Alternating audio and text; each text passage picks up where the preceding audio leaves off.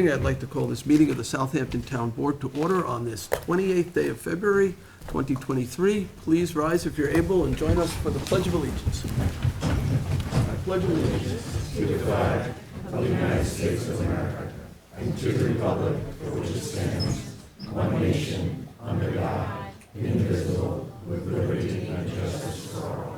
Would you kindly remain standing and join me for a moment of silence as we keep in our thoughts and prayers all the men and women of our armed services who bravely defend our freedoms at home and abroad each day. Let's pause in their honor.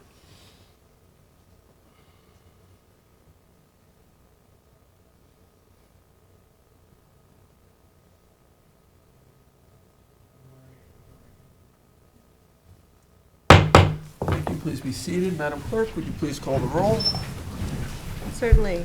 Supervisor Schneiderman. Present. Councilwoman McNamara. Present. Councilman Martell. Present. Councilman Bouvier. Here. Councilman Schivoni. Present. All right, and thank you all for braving the cold coming out tonight. This is a hybrid meeting, so we're going to allow the folks here in the town hall audience to participate, but we also have people who are going to be commenting through the internet, through their homes or offices or other remote locations. Okay, so the first order of business I have, I'd like to add a couple resolutions to the agenda itself. So these are walk-on resolutions. They require a supermajority vote. The first one is 39288, authorizing the supervisor to sign the documentation necessary to accept the Department of Justice grant for the implementation of a body-worn camera program for the town of Southampton Police Department. Second is 42671, it's our fourth warrant. And then 42675 authorizes the supervisor to sign an access easement with Suffolk County as it relates to the Hampton Bays Water District subaqueous water main project at Mashut Beach County Park. So I'd like to make a motion to walk those three on. Seconded by Councilman Bouvier. All in favor? Aye. Aye. Okay. Any opposed? So that was unanimous, and those will be taken up at the end of our agenda. All right, next item of business, I'd like to make a motion to approve the minutes from the Hampton Bays Water District Commissioners meeting of February 9th, 2023. Second. Seconded by Councilman Martell. All in favor? Aye. Aye. Approved. And next, I'd like to make a motion to approve the minutes of our regular town board meeting of February 14th, 2023. Second. Seconded by Councilman Schivoni. All in favor? Aye. Aye. Approved. Okay, Madam Clerk, would you please read the communications? The following communications have been received in the office of the town clerk. We have received public notices from the town of East Hampton, town of Southold, Village of Sag Harbor, notice of adoption, the Village of Sagaponic, notice of adoption, the Village of West Hampton Beach, Planning Board, notice of public hearing for a location on 104 Main Street in the village. Emails and letters have been received regarding the following: blight in Southampton Town, CPF preservation of the Steinbeck home, Sag Harbor, CPF purchase of the Marsden Street parcel, Sag Harbor, CPF water quality funds for Round Pond, Sag Harbor, lithium battery storage systems, planning board matter of Puccio Laundromat in Hampton Bays, proposed change of zone application entitled Liberty Gardens, County Road 39 in Southampton, proposed Chapter 330-162, living quarters for golf employees, town board work session of February 16th regarding the Bel Air Motel in Hampton Bays. Bid and requests for proposals were opened on February 15th for the printing of envelopes, tree and stump removal east and west of the canal. February 16th, RFP for professional engineering services for development of a community park in Spionk. And February 22nd, mobile concessions at Flying Point, Pikes, Foster Memorial, Sag Main Beach, mobile concession for Hot Dog Beach, and also for Mecox and West Scott Cameron beaches. And that concludes the communications for this meeting's agenda. Thank you, Cindy. Okay, so we're going to move on to public hearings. I realize most of you are here for the third public hearing on the Marsden Street properties. We have two before that. I don't think they're going to take very long. So we're going to start with public hearing number one. Madam Clerk, would you read the notice? Public hearing number 1, to consider amending Town Code, Chapter 262, entitled Registration of Foreclosure Properties in order to comply with recently amended state law S3933. All right, Assistant Town Attorney Sean Cambridge will introduce us. Thank you. Good evening, Mr. Supervisor and members of the town board. The state did recently change law. We have Chapter 262 on the books.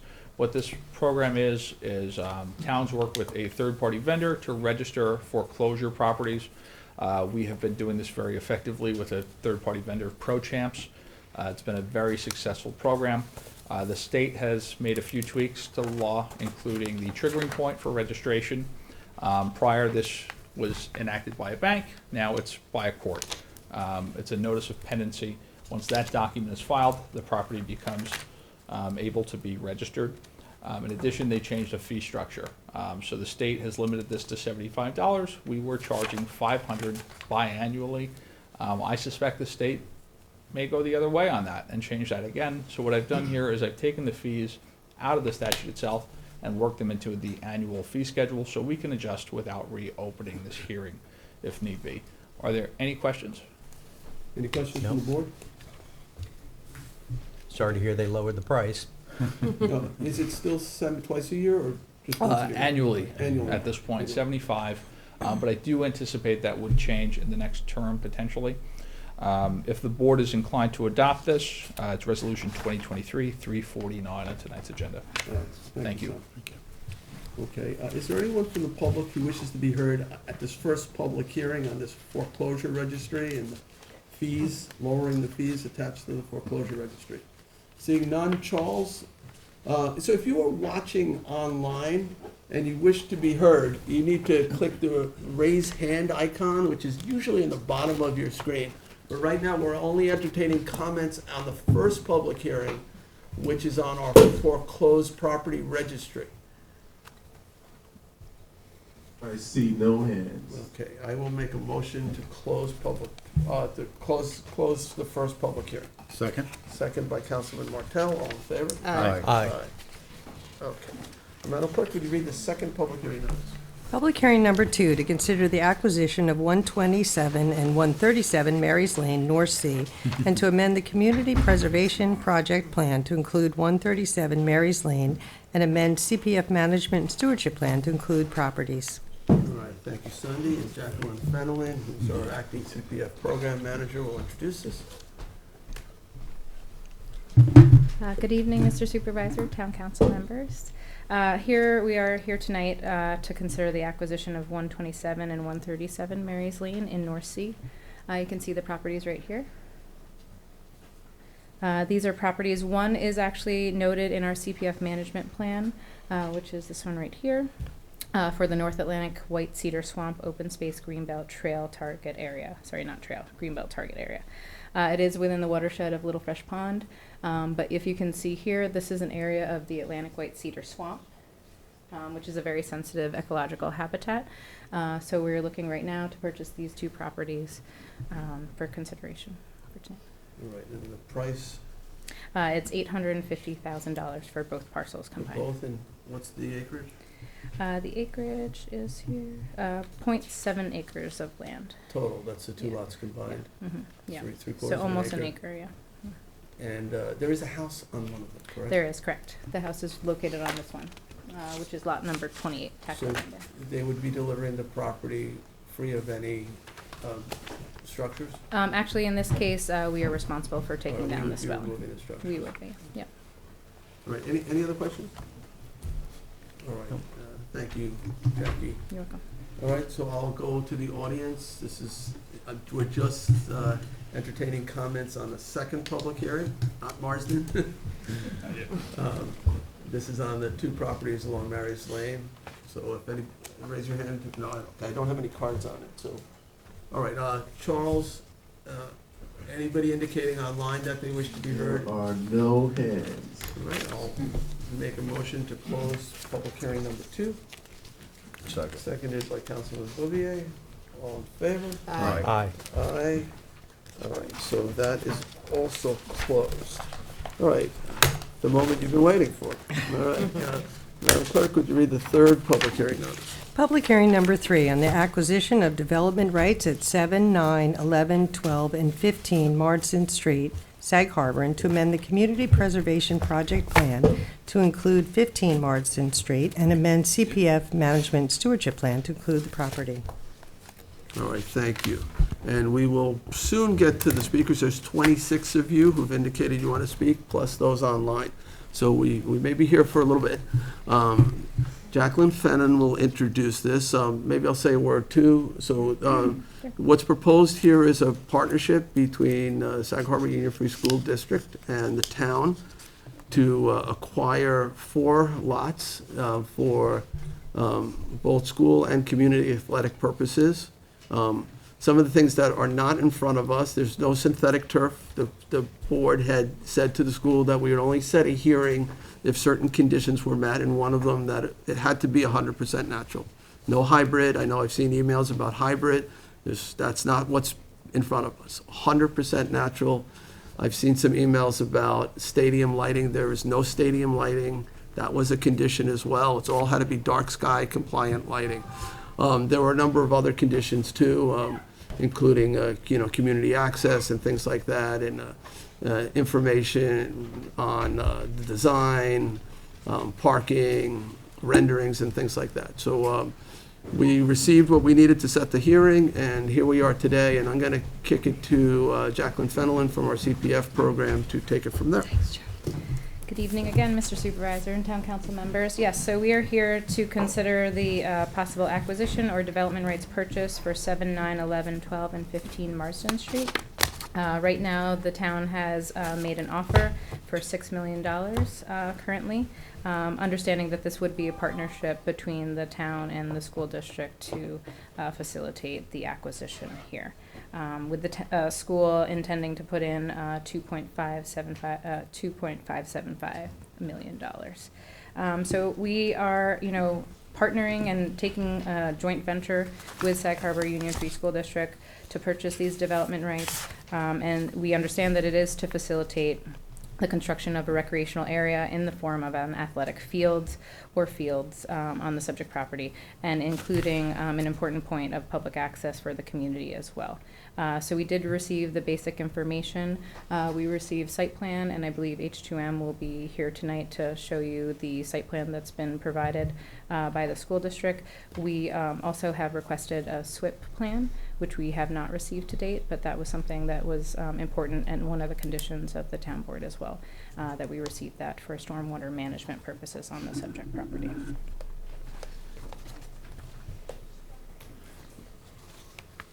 All right, any questions for Jackie before we go to, we're going to have a presentation, I think, from the school, correct? And I see Superintendent Nichols is here, though I don't know, you're not leading the presentation, H2MS? I'll introduce it and then I'll turn it over. All right, so I'll recognize, for the purposes of introduction, Jeff Nichols, Superintendent of the Sag Harbor School District.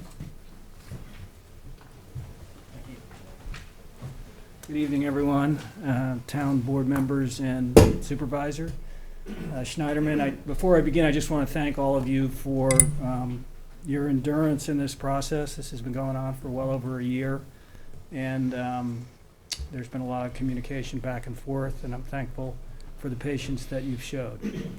So tonight, what I wanted to do was to introduce our architects from H2M to provide an overview of the plan, which really hasn't changed all that much from the very beginning. So even when the school district early on was in discussions with the then Community Preservation Fund program director, I went to the architect and said, what's feasible on this property? And basically there were 2 options. One option was 2 small fields, neither of which was regulation size, and the other option was 1 regulation size field.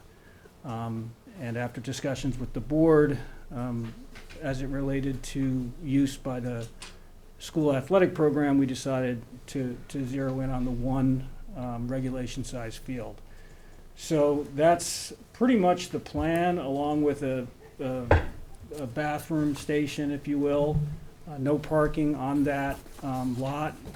We tried to position the field as far away from the neighbors as possible and to provide adequate buffering zones so that the impact to the neighbors was minimized. And then the architects will speak a little bit about our desire to the extent possible, fit within the aesthetic that exists in that part of Sag Harbor. And the only other comment I want to make is really relevant to the need of the school district. So if you're not familiar with the Sag Harbor School District, it really is right in the middle of a village, and we don't have a lot of land at all. So we're very lucky that we're able to partner with Massachusetts Park for some of our athletic needs, but a byproduct of that is that we have a lot of middle school kids and high school kids daily going down to Massachusetts Park via Germain Avenue. And Germain Avenue, for those of you who don't know, is a thoroughfare, and it's not an optimum situation. So the opportunity to have land adjacent to the school where our middle school kids and some of our high school kids could practice and play their games is really a home run for the district. So with that, I'll turn it over to Severio. Can I just see if there's any questions for you Yeah, before sure. we go? The public access plan, Mhm. could you just go into a little detail of when the public at large can use the facility? Sure, so the current thinking is that the school would use it during the school year, and it would be available to the public during school breaks, during the summer months, and on weekends. Okay, every weekend throughout the year? Correct. All summer and other school breaks? As Okay. correct, in the summer, and that pretty much comes to a little bit over. And how many parking spaces would be available to the public? All of the parking spaces in the lot on the south side of the street. All right, So in terms of the use, the current thinking is that parking lot could be used by school staff members, but whenever those fields are available for use by residents of the community, that parking lot would be empty and available for use by them. And that's approximately 72 spaces? Correct, With adequate numbers of handicap spaces? correct. Okay. Okay, and also, and I didn't say this earlier, but one of the conditions we put into our memo to you was that if we are to move forward into contract, a condition would be, before we would close on the property, is that the school would secure the necessary funding through the passage of a bond. Correct. So you're aware of that too? So We are. And we also had offered that the plan would be contingent upon the stormwater management plan also being approved by the town By the town engineer. engineer. Yeah, because we don't want to get in a situation where we end up with a property that we own or own in Mhm. part, where you can't fulfill the intention of developing a community facility. Yep, that And then makes we're good out sense. $6 million, so, okay. All right, as long as that's understood. Any other questions for Superintendent Nichols? To what extent have you been in contact with the Village of Sag Harbor on this? So our architect, Severio Belfiore, and the engineers of H2M have had two discussions with the engineer that has been working for several years for the Village of Sag Harbor on their stormwater management plan. And Severio, you can probably talk to that a little bit more in detail than I can at this point, but Good, because those- I know that we had been Yeah. in touch in speaking about stormwater runoff. The Village of Sag Harbor does have extensive stormwater runoff catchment basements that they put in a number of years ago that we should definitely put Yes. in at this particular point. So, good. I'm glad Yeah. that you all are communicating. Okay, any other questions? All right, thank you, Jeff. You want to bring up Sure. H2M, Come on up. Severio?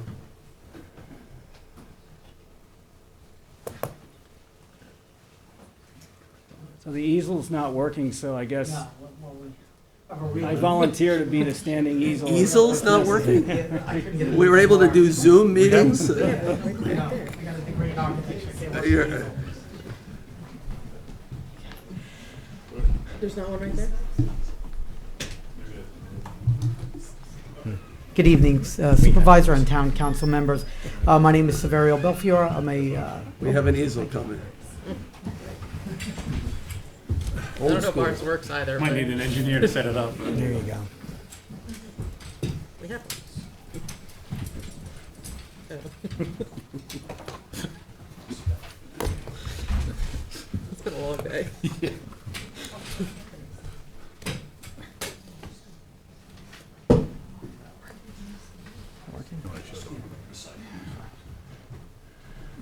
Good evening, I'm Severio Belfiore from H2M. I have Kelly Kaplicki with me, a licensed architect, and Matt Molin, the director of our civil engineering team at H2M. Just to follow up a little bit on what Mr. Nichols had talked about, I'll talk a little bit about the proposed development of the 5 lots that we're talking about. They're located at the corner of Marsden and Division Street. The 4 contiguous lots, which are located on the north side of Marsden, which would be developed into the athletic fields, as Mr. Nichols had mentioned, is about 3.35 acres. It's 4 contiguous lots. And there is a 5th lot, which is located on the south side of Marsden, which is about 0.7 acres. So the total site range is about just a little over 4 acres in development. As Mr. Nichols had mentioned, the 4 contiguous lots would be developed into a full-size regulation athletic field. So it would house a full-size soccer field, approximately 60 yards wide by 120 yards long. It would also be able to accommodate field hockey, which was one of the requirements that the school district needed for whatever facility they wanted. It was both soccer and field hockey predominantly. The development also would include a large buffer area along the north side and west side of the property. We're obviously conscious of the residential area that surrounds the property. So there would be a buffer zone that ranges somewhere between 30 feet and 50 feet along that corner, planted with trees and bushes indigenous to the area to provide screening for the residential properties adjacent to the development that we would handle. Also on that property, we would be a small comfort station. That comfort station would house 2 toilet facilities, as well as a small non-cooking concession stand. So for field events or for games, they would be able to offer water to the athletes or to people that would come by and view the games. And the comfort station would obviously include toilet facilities for not only the student athletes, but also on the weekends for when the public is able to use that site. They would have free reign to be able to use those facilities as well. There would be no parking located on that 4 contiguous, or the development of those 4 contiguous lots. There would be no parking. The parking would be strictly limited to the south parcel, which, like I had mentioned before, is approximately 0.7 acres. It would house about 72 parking stalls, as we talked about, with ADA accommodations. Any type of lighting, both on the parking lot as well as on the building lighting, would be dark sky compliant. So obviously, again, being conscious of the surrounding neighborhood and making sure that we did not have any disturbance or minimize any disturbance to the surrounding area as possible. The site does sit in a low spot, so Matt will talk a little bit about the challenges for stormwater prevention and the way in which we'll deal with stormwater, but it is set lower than the surrounding streets. In the one southwest corner, it's approximately there's approximately a 15-foot grade change differential from Division Street down to where the playing surface of the field would be. And as you had mentioned, it is natural grass, which will be the playing surface all around the entire development. But there will be some retaining walls located along Division Avenue, as well as along the west side of the residential side, and a small retaining wall along the south side. Obviously, due to the fact that the site is located lower than the surrounding street levels, we need to be able to accommodate that. So to be able to hold back the earth that's adjacent to those roadways, we would need some retaining walls. We have a rendering, just so you can see. The retaining walls, I so- suspect, will provide a little sound buffering as well? Yes, correct. So what you would see along Division is this site that you're seeing here. There would be the retaining wall in the field set down lower, which obviously also helps to minimize the impact of what's happening on that field because it is set lower than the surrounding area. We would provide sidewalks around the site as well. There are none right now, but that would be to provide safety for the students as they cross the street. They would be able to walk along a sidewalk to enter into the playing field as well as to enter into the comfort station. We would also identify a dedicated crosswalk to be able to take students from Pearson Middle School, High School, across Division Avenue into that corner of Marsden and Division, to be able to provide a safe means for students to be able to access the site through a dedicated crosswalk as well.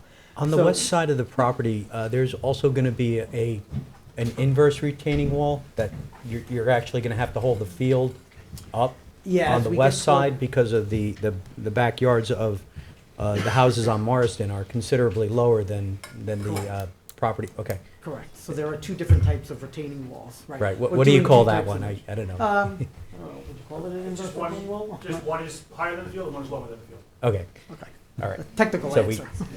We're on the So- same page here. But Yes, that one is going to be pretty significant as well, right? Yes. 5, 6 feet? Yes, we And- did, through the Phase 2 report, we did some borings and did identify that there was some non-indigenous material that had been brought in as fill onto that site. Yeah. So we are going to have to manipulate the grades with both cut and fill. Obviously, we can only raise the grades so much to be able to get the stormwater devices or stormwater structures that we need underneath the field, but there still will be a considerable amount of retaining wall, somewhere in the range between 6 to 8 feet that you would see. Where is the- that location? You have it along Division, you have it along the north side of the property, and a small side along the south side. Which is the spot where the field is higher than the homes? The west side. Yeah, as you look at this site, this grade goes down into the center, and then this is the side where it's higher. But we're much lower on the corner of Jay, Division along the and back Marsden. yards of all of the houses along Madison, Correct. right? Can you see that? I don't know. Yeah. So those homes are at a lower elevation than the field? They are. Yep, correct. Oh, Okay. yep. And is there, No. Yeah, right There's along a- here. right, Just the that backyards grade right. is, these residence properties are lower than this grade here. okay. This grade, as you come into this property, this grade's yeah. Please. So it's not the entire residence. They too slope down toward the field, and in their backyards are the original portions of the Kettle Hole. I'll let you finish your presentation, and we'll, but since you were on retaining walls, I wanted to bring that This up. helps to show you, right? There's retaining walls along here, retaining wall along here, and a small retaining wall along this side. Oh, I see. All right. Okay.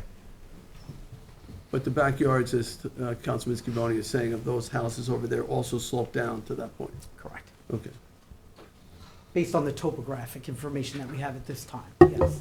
okay.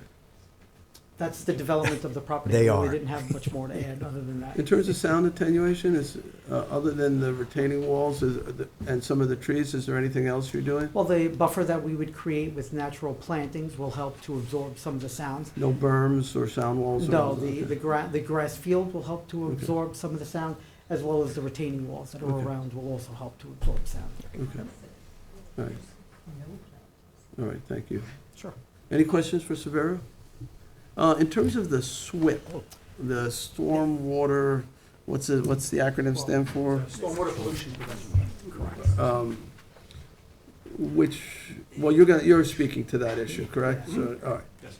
All right, then I'll let you guys speak, but that's one of the biggest issues I've heard from some of the concerned neighbors and residents, is that this is like a sump, this property. Yeah, I mean, Matt will elaborate a little bit more, but we were in contact with the town engineer, and they have talked about some issues that they've been dealing with in that area.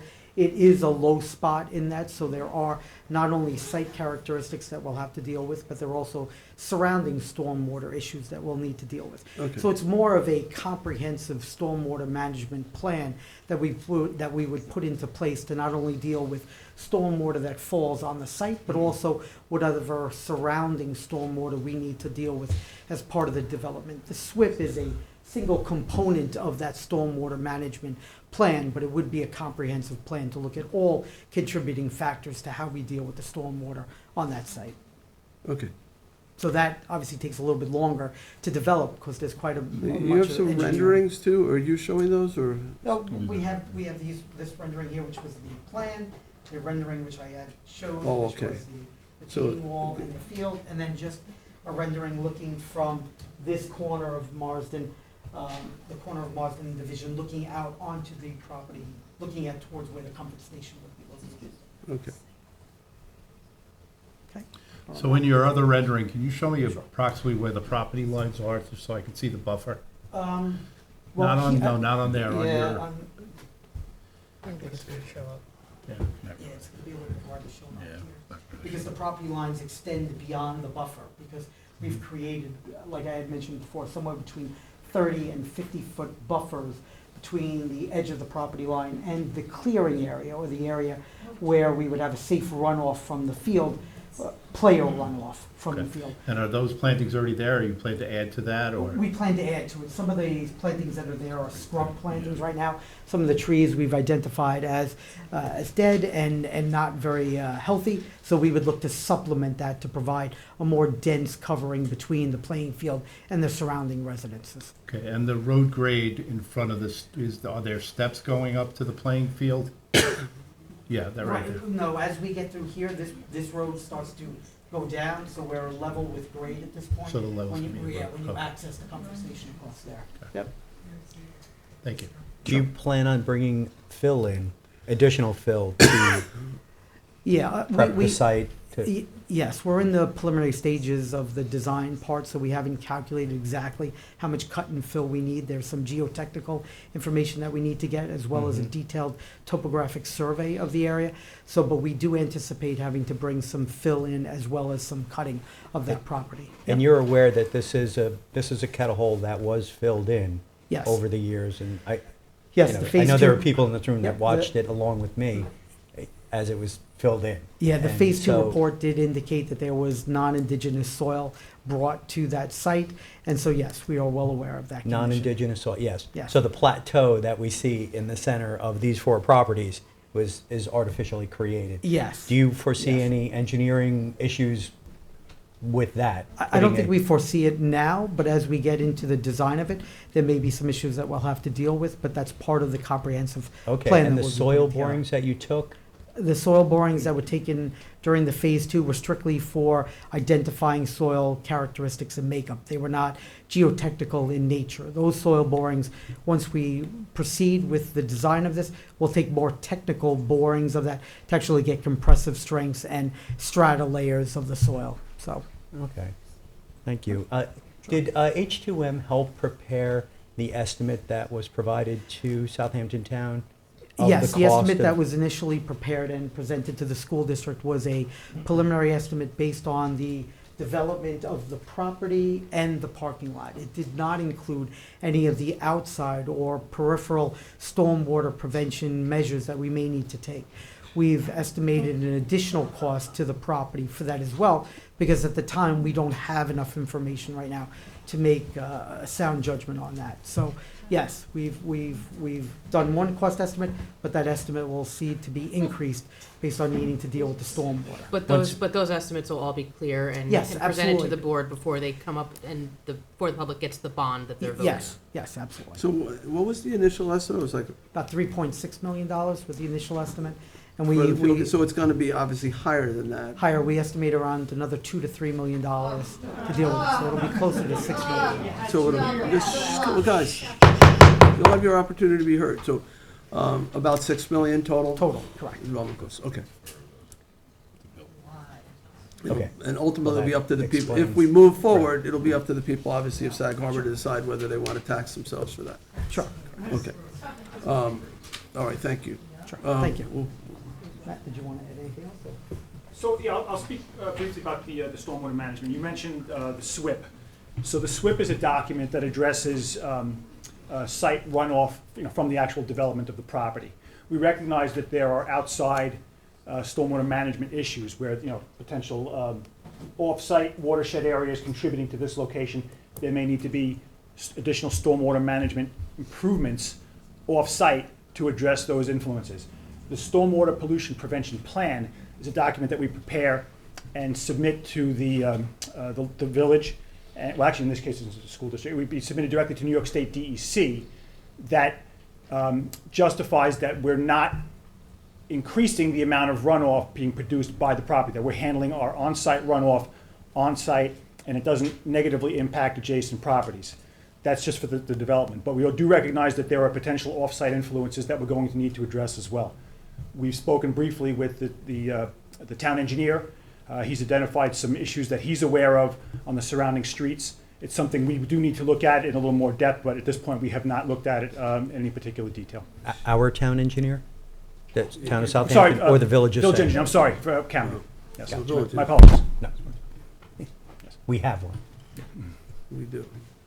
So have you, at this point, discussed those costs as an addition to the additional costs on top of the original? We're at a very preliminary stage with the design of this. I mean, we have no topographic survey, we haven't done the geotechnical investigation. All the information we have has been based on some very, basic information about the site and the surrounding area. Thank you. The parking area, is it pervious or impervious? Well, we were looking at asphalt pavement, so it would be impervious. Impervious with storm drains? Yes. Some sort, okay. And the sanitary system is one of our conditions. The sanitary system has to be one that removes nitrogen, Yes. one of the innovative alternative systems. Okay, is this gonna be a playable field with all the water potentially coming into this? And I say that not for the school so much because it's an engineering question, okay? So if we're creating this and we're putting $6 million up in public funds to create a community facility, I wanna make sure it's playable. It sounds like there's a lot of water that you need to mitigate, so. There's a lot of things we still need to look at. I mean, my license is going to be on the line if I put together a set of plans that is not a playable surface. The last thing I want is to be sued. I'm providing you with if I determine that the field can't be built, well, that's going to be identified. So you haven't yet determined that it can be? We're at a very preliminary phase. We haven't even done a topographic survey. Okay, it's just, because, we're spending a lot of time on this. So, engineers can get us to the moon. I'm assuming they can make this a playable field, but I would like to know that you have a reasonable confidence that this can be a playable field. We don't doubt that they will be able to be engineered to be a playable surface. Okay. But that also informs the cost of the tax that you want to levy on people for this bond, and that has to be accurate. So I'm a little confused as to how that's. But we're not gonna pay for that. The school is, but Schools. you're asking residents to fork over for a bond, but if the costs are still unclear, will there be I guess it's a question of the school district, would there be a second bond to support the unknown costs? You gotta come up to the. Yeah, mic. Jeff, come on up. So the initial cost that was put forward in the cost estimate was, I believe, 3.7. And in subsequent discussions with Severio, the additional cost for the stormwater management plan could range from 2 to 3. Those are his estimates. So the bond referendum that would be put out to the public in May would be somewhere between $5.7 and $6.7 million. The school district residents authorized through a vote the district permission to access monies in reserve that in combination with your donation would result in the purchase going through. So ultimately, at the end of the day, after the engineering work is completed, we will go out to the public in May, and the bond will be somewhere between $5.7 and $6.7 million. Okay. That was one of the goals that we wanted to have in this public hearing, was to be very clear with the public where we're going, how much it's gonna cost, timeline, and what this is going to look like. That's why we put the letter out, the way we did and what we did. So, okay, thank you for clearing that up. I guess. Any other questions for anyone from the H2M team? Okay, does So that you conclude the gave initial presentation? Yeah, I have one specific question on these retaining walls, which I've walked the property many times. $228,000 for the 2 retaining walls. That's your number? I don't recall if That's on the that is the number? You've looked at both sides and the footings, everything? Yeah, and as we get more You involved. gotta come to the mic. You have to go. Severio, yeah. And as we get more involved in the design, obviously that number of footage may change slightly depending upon what it is, but yes, that's the Okay, initial I cost just- estimate. Had to ask you that. And that's All a right, thank you. stamped, concrete retaining wall, so it'll look like rough stone, right? So, Nice. No, absolutely not. Okay. Jeff, can I just ask you a question too on irrigation? I know at one point we had some communication about some irrigation system that could pull water out of the field or add water to the field. Is that something that you're progressing? I forget what it's called. It's called Drain Tank. And so one of the, there was a company based out of the Netherlands that presented to the Board of Education. And to sum it up, although I'm not an engineer, the concept is to take rainwater and have it circulated beneath the surface and then dispersed in an efficient way so that you don't need to have irrigation, as well as that drainage providing for greater usability. So typically without a drain tank, without drain tank technology, typical use is about 200 hours a year on a natural grass surface. With the drain tank, and this has been in existence in the Netherlands for some time, it doubles to about 400 hours. So the plan. on So the the district- irrigation is subsurface? Correct. And it's reversible, right? It can pull water out or it can add water in. Yeah, the benefit is it pulls it out. So if you had, for instance, a rain, a particularly hard rain the night before, the surface could be used the following day. And then the benefit in terms of its redisbursement is that it's not a typical irrigation system, which is not that efficient because of wind and evaporation and things like that. It's dispersed from underneath the surface to the roots of the grass. Okay. And it's quiet, the system? Very quiet. Okay. So I am an engineer. Yeah. And I've looked into this system and I have a whole bunch of questions which were included in the statement that we had sent to you guys. And maybe offline we could talk with you guys. Where are the tanks going to be as part of this? Because it seems so small and so compressed. Where are the drain tanks going to go? You know, there's a series of pipes that are deep underneath and bubblers and a whole bunch of other stuff. I'm just kind of curious as to where all this equipment is going to end up. Is it underground? Is it off-site? Is it? Well, that would be explained really by the company that we dealt with, Drain Tank, rather than, H2M hasn't been in contact with them all that much, but that was the preliminary, The presentation that I watched, the tanks were underground, John. yeah. Typically they are, Yeah. but in some cases they're There is not. a- But there's they a require pump that's pumping, above- they above require this- power, they Yeah. require a lot of things. So I'm just, Yeah, it's something that I think it also adds to your cost. yeah, so we I have think a, that's- we have a You know, cost I don't estimate. want to see people end up thinking that they're going to pay for this and they're going to pay for that. And I think one of the reasons we asked for this information up front was exactly so that we don't have this kind of exchange. Well- So we can have the public hearing and we can understand and tell the public what the costs are actually going to be. And I see some movement. So I think it's in your interest to be able to get us that information so we can feel comfortable. Yeah. I mean, I have other reasons that are different than this regarding the CPF program and statute, but as far as the narrowness of what we're looking at right now, I think these are things that really need to get answered.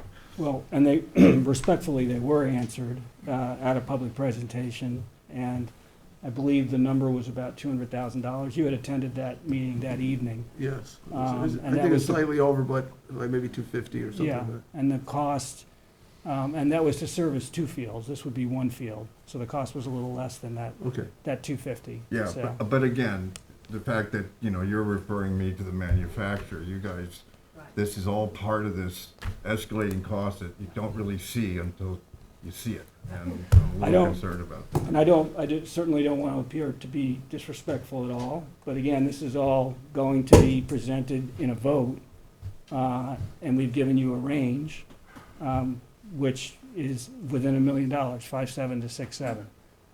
More confident of that. That's reasonable. Okay, thank you. All right, thank you, Jeff. Okay, we're okay to go to the public now, you guys? Okay, thank you. You may be seated. All right, so we've got a lot of cards.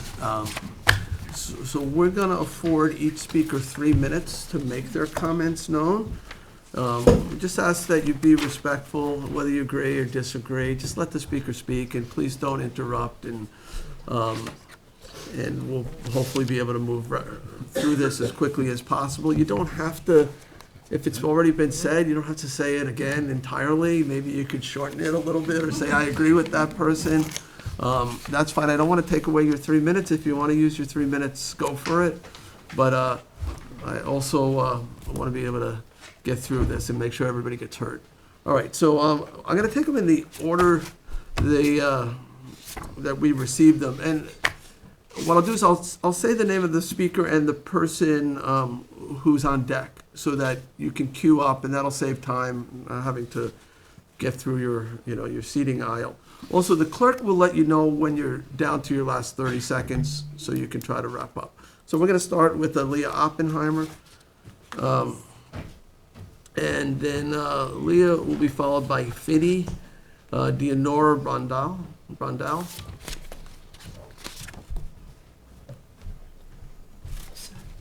Hello, everyone. I'm glad we could be here. Community Preservation Fund, the community is the really important word. And over the last few months, we've been called the neighbors. We've been called the people resisting development. We've been called a lot of things, but we haven't been called part of the school community, which in fact we are. My children all went to Sag Harbor Elementary School. The last one that graduated from Pearson was class valedictorian. We have invested years of our lives supporting that school. I'm going to say something I said I wouldn't say, but I have picked up so much garbage on Marsden Street, has my husband, that included liquor bottles, beer bottles, foil containers, etc., etc., etc. I was PTSA president. I love Pearson School. But Pearson has really disregarded the so-called neighbors. I asked them to wait, to hold community meetings before they went to the vote, before they pursued this, because everybody needed to be involved in the process. This is a small town. You disregard small town members at your peril. There will be so many issues brought up tonight, some which you've already seen. In fact, you guys, by your questions, have demonstrated them well, so I won't repeat them. The historical issue is a big one for all of us that live in the neighborhood. Oh, for the playing fields of Eden, I thought when I saw the retaining walls. When are the guys in the white pants going to come running out to play, going to World War I, right? We don't live in the playing fields of Eden. We live in a small, old fishing town that had a lot of industry and has lots of little worker houses.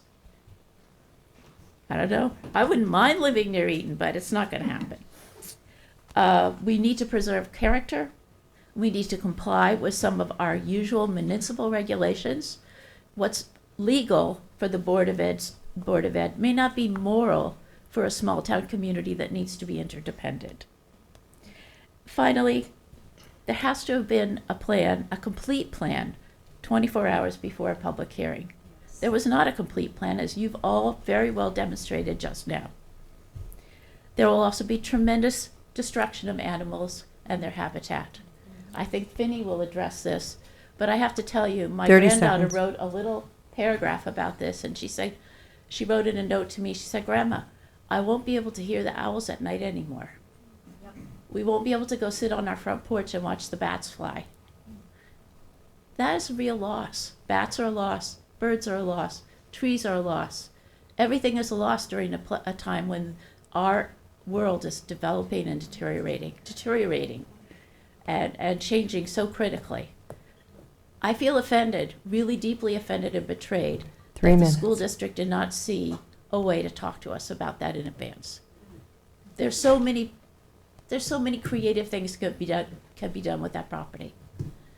Parks, environmental stations, you name it. It doesn't have to be a playing field. Thank you.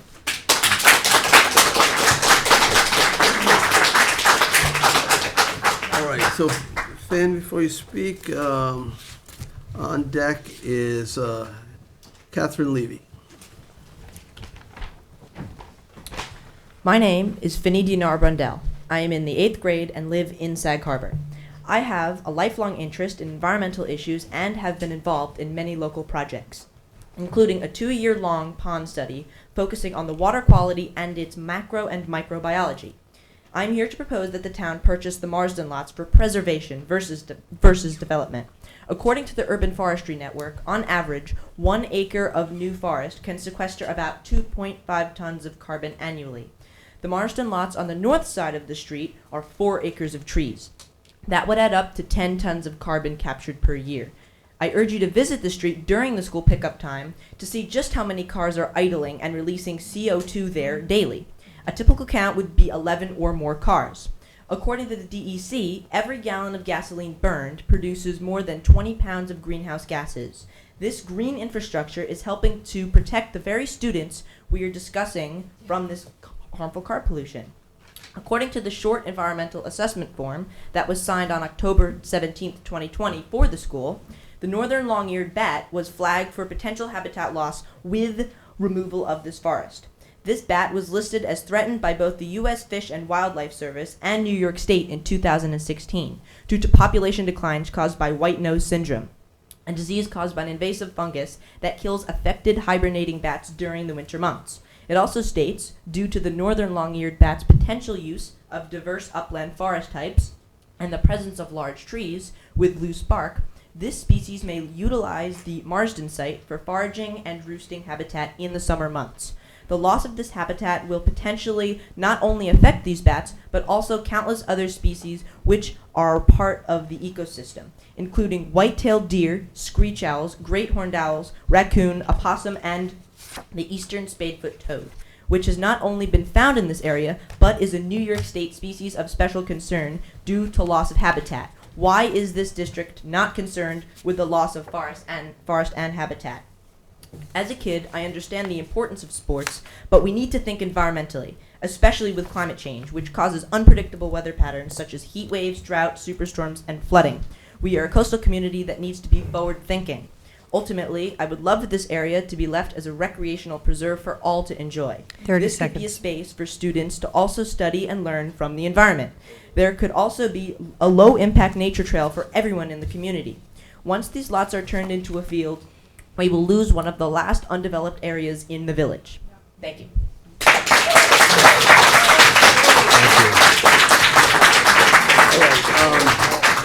So Catherine Levy will be followed by Joan Butler.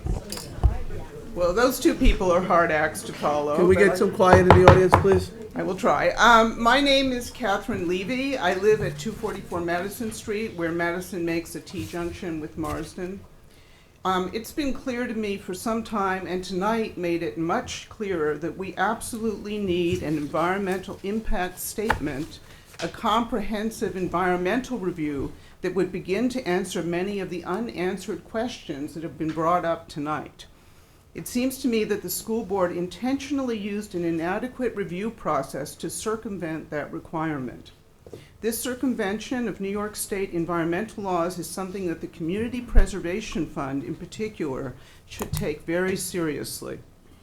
I just want to point out a few important issues about this actually very lovely site on Marsden Street. The more than 4 acres considered for this development currently comprise one of the few areas of undeveloped woodland within the village. The environmental reviews of the property recognize that the woodland is a habitat for threatened species, and Finney recognizes it even better, obviously. The school board acknowledges its development plan will affect 24 properties in the Sag Harbor Residential Historic District. Stormwater collects on these lots and is absorbed over time into the ground, something that will obviously be impacted both by creating the athletic field and the adjacent parking lot. In its initial review, the school board declared that this project was a so-called unlisted action, which does not require significant environmental study. But a non-residential development larger than 2.5 acres and directly affecting other properties in the historic district is automatically a type 1 action, which would normally require a full environmental impact statement. So how did the school board reach this determination? Remarkably, the board only considered the impact of the acquisition of the properties, not the actual development, which includes an athletic field, a comfort station with concession stand and toilets, possibly bleachers, and a large parking lot for 72 cars. That segmentation of the plan is not allowed under New York environmental laws. 30 seconds. Precisely in order to prevent breaking the review into small, discrete steps, as has been done. How can the town board even consider using community preservation funds to support a project that is being advanced in flagrant disregard of state environmental regulations? This would set a dangerous precedent for the Community Preservation Fund. I urge the board not to vote to 3 minutes. compromise the fund in this way.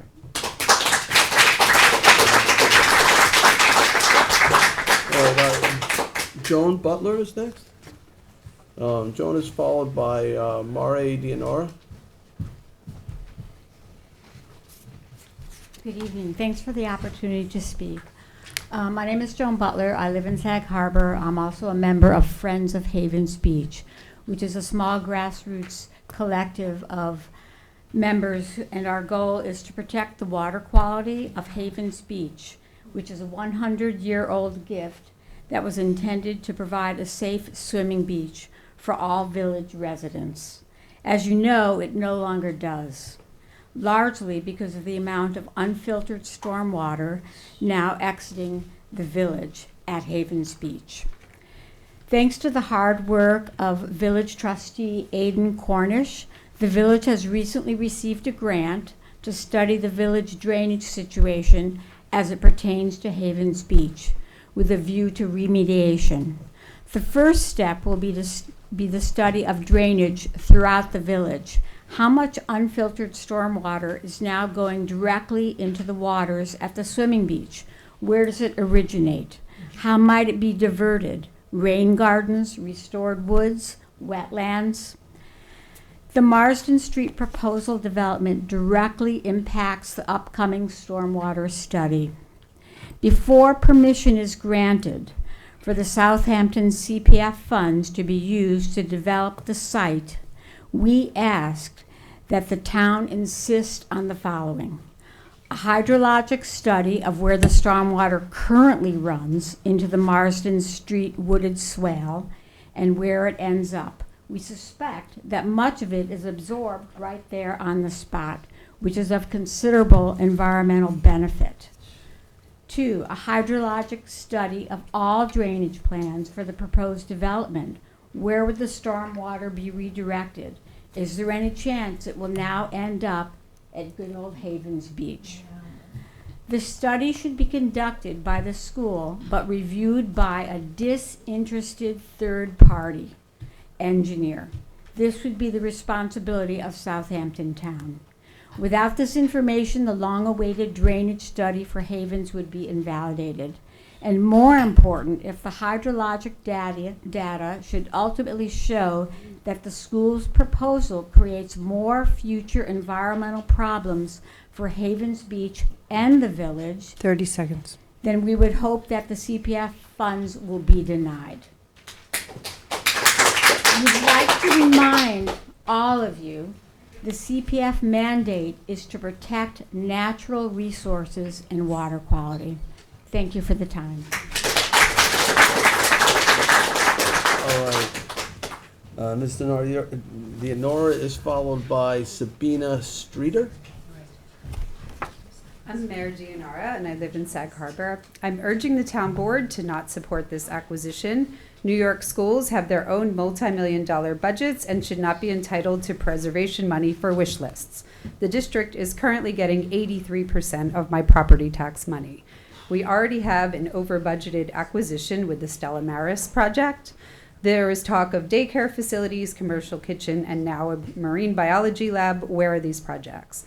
There has been a decades-long relationship with 45-acre Mash Park with 5 existing fields and ample parking already.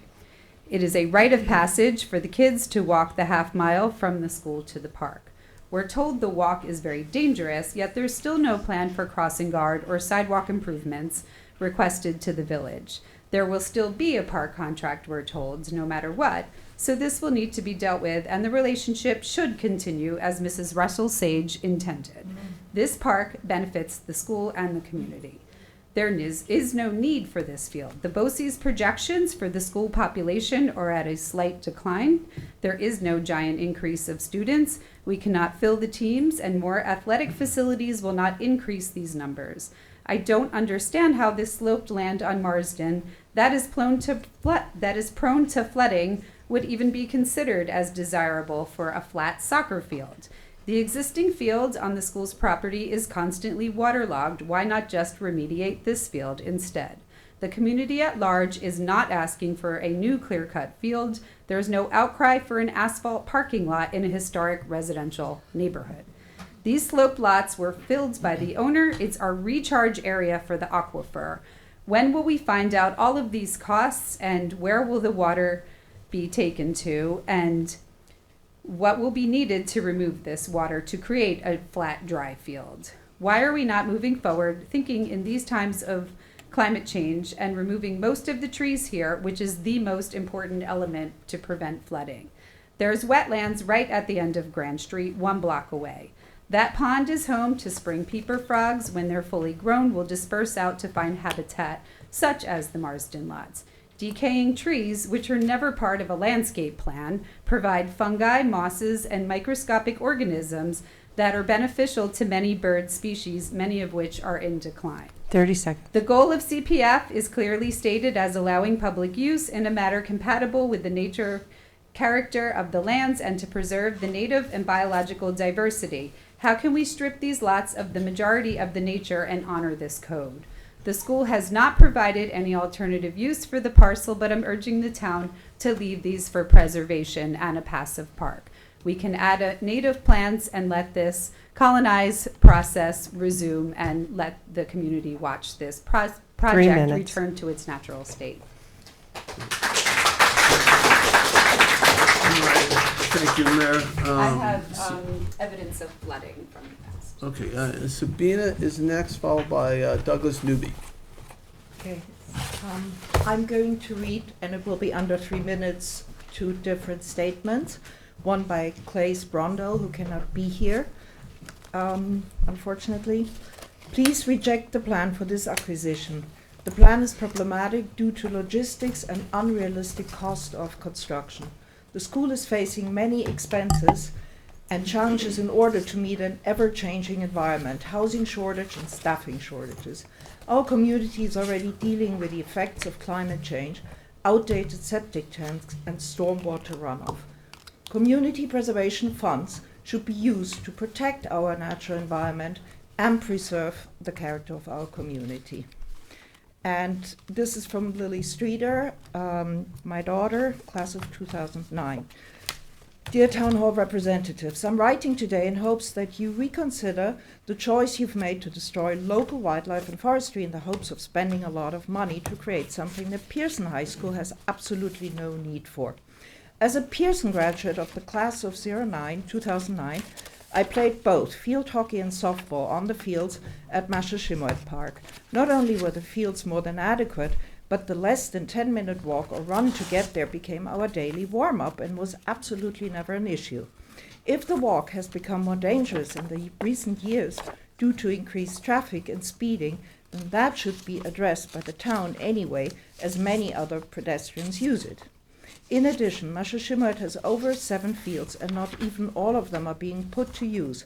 I used to play in these woods of Marsden as a child and have grown up watching the amount of natural landscape in our historical town deplete year by year. This is a gross example of overspending and overreach. Pearson has no need for an additional field.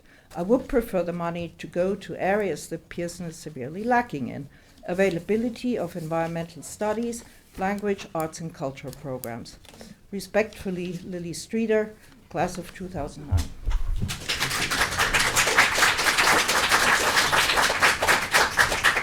All right, hey Doug. So Doug Newby, followed by Gene Connolly. Mr. Supervisor, members of the board, ever since the Sag Harbor School Board proposed the Marsden Street purchase, I have been concerned. I've spoken to Board of Education meetings about the speculative use of taxpayer money. The school has repeatedly said that money held in reserve is not taxpayer money. The bonds needed to fund development are not taxpayer money, even though today's taxpayers will have to pay interest and future generations will have to repay the bonds. Those who are familiar with the Marsden Street properties know that they will not be easy to develop. Site maps show there is barely sufficient space to build an athletic field and other infrastructure, even if the site were flat and dry, which it is not. Unknown waste dumped there for years has been covered and may need to be mitigated, as I think M2 have acknowledged.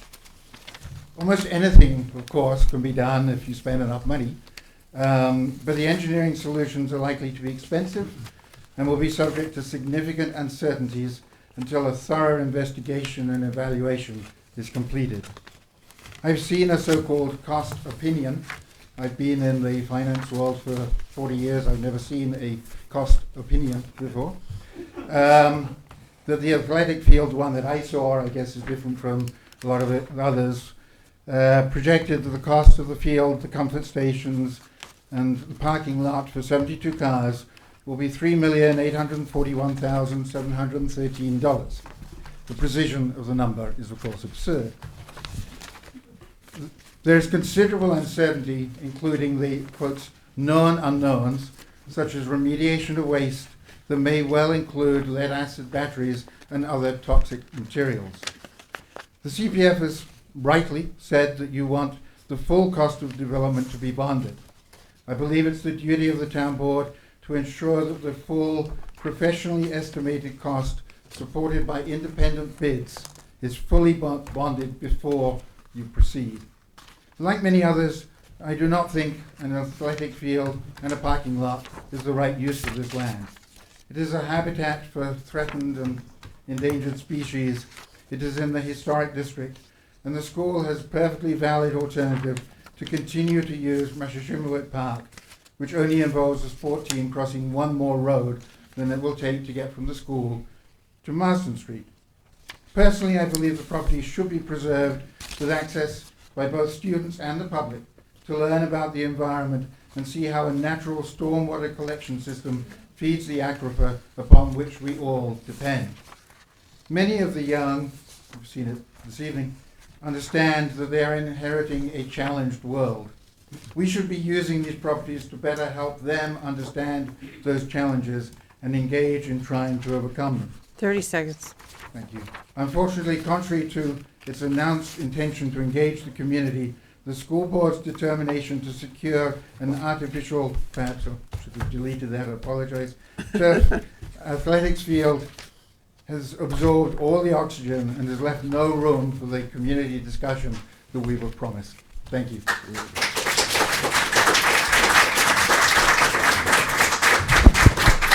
All right, so Gene Connolly is next, and at bat, William G. Miller. Gene Connolly, 20 William Street, Sag Harbor.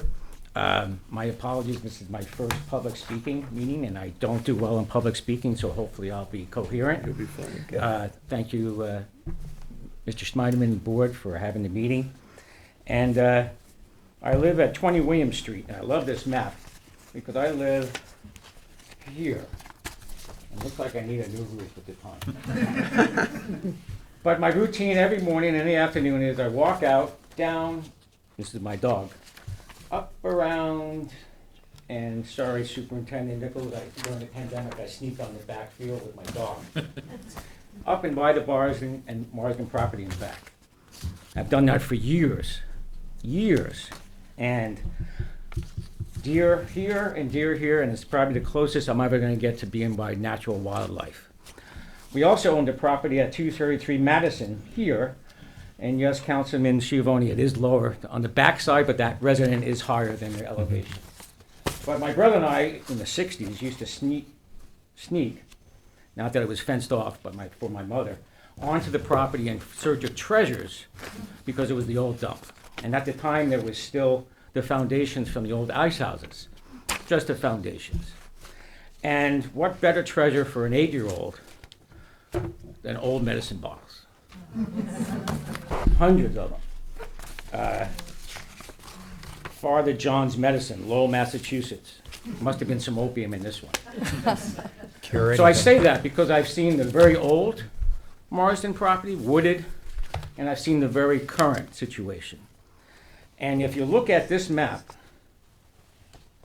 this is a once-in-a-life opportunity. You'll never see this much space in the incorporated village of Sag Harbor ever again, in my opinion. Unbelievable opportunity. I've also seen the craziness, the organized craziness of the drop-off and parking situation in the morning, very well organized, and the pickup. And the extension at one time of this parking and the reorganization of this parking. And I've also had a friend whose daughter was on the state women's field hockey team that went on to play collegiate hockey at a college level, and then I was teaching down in Virginia. So I just want to say that I get it. I get the need. We're a landlocked school district, high school with nowhere to go. But using our CPF fund money to purchase this and put a field in it, I'm opposed to that. 30 seconds. I think that we should preserve it and keep it as is or another use involved in the education system. Use my tax dollars not to develop, but to preserve. Boy, am I not doing well here. I won't be running for town council, but. You're doing great. That was perfect. So I speak for preservation and against the development. I'm willing to pay school taxes to use something. 3 minutes. Don't let this opportunity go by. And,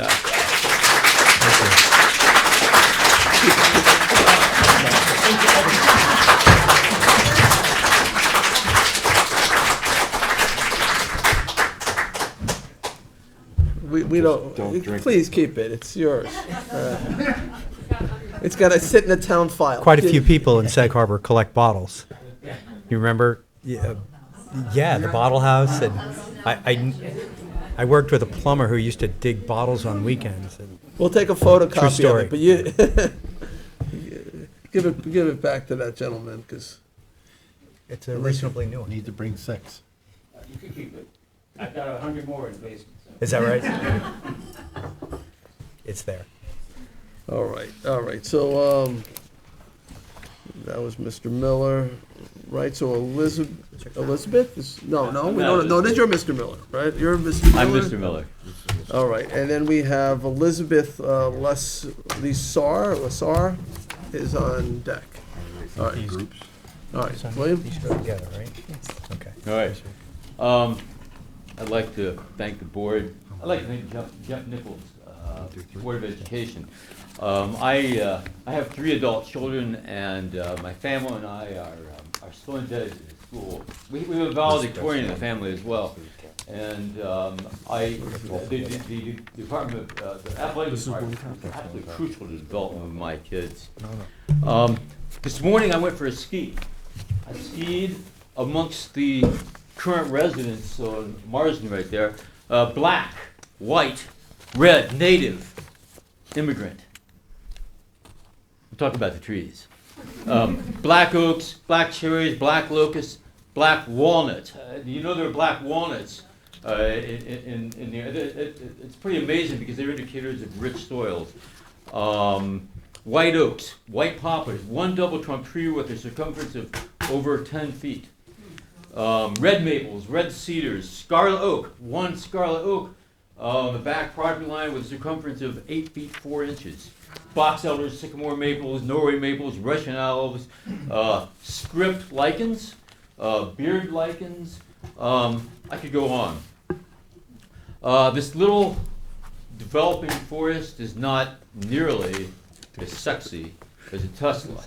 But unlike this forest, it's Finney, right? As Finney said, you know, unlike this forest, no Tesla will ever pull 1 ounce of carbon out of the atmosphere or keep a bit of carbon from going into the ocean and acidifying it. In fact, it would take dozens and dozens and dozens of Teslas to compensate just for the carbon that would be released by removing the trees that are there right now. 50% dry weight carbon, okay? Turning the soil, building another athletic field. As much as I would like for the school to have unlimited athletic facility, I think that today things are different.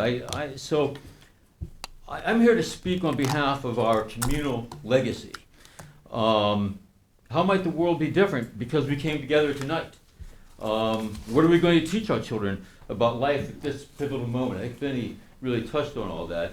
What will we do at this time? I have a hat that has me asking a perpetual question. And what it says is, be a good ancestor. I don't know the answer to that, but we could ask the trees about that. Thank you.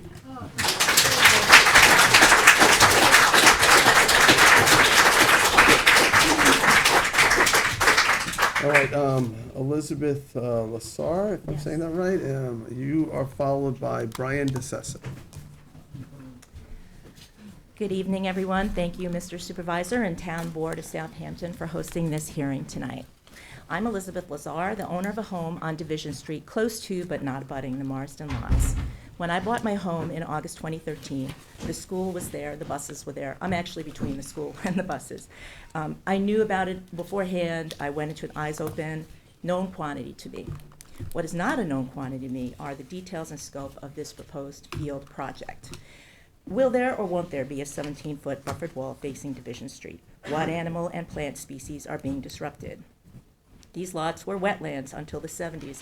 What will the cost of flood abatement will be? Who will bear this and other ongoing maintenance costs associated with this project? So on and so forth. We've aired these issues already.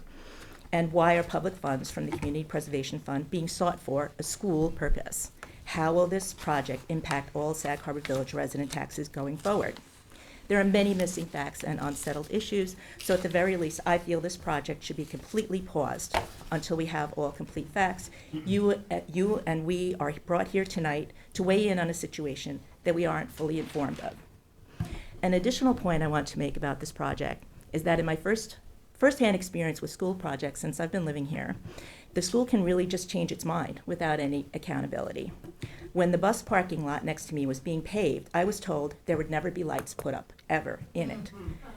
I have it all in email form, back and forth email dialogue if you'd like to see it. Well, guess what? I went away for a week on vacation, and when I got back, there were these huge, oversized stadium dimension lights, which were way overkill for that size lot. My neighbors can all attest to it as well. This was poor decision-making. No recourse, nothing I could do about it. We asked them to dim it. They wound up dimming the lights. But I think this kind of thing can result in a really bad situation for the neighborhood, especially in a project of this proposed scale.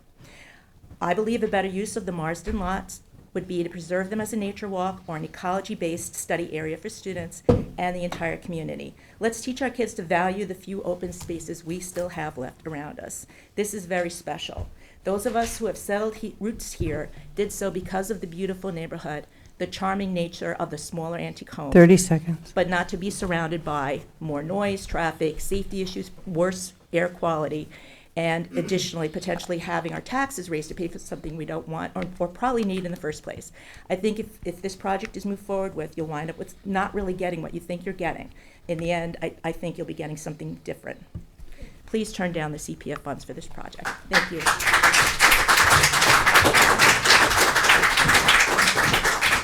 All right, so next up is Brian DeSessa, followed by Lauren Friedman. Good evening, members of the board, supervisor, board members, Ms. Schermeyer, Mr. Burke, Ms. Fenlon. I think it's great that we have so many people here tonight to express their opinions. I think the process works, and the process here, what you're being asked to do this evening, is a conditional vote.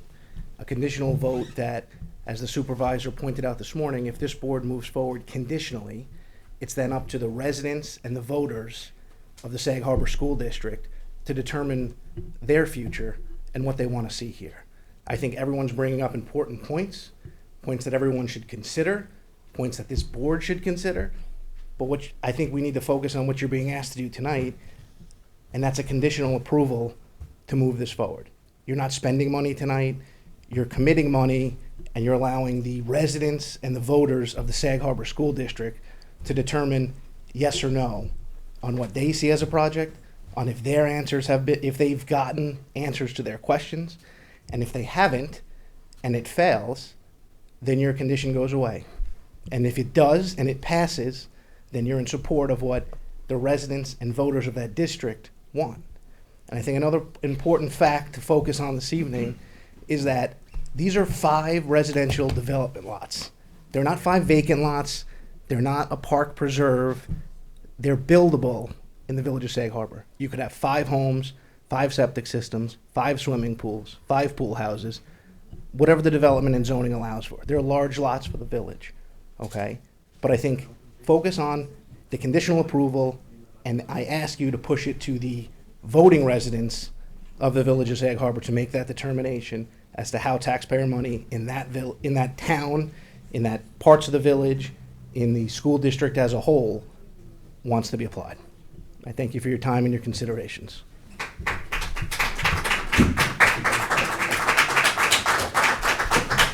All right, so Lauren, you're up next, followed by Grover Pagano.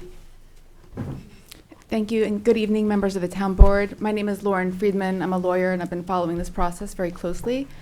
I think there's 2 main reasons why you should not approve this project. The first is that it's an improper use of the Community Preservation Fund. I wrote an 11-page memo on this, which I've circulated to the town board, and I will just give you copies again tonight, so I won't go into all the reasons. But no one within the community outside of the school seems to want this project. This has been sold from the beginning as a school project so that students don't have to cross the street to go to the soccer field. That is not what the Community Preservation Fund is about. It's about the broader community. I haven't seen any members so far of the broader community here tonight to speak in support of this plan. Okay, so far, well, we are vastly outnumbered. And I think there's a lot of community opposition, and that should be taken into account. The school is not a proper steward of the CPF because it's not a land trust. Now, the relevant code, section 140-6, says that land acquired using the CPF can't be used for projects that degrade the biodiversity of the land when you're talking about an open space. And here, the Marsden lots are woodlands because they provide for natural environment, beauty, they improve the value of neighboring homes, and they cannot be destroyed to create a parking lot and a soccer field. I'm talking. Excuse me, let the speaker speak. So one of the things that the town board should consider under section 140-5 is that any resolution of the town board approving an acquisition shall find the acquisition was in the best alternative for the protection of community character of all reasonable alternatives available to the town. Now, in public meetings, however, the superintendent told the public repeatedly that the conversation with the Community Preservation Fund that involved the $6 million was contingent upon the school district basically constructing athletic facilities. And I quote, "I don't think we're at liberty to pivot to some sort of environmental center." When community members repeatedly asked questions about this, and again, he said the answer to whether or not there's any options, the answer to that quote, based on our discussions with the Community Preservation Fund that we've had for several months, is no. So how is it possible that you've considered all the best alternatives if all of the other alternatives have already been shut down? The second issue I'd like to just stress is that this violates the rule of law. And I think Ms. Levy already pointed to this, and I want to echo what she said. But I just want to point out one issue in the negative declaration that the school put forward when it decided not to further study the environmental impacts of this land. The school's negative declaration says that the proposed project does increase the impervious coverage on the site. However, it is expected that the site's stormwater management system will store and treat runoff generated by a 2-inch rainfall event in conformance with New York State stormwater design standards.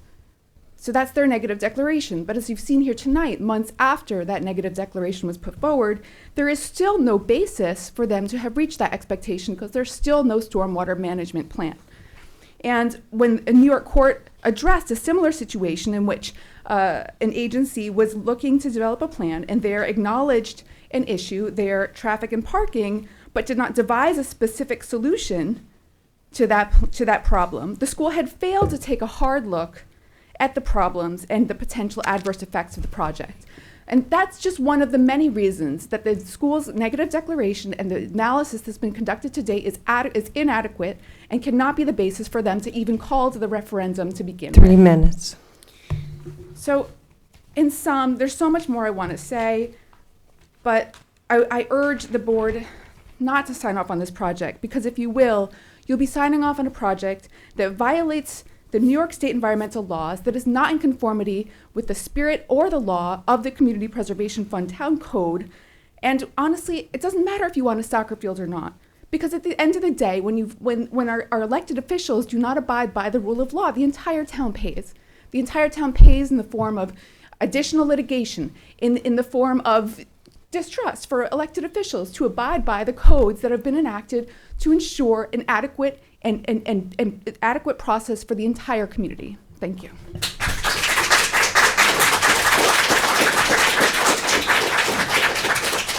Right, thank you, Lauren. Grover Pagano will be followed by John Oppenheimer. Hi, everybody. I respectfully request that before my 3 minutes start, I introduce myself, because we have 3 engineers here that evidently don't understand that there's also houses on the south side of Marston.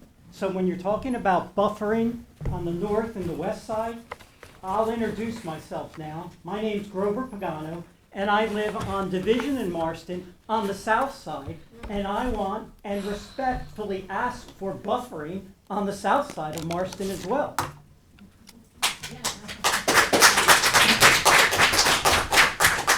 My wife and I, Debbie, purchased our home on the corner of Division and Marston in November of 2020.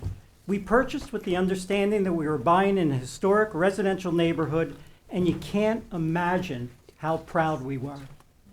Now, less than 2 years later, I find myself asking the town board to disallow the school from creating a 70-space parking lot in the name of preservation. Since September of this year, since the proposal has been announced, my wife and I have had multiple discussions on moving. This is an absolute nightmare, a bad movie, a parking lot that has nothing to do with athletic fields, nothing to do with preservation, nothing to do with our student athletes or preserving the existing character of our community. The school board's intent is a fast play to manipulate and weaponize CPF funding to create an asphalt parking lot versus use it for its intended purpose of aiding in environmental preservation. Given my wife and I's proximity to the site, the town has a duty of care to us, and giving CPF funding to the school that is then allowed to disavow town and village codes in a residential neighborhood is not appropriate care, and in the process would damage us and our enjoyment of our property significantly.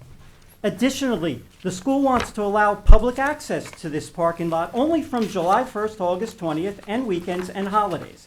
But the school is not in session during any of these times. So why is a 70-space parking lot needed when there's over 100 spaces on the campus already? And how can a public parking lot only be necessary when the school says it's necessary? CPF funds typically limit use but enhance the value of property, and therefore the tax base increases. Creating an asphalt parking lot on 3/4 of an acre of land with multiple bordering properties will decrease property value and reduce tax revenue, creating further hidden costs for this very expensive overall proposition. 30 seconds. Is the school willing to risk their plans for a parking lot? Wouldn't those in favor of sports fields be agreeable to no new parking? Isn't that an item we can all agree on, no new parking? Isn't there plenty of parking already on the other side of the street? Engineer. The school would risk the entire project for a lot with few restrictions. 3 minutes. Finally, I'll cut it short. Finally, I work with numbers, and I have a saying, there's never a sample size of one. Sadly, I've spoken to several neighbors that are contemplating moving. Our closest neighbor already left. pride of ownership doesn't come with a parking lot and air horns blowing whatever the school permits. You reap what you sow. And good luck with finding neighbors like the ones my wife and I have met since moving here. They're amazing people. They care deeply, deeply about this community, and good luck with replacing them. Good luck with that. They're irreplaceable.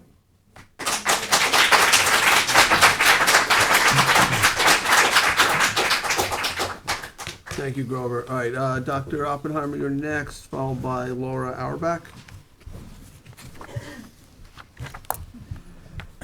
I will be talking about the process to describe how we got to where we are right now. We're here still without answers to the questions we've been asking for months. This is emblematic of the process from the very beginning. Hubris, chutzpah, shameful, outrageous, obfuscation are the words that come to mind to describe the school's behavior from the very beginning. Starting with the outrageous, there was absolutely no community outreach before the bombshell September 6th vote to approve this project. It was a complete blindside for everybody in the community. Hubris, the school board acted invincible, like it was a done deal. The school board dismissed the concerns of the neighboring and wider Sag Harbor communities. Chutzpah, school board, community forums will not be scheduled until after the town board votes. Shameful, the school board policy, school board members are not obligated to answer legitimate questions from community members. Outrageous, the school board refused to consider anything other than athletic fields, but it wasn't always the plan. It started with the public park, it became an athletic field, stated one Southampton town councilman. Chutzpah, school board members stated SHPO approval is a rubber stamp. It's a formality, but SHPO recommendations have yet to be completed. Shameful, the October 17th negative secret declaration was perfunctory and inadequate study. A full environmental impact study needs to be done. November 3rd referendum, 45% were opposed, that's 521 votes. Hubris, the opposition was portrayed by some school board members as grumpy neighbors, but the vote showed wide community opposition. Obfuscation, if the voters actually knew what they were voting on, what would have been the results of the vote? Outrageous, it took public pressure to have the school schedule 2 community forums in December, but the public was not invited to attend in person, only by Zoom. My wife and I went. It was sponsored by the PTA. We had to pay the $10 PTA membership due to go. Now we're PTSA members. But we went to the forum. Chutzpah. The school decided that Sag Harbor Village oversight was not needed. Hubris, chutzpah, outrageous, shameful obfuscation, the grossly inadequate and selective response to the acting CPF 30 Director seconds. Fenlon. If the town board doesn't vote against using CPF funds for this project, it will itself become complicit with the school's actions. It's time for the town board and not the school to set the agenda. If the town board is not going to stand up and vote no, then at the very least, schedule another public hearing, but only after the school gives us all the details that we've been asking for. Finally, the plans for the property started as a public park. It then changed to an athletic field and parking lot. If the school cannot go beyond this idea, then find another partner, one that is committed to transforming one of the last open spaces in Sag Harbor into a haven where our kids can learn and where our whole community can enjoy. Thank you.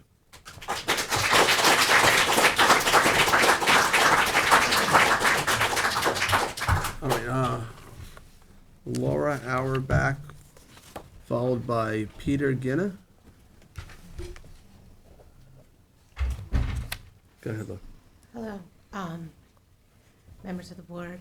My name is Laura Auerbach, and I'm a member of the community of Sag Harbor, the entire community, not just my neighborhood, not just those who border Marsden who are directly affected, but we as a community. And I've raised 3 children in this community. 2 of them are athletes. 1 of them is a soccer player. I myself played soccer in college. So I have a lot of respect for athletes. I, however, think this is the most inappropriate place to put a soccer field. I was an architect for 20 years and an urban designer. I've done a fair amount of urban design around the country, and there's one topic that hasn't been talked about yet that I want to discuss, although I do want to mention that I agree with all the issues that have been brought up. But if you look at this map here, you see a certain what we call fabric in urban design, and it's about density. It's the density of a house to its property. And we have zoning laws about that, and we have planning laws, and we have ARB. But once the school acquires, if the school, which I strongly hope does not happen, acquires this land, they will no longer have to listen to the village zoning rules or laws. They will be above the law, essentially. And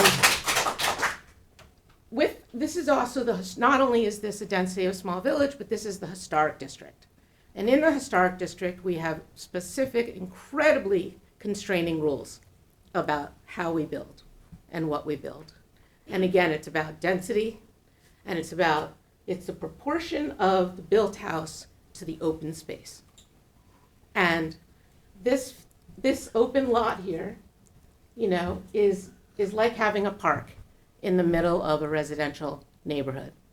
And if you were to put a big flat field here, it would contradict and be inappropriate to any sense of urban design. And I would advocate that the village needs to actually hire an urban designer to do a strategic plan for all of the village.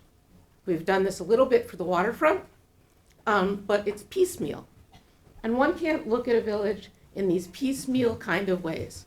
It needs to be looked at holistically. 30 seconds. And so before we give permission to the school and to use CPF funds, which I also just want to reiterate is completely inappropriate use of those funds, to purchase this land, it needs further study. And so I would really argue and plead that there's further discussion before you were to vote yes on this proposal. Thank you. All right, Peter, you're next, followed by Rob Calvert.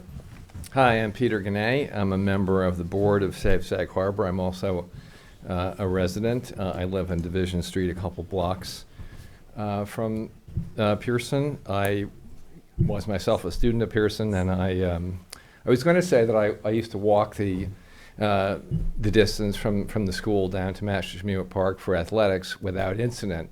But then I remembered there was that time that Andy Pateros jumped out of the bushes in Oakland Cemetery and ambushed me because it's something I said at recess. I think the fight was more or less of a draw, but other than that, I made it safely to Massachusetts every day. Save Sag Harbor has already written to you to express our concerns about this potential use of CPF money, and I want to just echo what Ms. Auerbach just said. The school district has stated, and some people in the village believe, that because it's under the authority of the state education department, its development of these properties is not subject to review by the town of Southampton or the village of Sag Harbor. If that were true, it would be highly inappropriate for the town to bestow community preservation funds on an entity that proclaims its freedom to ignore the concerns of the community. Those concerns and values regarding land use in Southampton Town and Sag Harbor are expressed in their respective zoning codes and building regulations, which include in our village the requirement for projects to be approved by the Board of Historic Preservation and Architectural Review, aka the ARB. The ARB brings special scrutiny to any changes proposed in Sag Harbor's National Historic District. Marsden Street lies squarely in that district in a quiet residential neighborhood that includes many historic houses. Over the last few years, our ARB has spent much time and effort reviewing and rejecting the current owner's development plans on those same Marsden Street lots for houses that were out of scale with the neighborhood. Now the school district proposes a much more radical transformation of the site, raising 4 acres of trees to squeeze an athletic field, a parking lot, massive retaining wall, and other structures on this currently quiet street. But our planning, zoning, and architectural review boards will have no say in this. We hope you will see the serious problems with committing CPF funds to a purchase that will vanish from local government's jurisdiction and take a 4-acre bite out of our historic district. The board has already laid out several very sensible conditions the school district would have to meet to qualify for the use of CPF funds and receive public input. If this purchase is to go forward, one more critical condition must be that the local community, via its established regulatory bodies, have oversight on how the property is developed. Thank you.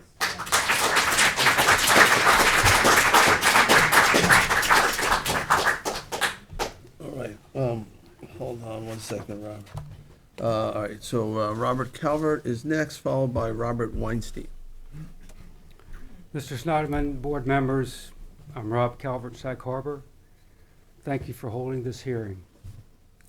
This all began with the idea of creating a park for people. To do so, the preservation program wanted a partner, a reliable partner. Well, we're now months into seeing what kind of park we would get and what kind of partner wants to build it. You have seen the architect's drawings and budget. It is an oversized plan that will destroy what we hope to preserve at an inordinate price, financial and otherwise. I am not sure what is more troublesome, what they tell you or what they can't. The more the district is able to reveal, the less acceptable is their scheme.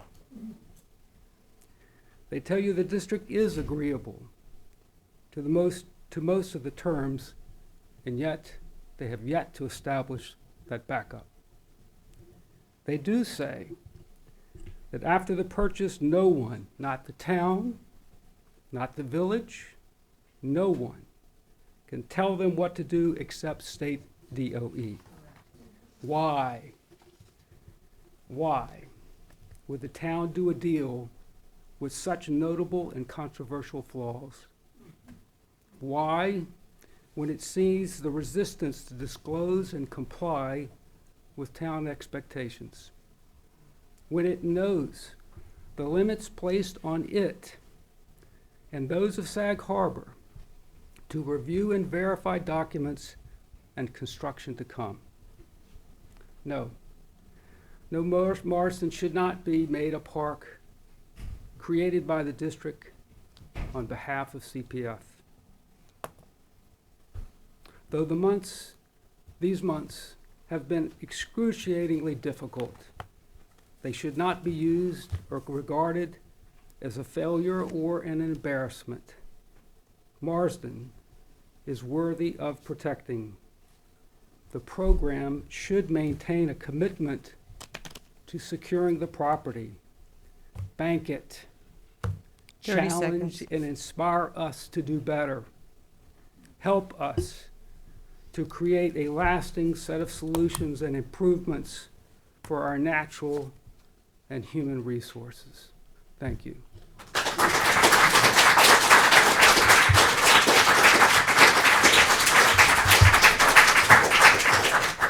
Okay, Robert Weinstein is next, followed by Karen Aragoni. Yeah, Bob Weinstein, 20 Jefferson Street in Sag Harbor. I'll be the first person to say that I don't really have too much to add because everybody, I think, gave really compelling and strong arguments as to why this is just a really bad idea. One thing I would like, and Finney in particular, I think, if I could be as eloquent as he is, that would be a really nice thing. One thing I would ask everybody who's in the position to make a decision on this, though, is something that Grover mentioned. Imagine, it's a village-wide problem. It's not just those people abutting Marsden Street and, you know, living on Division Street, et cetera, in Madison. But imagine each one of you, if it were you, if you had bought a home 20 or 30 years ago, raised a family, thought you're going to live there for the rest of your life, and suddenly there was, you know, this development that's being proposed, that there's a retaining wall, that there's a concession stand, that there's bathrooms, that there's light, that there's all of these things. I mean, it's not what any of us moved to Sag Harbor and established ourselves in Sag Harbor to face. And you know, I'm not an abutting neighbor. I'm just a busybody. But I think we all care deeply about the village. And I think what makes the village so great is that we also care about each other. So please put yourselves in their shoes and imagine yourself living next to this.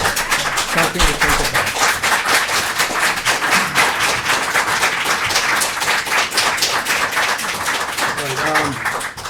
All right, Karen, you're next, followed by Bob DeLuca. Hi, thank you for having this meeting. I'm Karen Aragoni from Sag Harbor. I'm also a licensed architect in the state of New York with some knowledge of construction means and construction costs on the east end of Long Island. I want to talk about costs because I believe that the cost information submitted by the district is in no way reliable, and I would point to the district's own recent history with cost estimates. The last number of, I'll say for one that I'm aware of large capital improvement projects have been cut in half because of erroneous tax estimates, erroneous cost estimates. What was described as a badly needed roof replacement project will have to be changed into a roof recoating project, which is a really expensive short-term fix. That's because the lowest competitive bid came in orders of magnitude over H2M's cost estimate. A project that wasn't H2M's, but the Stella Maris School, many voters in Sag Harbor voted for that with the understanding that there would be a commercial kitchen for meals for the school, which was needed. And that never came to fruition because of an erroneous cost estimate. Same thing with the fresh air ventilation project. I think that also, it's going to need to be rebid because there was no bid that corresponded to the cost estimate. The other thing that's important, if you have cost information in front of you, and I would urge you to speak with a certified construction cost estimator, who is the third party. And it's just important, if you're looking at a cost estimate and you're looking at a plan, that the estimate corresponds to the plan. If the estimate says that a retaining wall is 6 feet high, and then you look at a plan and you see something that's obviously 15 to 18 feet high, and keep in mind, any retaining wall needs 42 inches above the earth on the high side in order to prevent, for instance, on Division Street, somebody falling off the newly created cliff. 30 seconds. So I had a lot more that I wanted to say, but it's as has been said, the stormwater management plan really needs to be developed.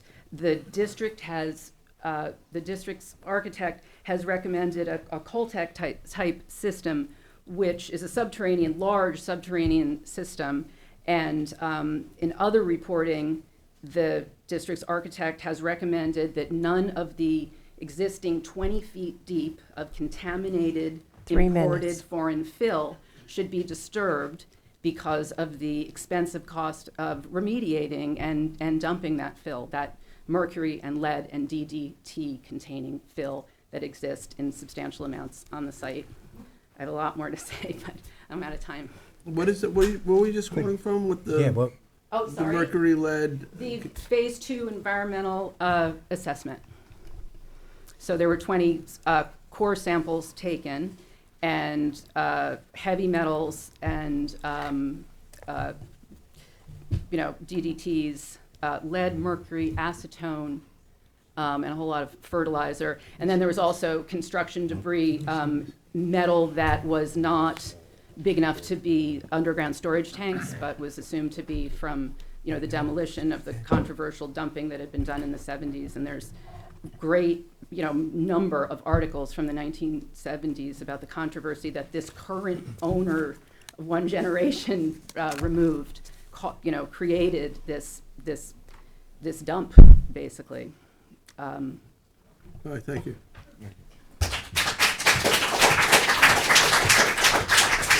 Hold on, Bob. All right, Bob DeLuca, followed by Kevin Doller.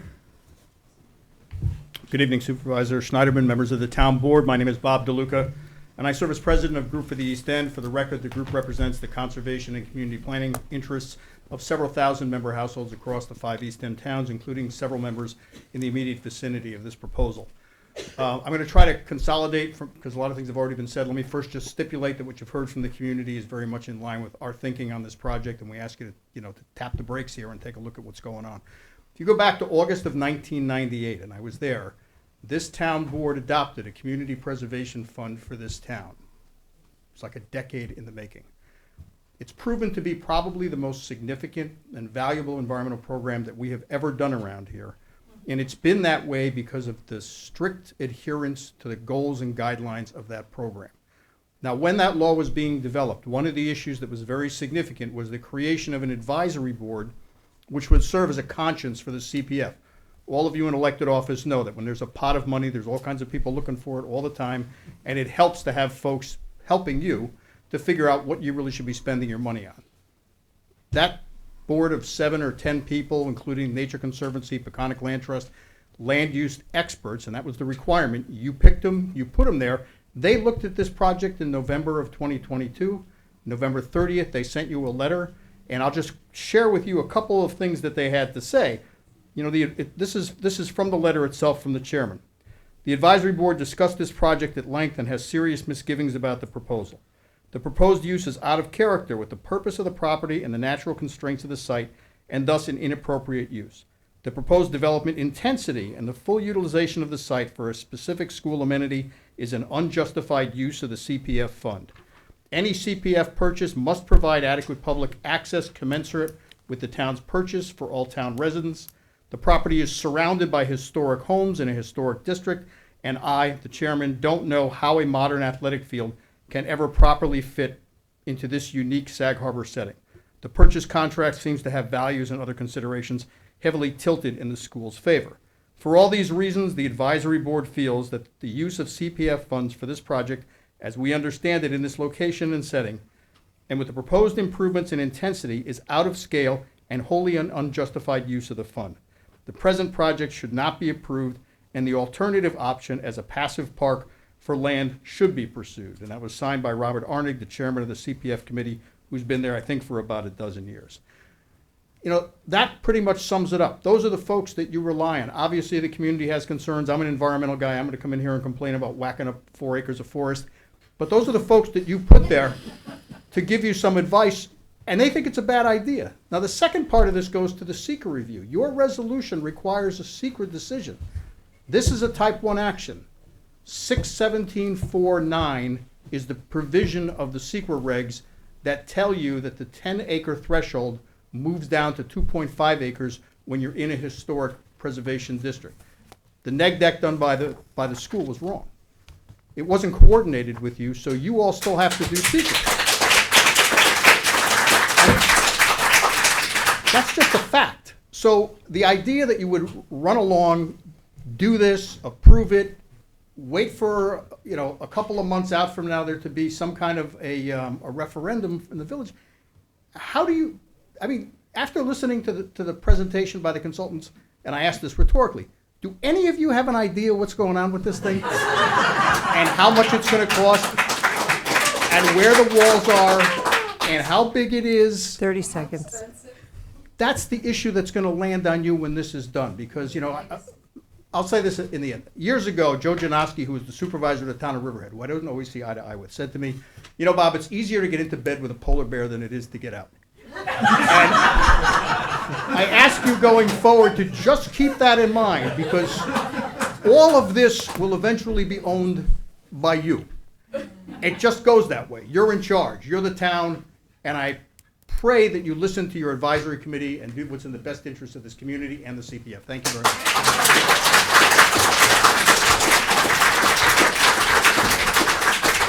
All right, Kevin Deller? Deller, yes. And then Kevin is followed by Heidi Lee Komarami? I'm saying that wrong, I'm sure. I'm close? Yes. Oh, good. Go ahead. As mentioned, my name is Kevin Deller. I'm a parent of two sons. I coach Little League youth basketball in the past and flag football. And I've been respectfully listening to all of the comments that have been made about the environment, about the numbers. I'm a financial advisor by trade. The questions that need to be answered yet before decisions to be made. But I wanted to present another viewpoint which we haven't heard yet, and something that I'd just like you to consider as we move along in this process. It's no secret that there's a rise in anxiety and depression in our society and our community, and it's currently experienced by children and young adults. Times are different. We all talk about how we grew up. We talk about we played sports. I'm a former ex-athlete, wiffle ball, kickball, dodgeball. We played a lot of things years ago, okay? Times have changed a little bit, and we have to evolve. We have to consider what's going on in our society with our children today. They're different. The challenge of getting kids away from their devices and playing outside is very real, and parents of school-age children experience this every day. And although this purchase of this property is not a cure-all, again, after all of the information is sorted out, it's not a cure-all for the rise in these issues, but it would be a tremendous benefit to the children and our community and create more opportunity for them to enjoy activities, physical activities, in outdoor space.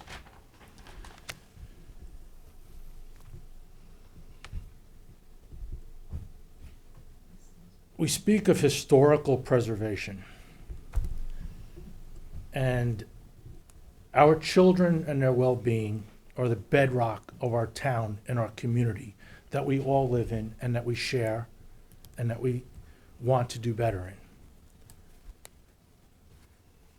And when we talk about numbers, we talk about investing, and the numbers that are large. There's no question that these are large. But when we determine what the figures are, what should we be investing in? 30 seconds. In my opinion, we should be investing in the well-being of our children. Okay, and this decision will affect generations of kids. Thank you.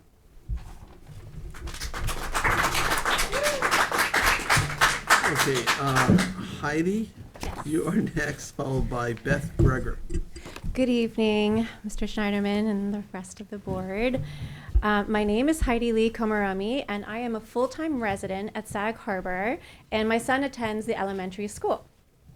I think the Marsden Athletic Fields would be an absolutely wonderful use of CPF funds for open, safe space for our children, not to mention the community at large.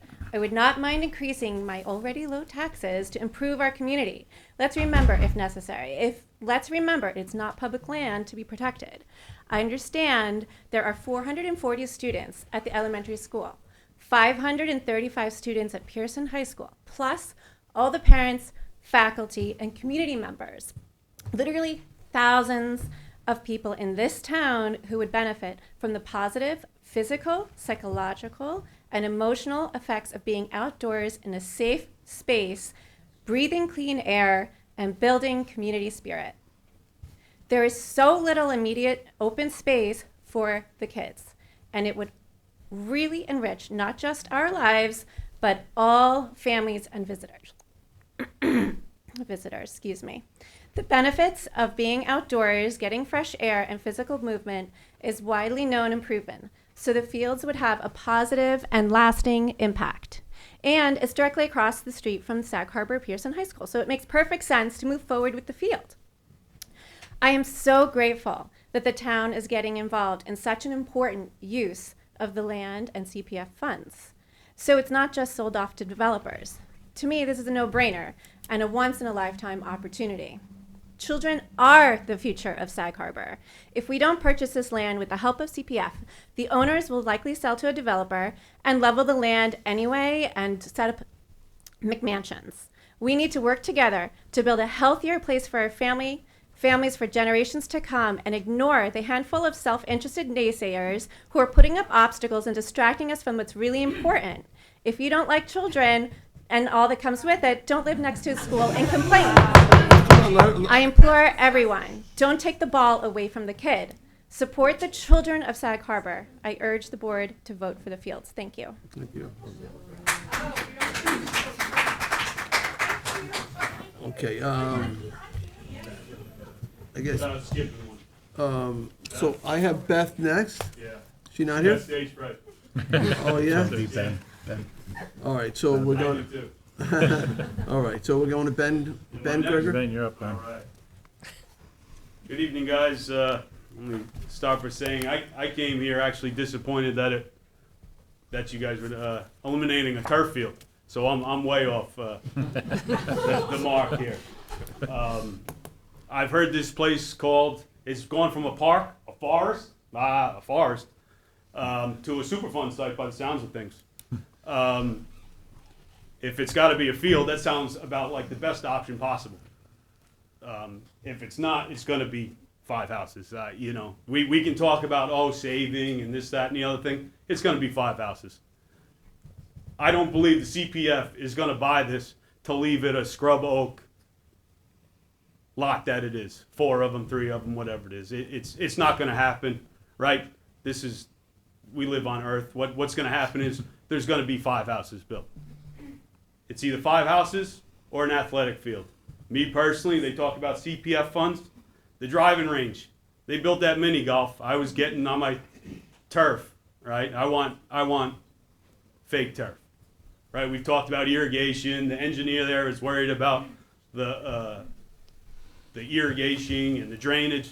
Simple thing, turf. You know, you can play the next day. You don't have to worry about your drainage after the fact. This, like I said, the CPF, right? We used it on Southampton driving range, right? Was that money used there? Right? We've heard a lot about, you can't use it, right? We've all been past Southampton driving range. Does that look like a farm field? Does that look like what you stated CPF is supposed to be used for? No. So the precedent's been set, all right? The kids of Sag Harbor, I graduated East Hampton in 1997. I never thought I'd care about Sag Harbor athletics, right? Didn't mean much to me. Obviously, that's changed. It's not just my kids. I hope my kids are fortunate enough to stay around here, right? We've heard people buying houses in 2020. These people are a dime a dozen. I'm born and raised here, all right? Thank you.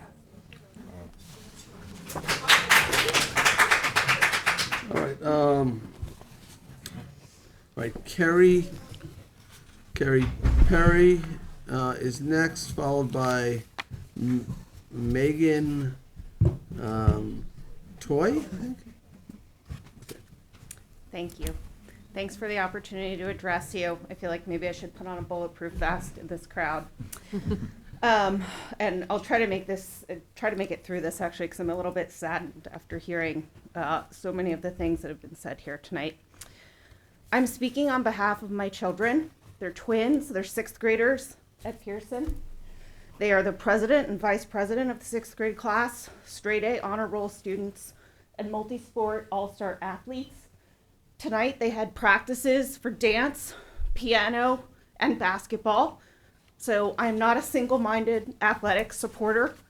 I have 2 Ivy League degrees, one of which happens to be in environmental science and public policy, and one of which happens to be in law.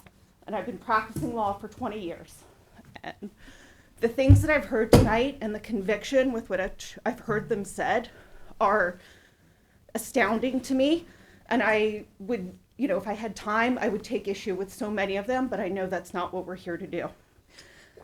I'm here speaking on behalf of my kids, myself, and the many other people in our community who voted in favor of this purchase already. who couldn't be here tonight because of homework, driving to practices, inability to get babysitters. They're working parents trying to do the best they can for their kids. And we chose this community because we want it to be a place where we can get the best for our kids, whether it's in athletics, in academics, in environmental and science studies, music opportunities, dance opportunities, all of it. I want it all, and I think we can have it all.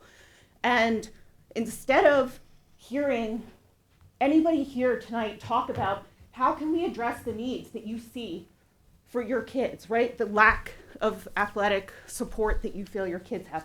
All I see is one thing after another. No, we can't do this because it's turf. Turf gets taken off the field. No, we can't do it because of this. It's not starting from a place of what can we do for our kids. It's starting from a place of, no, okay, you solve this problem, we go to the next thing. No, no, no. It's like a whack-a-mole game.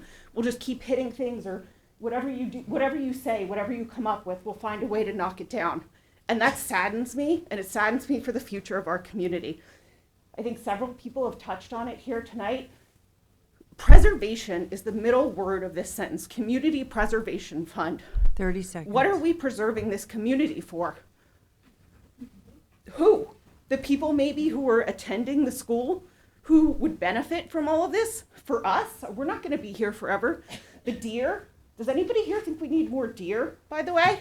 Because I'm not sure I do. I've seen enough and come close to hitting enough to be done with those. I think that the Community Preservation Fund is for our kids. My kids would be here speaking up. Like I said, I'm an environmental science and public policy major. I went to school to study this. 3 minutes. And I completely appreciate all of your views, but just out of curiosity, did anybody here tonight take public transportation who's concerned about the environment? Did anyone carpool? Okay, well, that's good. I applaud that. But it's surprisingly few, and unfortunately, we only hear these things when we're trying to accomplish something else. So I apologize for getting all riled up, but I think, as you can all tell, I feel very strongly about this, and I know there are many other people who, unfortunately, like I said, had kids who couldn't be here tonight. So thank you.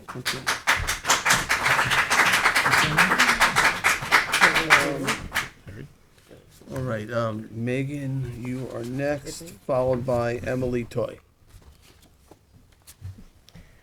Hi, I'm Megan Toy. I live directly across from the high school at 199 Germain.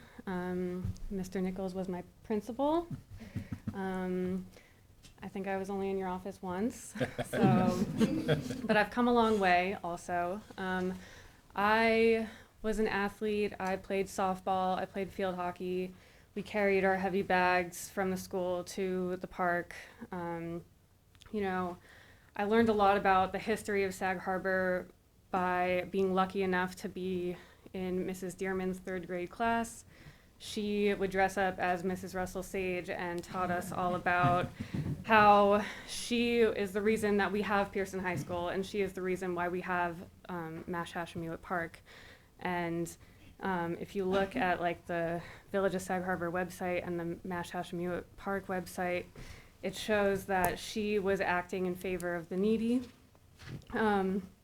I'm 30 years old. I don't have children yet, but I think my voice is still valid. I aspire to live in Sag Harbor. I grew up here in the house that my mother grew up in.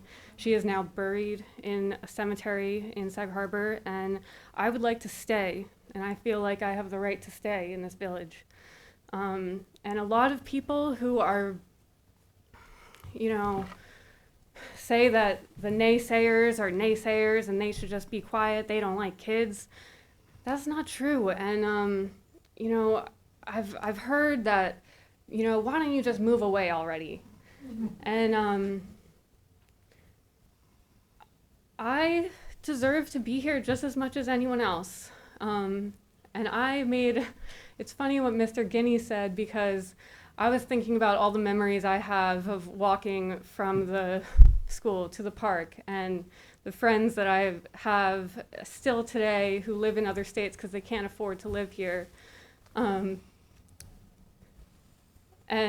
I went to college, and, you know, people would tell me like, oh, like you didn't have football at your school? It's like, no, my school is too small. oh, you didn't have, yeah, you could go to East Hampton, which is perfect. You know, why not? Collaborate. 30 seconds. You know, oh, you don't have, you didn't play your sports games right on the school campus. No, our village is so small that we could walk to the park and collaborate with the park. Oh, how cool that is. That's so cool. You know, I feel special to have grown up this way. I feel special. I'm happy that, you know, we're in an environmentally forward place, that, you know, a lot of people are against the turf, and 3 minutes. I feel every day like people are just hoping that I leave. And I'm just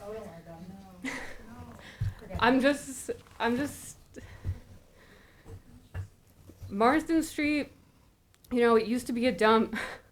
My uncle said that that's where all the kids after school would go to have their fights. And that's not what I want to happen at this place. And I don't think that houses are in a rush to be built there. And I know that that's what a lot of people have to say. But it is over a kettle hole. And any houses that are going to be built there, they're going to have issues.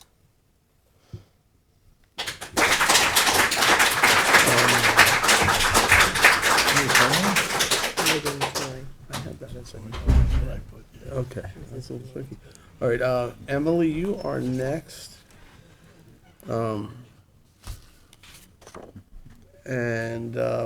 Emily, you are followed by Chris Tice. Hi, I'm Emily Toy. We're getting a twofer here. I also just recently moved back to 199 Germain Avenue, so I'm on the other side of the Marsden property. And I honestly think that it's going to be more problems than it's worth. I think that it's going to be more garbage, more traffic, more light, more noise. I appreciate that Mr. Nichols, Sandy Cool, the school board, I really do think they have the best interests of the kids in mind. And I know the parents are supporting that, and I know we all want it for the kids, but I think what my sister was trying to say is that it's not going to matter if no one can really afford to live here anymore, which is a separate issue. But I really think that CPF money could be used in a better, broader situation, and thank you for your time.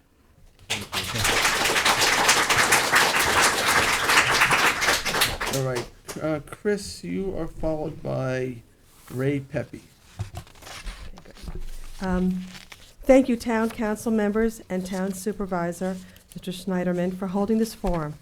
It's great. I think it's great to see so many people here with different opinions, because that's the community we live in, and that's the community we want to be in. And I hope we can, in it with open hearts, welcome listening to each other, because this has been a little unsettling to hear boos from an audience when this is supposed to be us listening to each other and presenting different opinions. So I would ask for the rest of the meeting, maybe we can be supportive of the democratic process.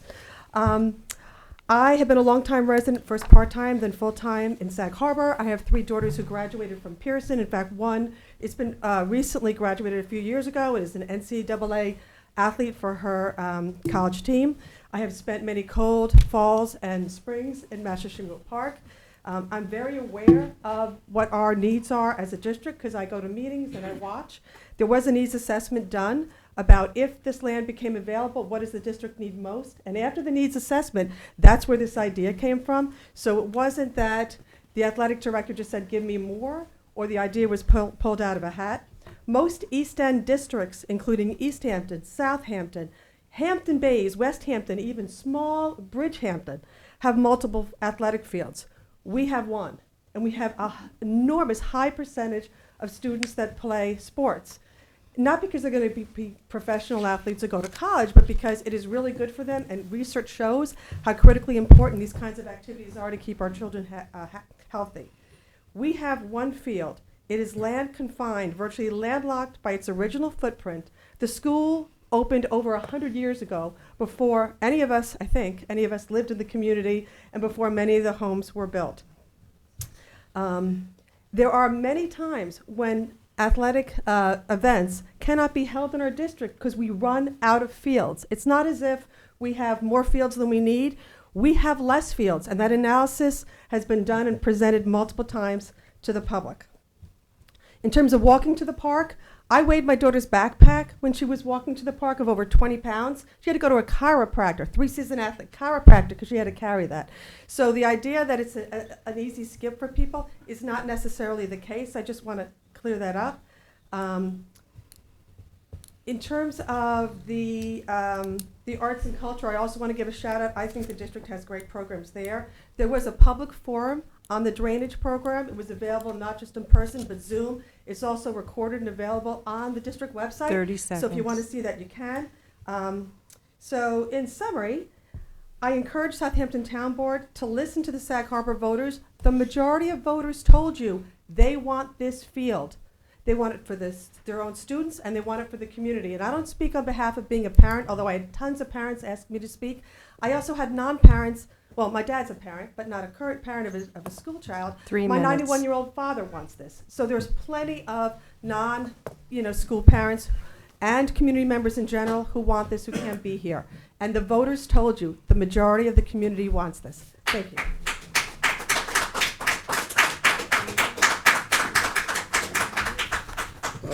All right, thanks, Chris. All right, Ray Pepe is next, followed by, I think it's Chance Pryor.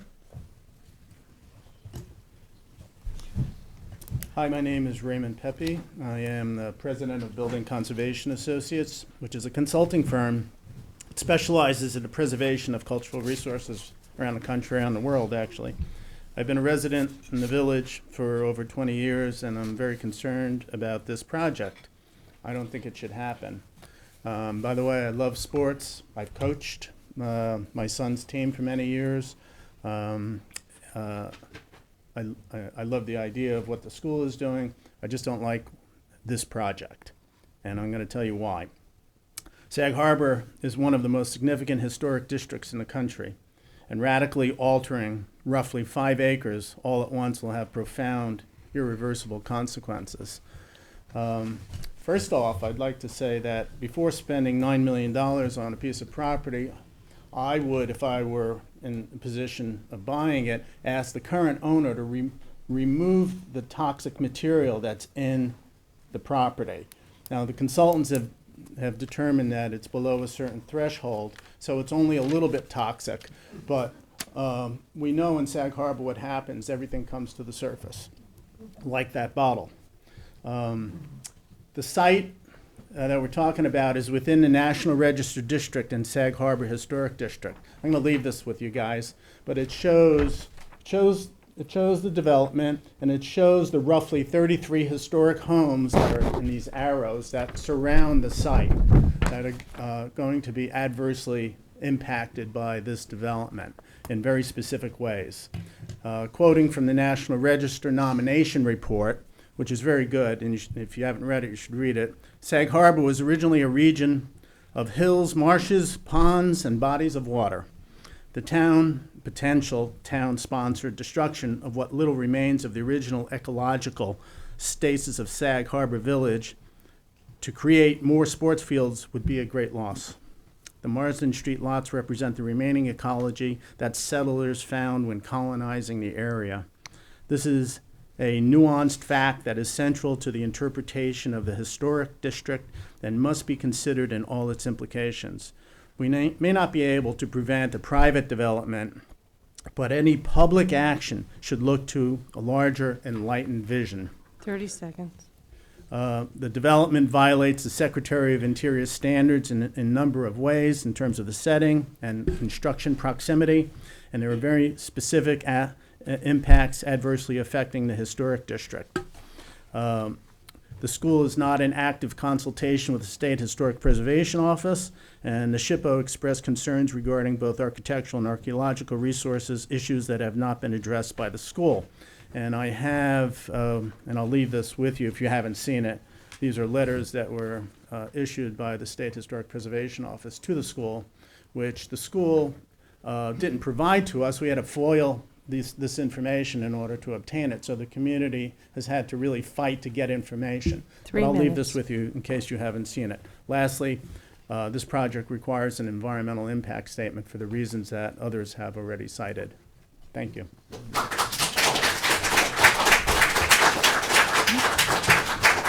Right, Chance, you're up, followed by Dawn Smith. Thanks for holding this meeting tonight. I grew up in Sag Harbor with my family. My parents bought that house in 1986, by the way. So, you know, we're not all newcomers here. I went to sports camp every summer out there in Mashamet Park, where I played soccer, tennis, baseball, kickball. I walked there every day without incident to play in the playgrounds and parks there with my family and my friends. Mrs. Russell Sage secured the parklands over 100 years ago for, quote, the mental and physical development and improvement of children and young people as a means for equipping them for good citizenship, the providing of opportunities for wholesome recreation. So if that's not the purpose of that park there and we're not using it to that degree, then we need to rethink what we're doing here. In 1913, Pearson High School students pitched in 10 cents each to build the flagpole that still stands there today. So there's a long relationship and history between Pearson students and Mashashamet that those sports fields there run deep and should be valued and built upon and not disregarded. And I just wonder what Mrs. Russell Sage would say today if she saw this half-baked proposal put before us tonight. I mean, you know, I'm no lawyer, I'm no architect, I'm no engineer, but we can all see that it has holes left and right. I mean, it's ridiculous. It's an absurd use of funds.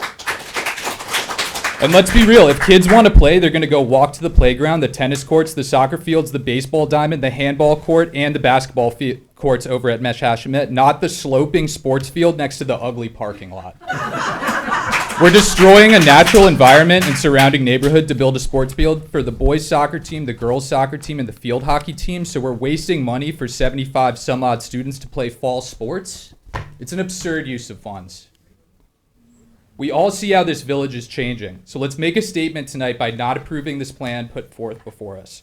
Let's use those funds to build a park or an outdoor classroom for students like Finn, who are students like him. I didn't say him. Relax. Yeah, you guys are so uppity about what we're saying, yet you're quick to jump on me. Like, relax. Let's use those funds to build a park or an outdoor classroom for the students who are in need of that outdoor space and want very much so to interact with it. There's a clear need for that. The word preservation in the Community Preservation Fund should be about preserving the land in the community and not destroying it. Thank you.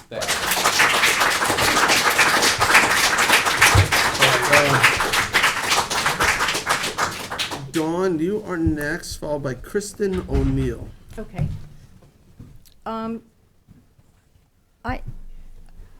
First of all, I disagree with Mr. DeSessa, Brian DeSessa. I don't think you're here only for conditional approval. I respectfully disagree because I don't think the conditions are set to approve. Mr. Schneiderman, when you were at the community forum, you were challenged by why it was taking the town so long. And you said, because the school, when you were first approached, the school talked about creating a community park. But there's a whole different impression of what that has meant. Those were your words. So I'm here tonight to talk a little bit about those different impressions, in particular the parking lot. I share a property line with the parking lot, and according to this draft, the spaces are 2 feet, 24 inches from my property line, and less than 5 feet from all the surrounding perimeter properties. 24 inches with dark skylights, which has no oversight by the village or the town. All those properties look down upon the parking lot, all those surrounding parking properties, so the lighting will go into people's bedrooms and kitchens and bathrooms, who knows? And also there are precious trees there, because I've walked that land with Pat Trunzo. We've had a contentious relationship over the years because my husband and I and our neighbor were responsible for getting a law on the books in Village of Sag Harbor that prevented the questionable fill from being dumped there, because his dad would use those properties to dump fills from homes that he was building elsewhere. We wrote a letter to the Village of Sag Harbor. They put a law on the board, on the books to prevent that from happening. But in our discussions, because we did a land swap with Mr. Trunzo, small amount of land behind our pool, he pointed out all the beautiful black walnuts. All those trees in my 24 inches will be gone. They're precious trees. And I want to tell you a little bit about that neighborhood we live in. 30 seconds. Sag Harbor has become very prosperous. But in my neighborhood, I have two neighbors, lifelong Sag Harbor residents, who rent out rooms because they're house poor. And this increase of, and they are not alone. Go to the Whalers Church and look at the food bank. See who those people are. And those neighbors are in my neighborhood. They live across the street from me. And this increase, incrementally increasing number for this project will hit them very hard. There are a lot of people like this in Sag Harbor. 3 minutes. I urge you, not to paraphrase Joni Mitchell, but please don't pave paradise and put up a parking lot. It's absurd. Thank you. So, you are Kristen, right? Yes, I'm Kristen O'Neill. For some reason, I have a card, another card that says Ray Pepe. There's not two Ray Pepes, right? Just one? Just filled out 2 cards, correct? All right, so you're then the last card I have, but then we have one person we skipped.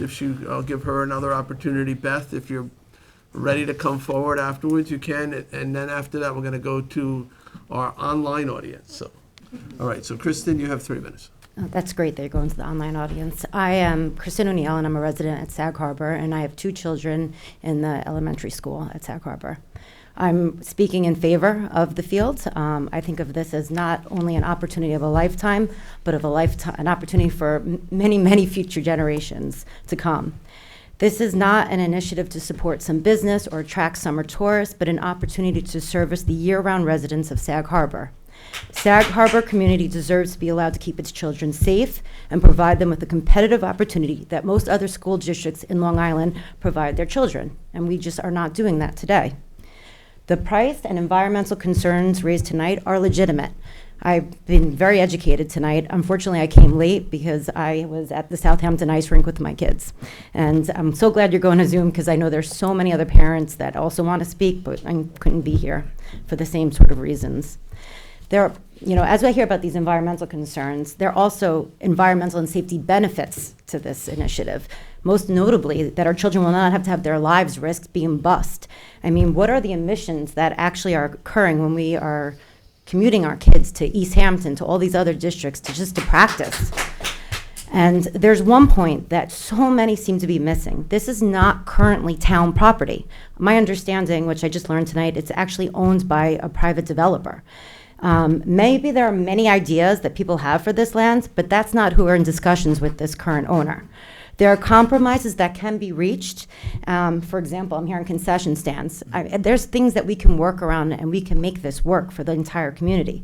But this land needs to be purchased first before mega mansions are built on it. And these are homes, to your point, that many people can't afford that live here. That is what this is zoned for. So, what's the alternative? Legacy was stated tonight. That's a really good point. And for me, the legacy for this board is to produce something that's for the well-being and opportunity of our children, the future of Sag Harbor.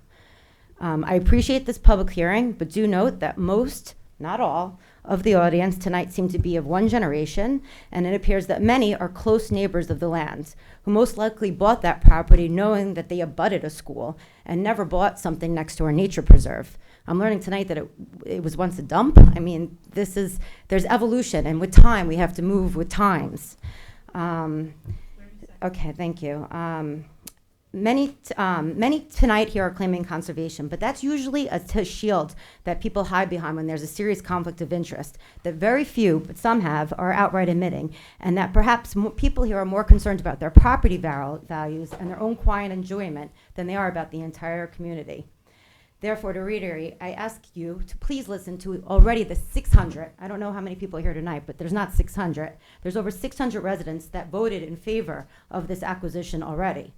And I should also disclose that I am also a lawyer, and that for every argument that is made tonight, and I did not read this 11-page memo, but I'm sure that there's a very strong counter-argument how this is a legal use of the CPS funds.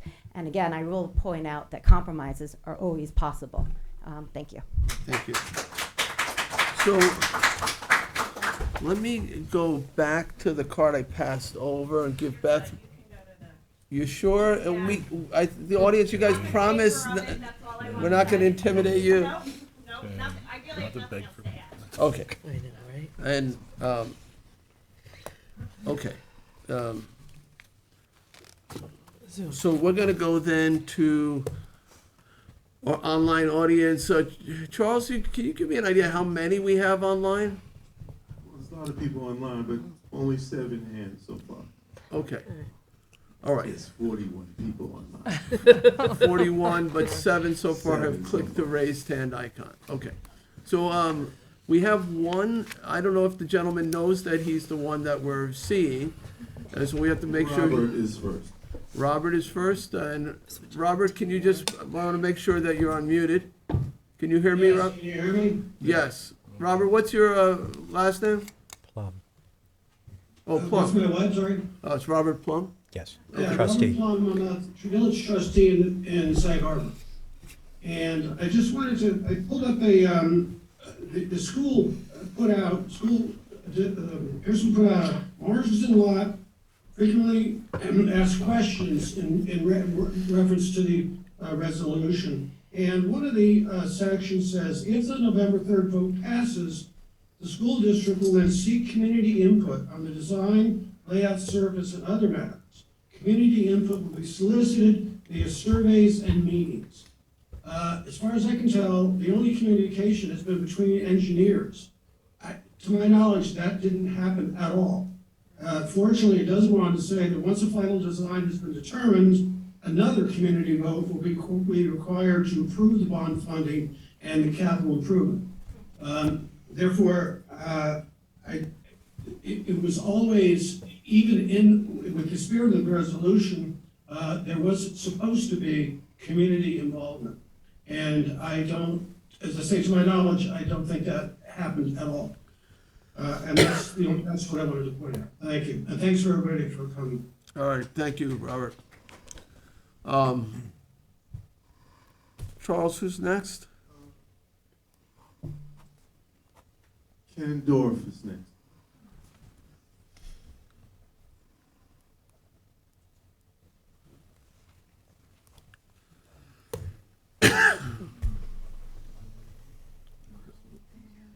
Hi. All right, can we maximize Mr. Dorff? Oh, I hate being maximized. I'm maximized. You look fine, Ken. we can hear you fine. I'm doing my diet these days. Greetings, Southampton Town Board members and fellow citizens. My name is Ken Dorff. I live in Sag Harbor, and our 2 kids went through the Sag Harbor schools. I'm sorry I can't be there with you, I'm traveling, but I want to start by saying how much I appreciate the CPF program. As most of you know, my husband, Stuart Lowry, was one of the masterminds of CPF back in the 1990s. I've been so grateful for the CPF purchases, including on Round Pond where we live, and all over the East End. They've always made me happy, until this one. I think we can all see now, including the members of the CPF team, that this transaction was a mistake, as Bob DeLuca has already echoed. It would have been far better for Sag Harbor Village or Southampton Town to purchase this property, including if used primarily by the kids, is which I hope would happen. Several of us petitioned Sag Harbor Village to purchase this property with CPF funds in 2021. Bob Plum will remember that I wrote the village. My daughter had found a spadefoot toad on the property in 2009, a species that is declining due to habitat loss. So there is still a seasonal wetland. I was hoping that the village would turn it into a green space for use of the community and especially for the nearby school. We are not anti-children. I'm extremely pro-children. The mayor, Jim LaRocca, said at the time that there was no willing seller. We were then perplexed when the same seller was willing to sell the school a few months later. I've asked the mayor how this happened, but have yet to receive a response. But this adds to the lack of trust. And honestly, based on our experience, I have very little trust in the school district to do the right thing, to give them the power. I am dismayed to think that CPF funds will indirectly permit the destruction of a residential property to put in a 72-car suburban parking lot. The enrollment of the Sag Harbor School District has not changed in 25 years, and the district has given zero justification for this parking lot. The district has failed miserably to address the lack of walking and biking in Sag Harbor. You know, when I arrived 25 years ago, I was appalled that neither school had a sidewalk circumnavigating, and it's still true. We tried to address the barriers to walking and biking, including the car up there along Germain, with the Safe Routes to School program back in 2009. We got no support from the Sag Harbor School Board, and Sag Harbor lost the grant. In the 25 years I've lived here, I've seen how the beautiful village of the East End are more and more resembling suburban Long Island. There was always parking within 2 blocks of the school, but there's a certain kind of suburban mentality where I must park my SUV within 20 feet of the field. As far as I'm concerned, those are Melville values, a place with near the highest carbon footprint on the East Coast. Look it up. And they're not Sag Harbor values. Is anyone in this room not aware that we are facing a global climate crisis? Are we seriously debating using sacred CPF funds to cut down dozens of trees for an unnecessary parking lot? Perhaps it would be wiser if the school worked with the village to fund the development of the many missing sidewalks that make it so difficult 30 to seconds. walk a few blocks, to get to the available parking, or to get home, or to get to the park. I urge the town to withdraw the agreement with the school and instead have Southampton Town or Sag Harbor Village purchase the property as open space with an incentive to further the use for Sag Harbor school programs during school hours. 3 Thank you. minutes.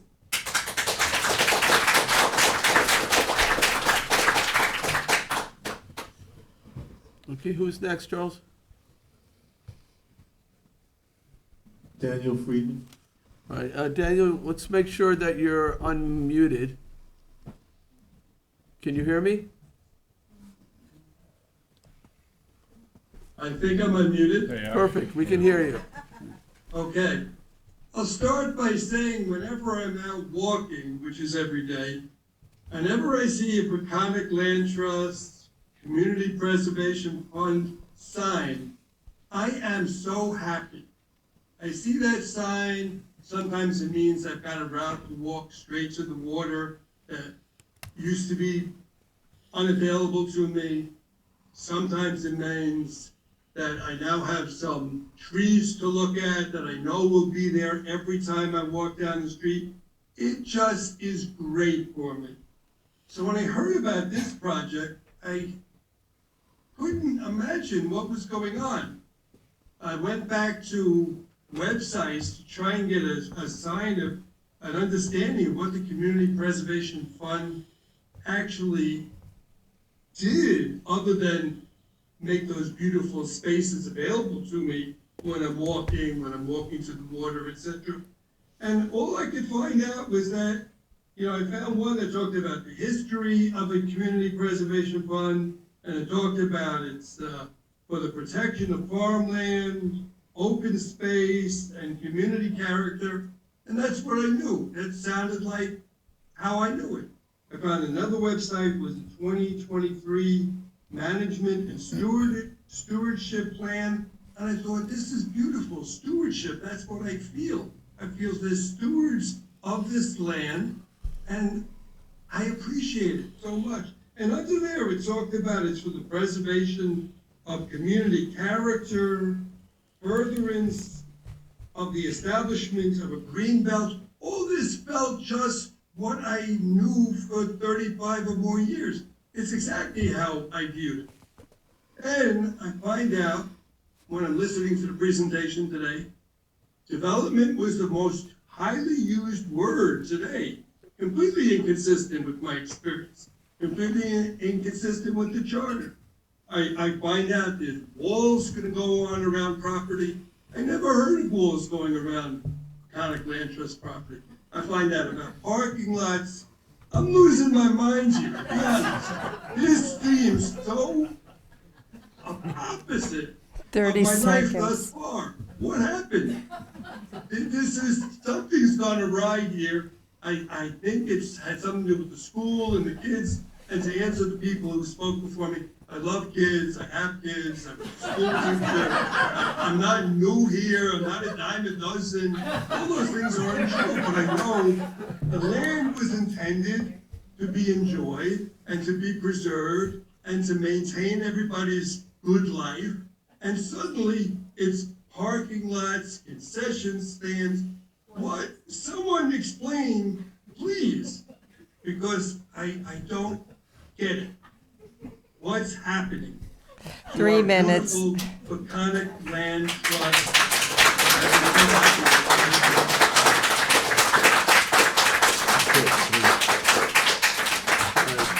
Thank you, sir.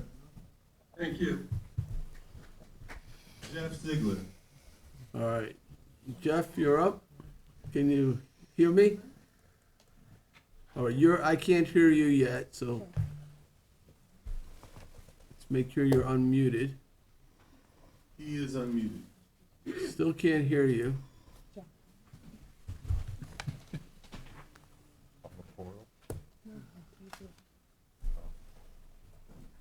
Can see you fine. Say something, Jeff. How's that? Good. Can hear you now, yes. Sorry about that. First of all, I wanted to, unfortunately, take part of my 3 minutes to address Robert Plum. If he would just read the site or had been involved, he would know that the school has held 2 public events. Jay, you were at one on December 21st and January 25th. So that statement was completely inaccurate. I speak today to compel the board to take the next steps in passing today's vote to allow funding on the Marsden purchase to move forward based on a Sag Harbor community vote. Since the school district made public the potential purchase and development of the Marsden lots in September of last year, those of us in favor of preserving open space for our kids and the village have had to listen to every type of objection and argument possible. A majority of these arguments have ranged from knowingly false statements posted on boards in yards of neighbors to direct information and fictitiously driven environmental and CPF charter issues. A minority of these objections have raised valid and reasonable concerns ranging from community disruption to environmental and water drainage issues to preservation and purpose of the CPF. I appreciate that through the publicly available correspondence that the town board and the district have taken these issues, these minority of real issues, seriously. So thank you for thoughtfully taking the time to consider and construct an agreement on which you can vote today that takes those issues into consideration and allows a second vote in the community of Sag Harbor. 30 seconds. Obviously, a large number of those voices have come out tonight and reiterated these issues. But in November, the Sag Harbor community voted to approve the purchase of this property by the school district. And although many members of our community that voted for that resolution are working parents, volunteer youth mentors and coaches, and local business owners who could not allocate time to file lawsuits against their own village or make up narratives and publish fictitious websites. 3 minutes. I can tell you that if you give Sag Harbor community the option to vote, they will vote to preserve this property as a field for our town and our school. Thank you very much. Alistair Falker. Alistair, can you hear me? I can hear. Can you hear me? Yes, I can hear you too. You have 3 minutes, sir. First of all, thanks for having me and thanks for holding this hearing. Just a few things I just wanted to mention. Obviously, a lot of topics covered tonight. But first of all, as a parent, sort of my primary statement that I'd like to leave you with is I do feel that preserving the planet and the village, the historic village of Sag Harbor It's one of the greatest gifts we can give to our children. I am the father of 4 children. I have 3 in the school. One will be in the school in a few years. So I care enormously about the facilities of the school and everything that goes with it for the future of my children. But I think not enough has been discussed in this process. It's been rushed. There's been limited information. Public hearings have been stage managed.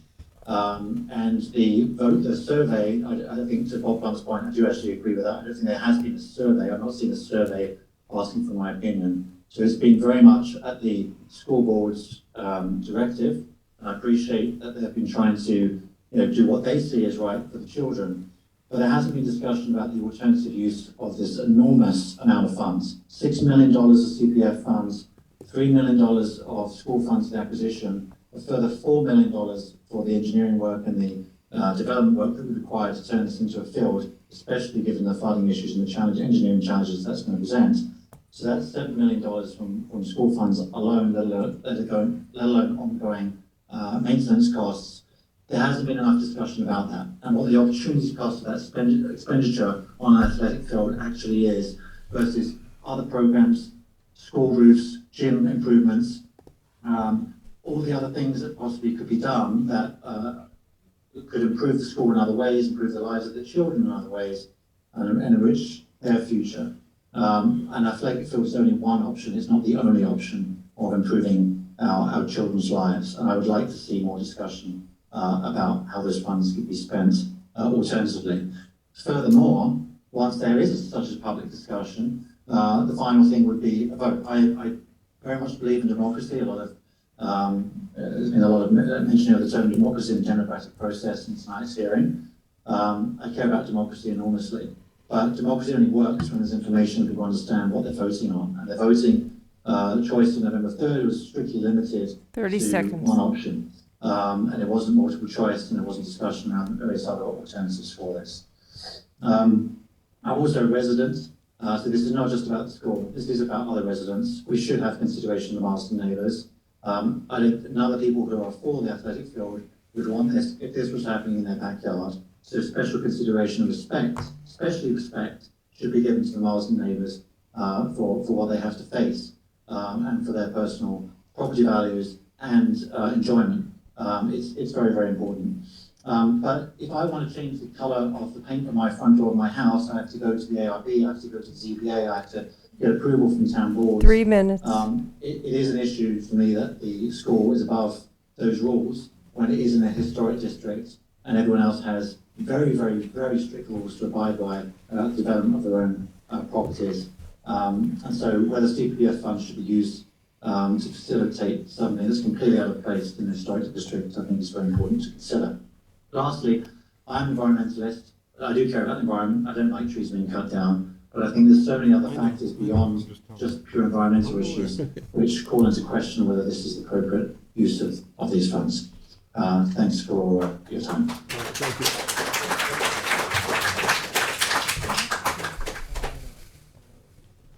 Kelly Ziegler. All right, Kelly, can you hear me? Okay, I can't hear you, Kelly, so let's make sure you're unmuted. I see you and your beautiful children. Kids can figure it out. I still can't hear you. Ask the kids. They say children should be seen and not heard, but that's... Okay, can you guys there we go. Shot? Perfect.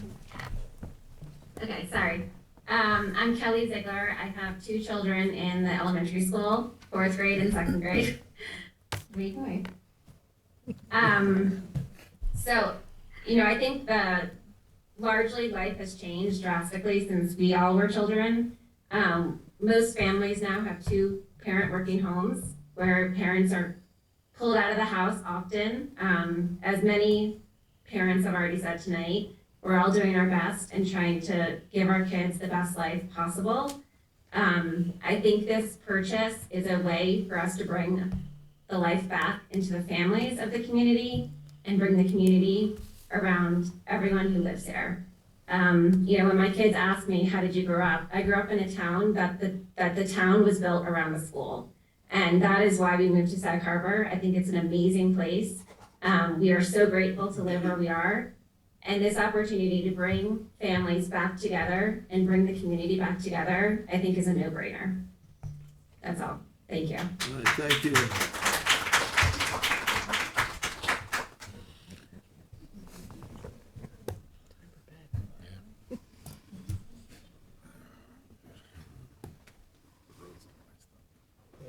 Janice is next. Janice, we have a last name? Hello. Hello, hi Janice. Hi. We can If hear you're you. wondering why I look like a ghost, it's because I am sitting in a place where it's almost 3 o'clock in the morning. But I wanted to be at this meeting because I think that it is such an important topic. Can And we I get your am last name, passionately Janice? trying to work against this field being built in the middle of the historical district in Sag Harbor. Janice, what is your last I name? want to talk, I'm sorry? Last name, please? Oh, my last name is Dono. Janice Dono. Okay. I can barely hear you. That's okay. You Or shall I just talk now? The last name was Dono? Dono. Okay. So, I want to talk about something that people have not touched on very much, but first I want to comment on the fact that it was just said that there were 2 community outreach meetings that the school held. They were called that, but the community was not actually allowed to really participate at those meetings. And I attended those meetings and was never allowed to talk. One of those meetings was a meeting in which they basically just had the engineers of what this hybrid field that I think the school still would like to install, which has plastic in it. It was the engineers and the owners of that company, and it was basically an infomercial for about 45 minutes. And then other people who were in our group basically got to speak for 3 minutes, even though the school board could speak at length, and the engineers and the owners of the companies got to speak as long as they wanted to. And none of us who were on Zoom got to speak that night whatsoever. So there's not been community outreach. What I want to touch on, because it has not really been talked about so much, is the noise that's going to be generated by having this in the middle of a very small, fragile group of 19th century houses. The school wants to install a concession stand. They want to have a parking lot so that they can bus in teams. I worked for years to get the traffic off of these streets in this part of the village. There was a huge amount of truck traffic. All of our houses were cracking apart. And finally, we got a weight limit on Harrison, on Division. 30 seconds. And it made a huge difference. So if we go back to those days again, I really fear for these houses. I think that you should know that the school referees their games with air horns. And I'm not really certain how that's supposed to work in a residential neighborhood.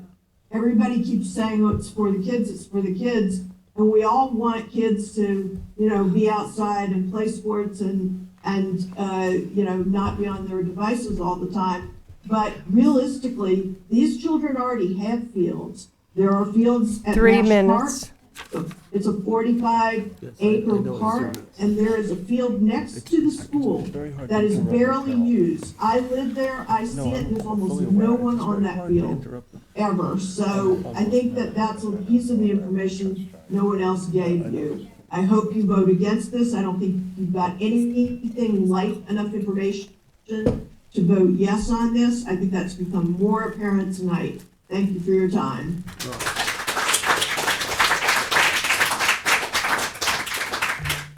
All right. Thank you, Janice. All right, who is next, Charles? Eileen? Eileen.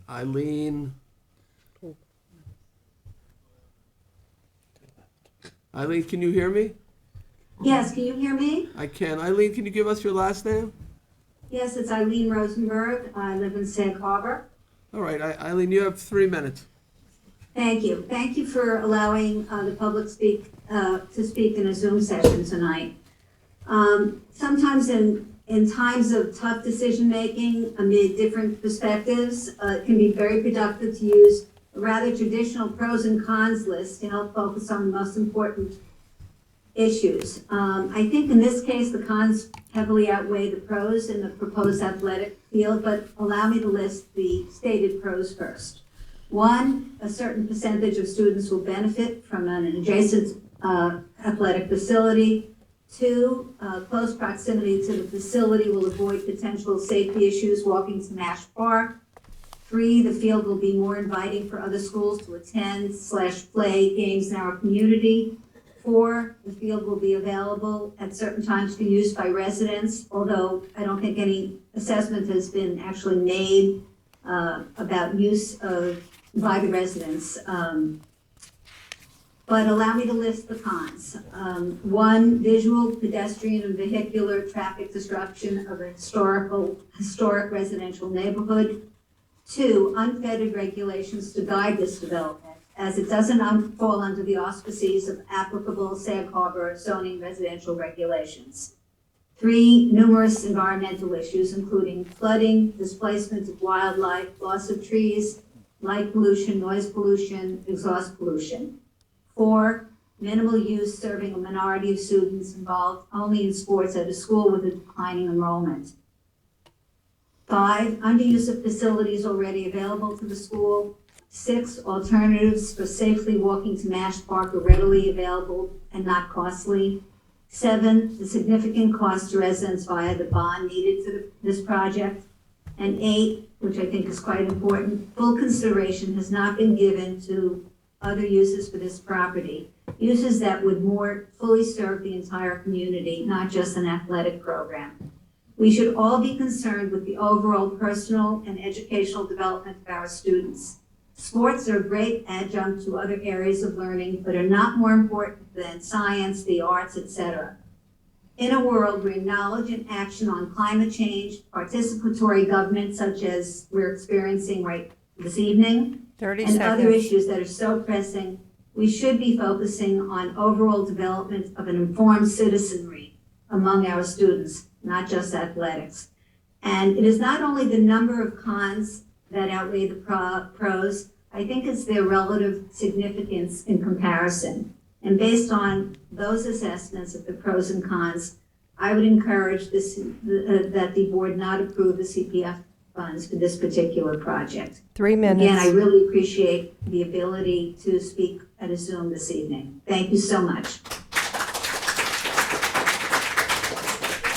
Howard is next. So what's the name, Charles? Howard. Howard? Hi there. Yes, thanks for listening and for staying up this late. My name is Howard Collins. I'm a resident in the Sag Harbor Historic District. As we can see from this fantastic community turnout, there are still many questions that need to be answered. And I think the one thing we could all agree on is that this is a once-in-a-lifetime opportunity for the community. It's a once-in-a-lifetime opportunity, yet we have on the table right now a plan that will only benefit a small number of people, all while creating the greatest amount of division in the community and also a great amount of disruption to the historic district. So I think it's pretty clear that we need to aim higher and have a more unified vision of what Marsden Street could be. First, we need to make the most of the athletic resources we already have in Nash Park. It's what the school will continue to use anyway, so let's be smarter, let's be more efficient, and let's make that resource, which is amazing, let's make it even better. Second, let's forget about adding a soccer field and a 72 car parking lot into a quiet historic neighborhood. Instead, let's create something that is safe, doesn't increase traffic, and will have a lasting benefit for everyone. And finally, as we all know, there are many viable alternatives that need to be considered. We should consider a woodland walk path or a nature park that doubles as an ecological learning center for students. These are the kinds of things that the CPF is truly intended for, and the kind of thing that all students and all community members can be part of, not just the few. And by the way, this could happen almost immediately at little cost, with zero disruption to the environment and to the historic district. So changing the plan to a community nature park is the right thing to do for our children. I had a child and I wanted to one day grow up to play soccer. But what is right for her is, and overwhelmingly what is right for children across New York and across the country, is that they want our leaders to protect the environment and to build communities that serve the greater good. And that requires some sort of vision. Thank you.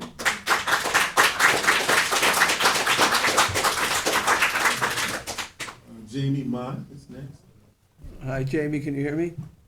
Hi, I can hear you. Can you hear me? I can hear you.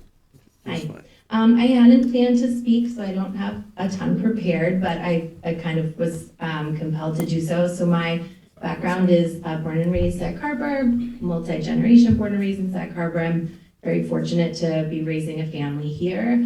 My background was in landscape architecture, and now I actually left the profession and I went into being a librarian because I believe in facts and information, but more so doing the greatest good for the greatest number of people. So I was really fortunate to be a public librarian at John Jermyn and now a school librarian at Pearson. And I have children in the district, so I have kind of hands in all the baskets, and I really appreciate the process of hearing everyone out. So I really wanted to thank all of you for doing that for one another. One thing that we haven't talked very much about is the opportunity for senior citizens or working people to access open space for walking and just light activity, you know, basic weightlifting, walking to be somewhere safe, to have parking, which is unfortunately a necessary evil. I think we can all agree none of us love parking, but it is a necessary evil that I suspect is based on code,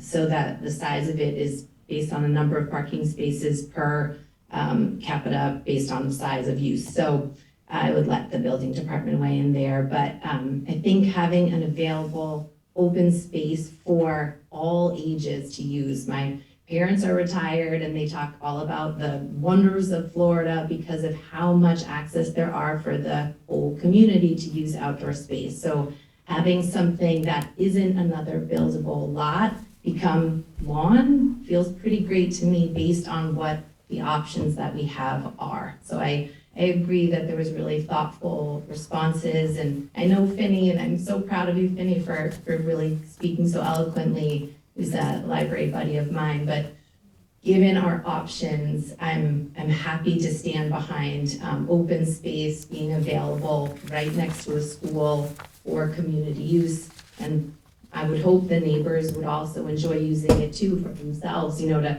have throw the ball to your dog, you know, have your grandchildren come and play. I was fortunate to live in Boston across the street from a park, and it was really lovely to have open space. 30 seconds. Becoming a more populated area as houses are getting larger, the lawns are getting smaller. Having something right in that area, I think, is a benefit. And it being next to a school is not a surprise that the school would want to get it for their use. And then the whole community gets to benefit. I see the school as a community center. We just enjoyed a musical. 3 minutes. And to have everyone have access to something for the whole community, I think is important. And I urge you to move forward with letting the public vote, let the public speak. Thank you so much.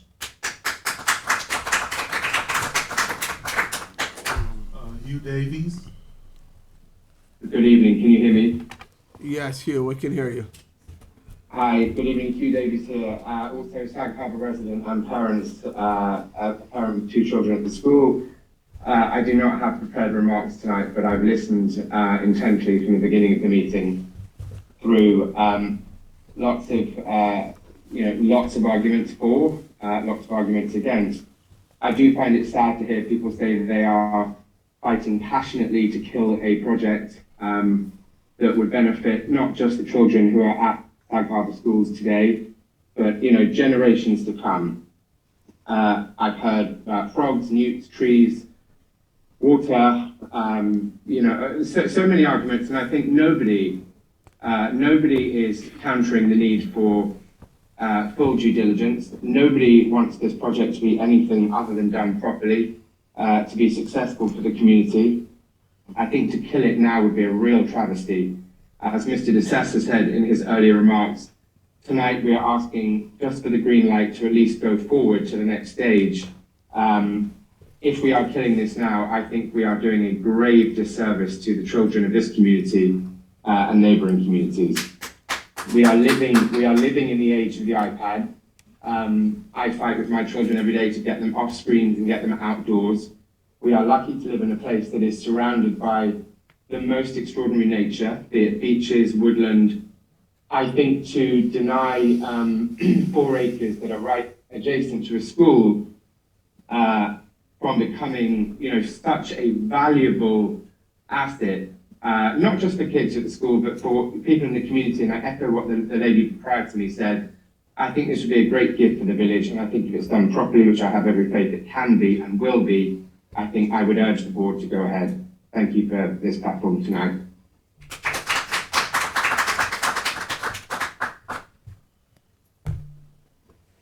Michael Sessions, I believe. Hi, I'm Michael Sissons, and I am a Sag Harbor resident. I also do not have remarks prepared this evening, as I was listening intently for the last couple of hours and felt appropriate to speak as well. I'm also not a lawyer, contrary to the number of lawyers that seem to be present here this evening.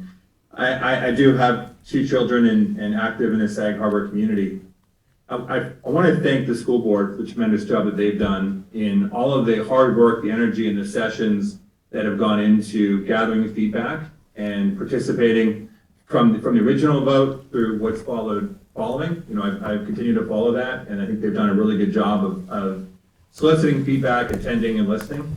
I also want to thank the CPF for their role in the community, both in the preservation of land as well as in the preservation of the community with really important projects like using $4 million of the funds to fund the Sag Harbor Cinema, which was one of the first things I learned about being new to the community. And when I read about fire, the preservation fund was right there to back the community in the time of need. I do think we are at a time of need where these funds are incredibly important to the Sag Harbor Village.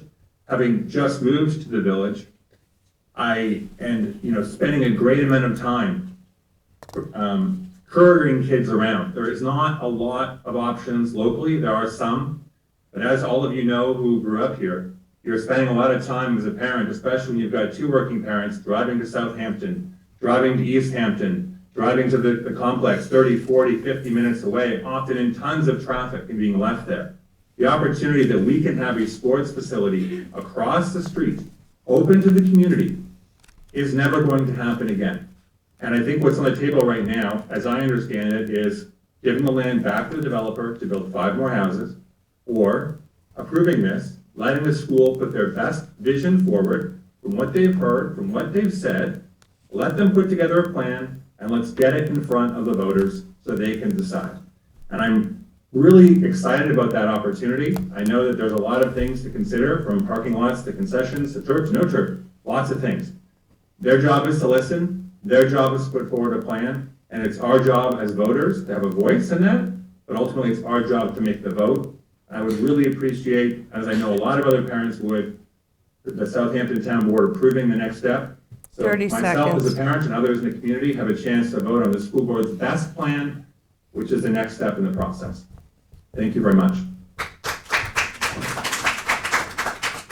Nathaniel Oppenheimer.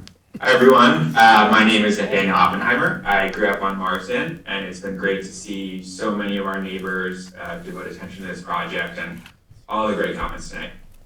One thing I was struck by at the beginning of the meeting, though, is that the dialogue between the district and the town council was entirely about the project as a real estate purchase and a construction project. But it's really a lot more than that. You're making a generational choice for a village that has been a special place for many of us, for many generations, and hopefully will be for many of us for more. And it's really 2 choices. It's a choice about the future of the community, and it's a choice about the process for which the community gets to make those decisions. I'll briefly address each, and then talk about where we should go from here. First, on the future of the community. When I first heard about this, I was absolutely stunned that there's a real possibility that the town and school district together, between the land purchases, improvements, the interest payments, the maintenance fees, will be spending tens of millions of dollars on a playing field for a village with multiple other playing fields.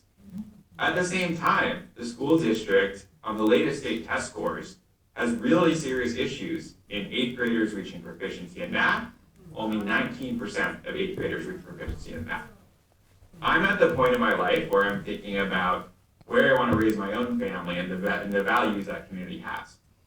Your choice to move us on a path forward to spending tens of millions of dollars on public funds on a field that's for fall sports, when the academic program can do so much better by children, and the CPF can build affordable housing to bring high-quality teachers here to do better by those children, really says something of the value of the community and what path you're charting forward for those future generations. And then second, on the process. I'm a lawyer in Washington, and I work with a number of federal agencies on a regular basis.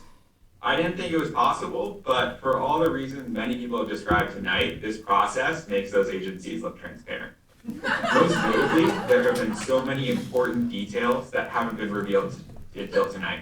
At the beginning of a public hearing, right before a rush vote on a rush project. And there's one process point in particular that I want to take head on. A number of comments in favor of the proposal have pointed to the Sag Harbor School District votes.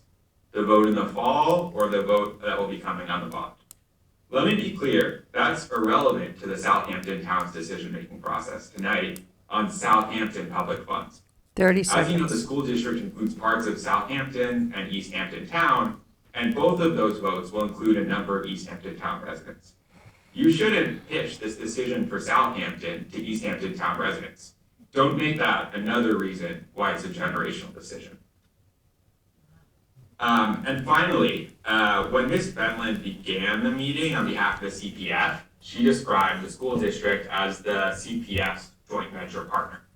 One thing that hasn't been talked about in the town's letter to the school district 3 minutes. is the request for a full indemnification. What kind of joint venture partner wants a full indemnification and shoulder no risk for the project? That says something too about the decision that's happening and the process that's leading to it. So that's where we are. Where do we go from here? The town council has shown a lot of great vision, and the comment before I think was really helpful. Spending money on the movie theater, spending money on community facilities are incredibly important for the future of the community. But you need to do it the right way and in an open process. One thing you could do is buy the land or buy an option on the land and hold an open RFP process for different community organizations to come forward with their ideas on how to best enrich our community. Not just put this all or nothing vote in the, without the crucial details provided to the public on the calendar at the last minute. For all of those reasons, the town council should hit the reset button and do this the right way. Thanks all.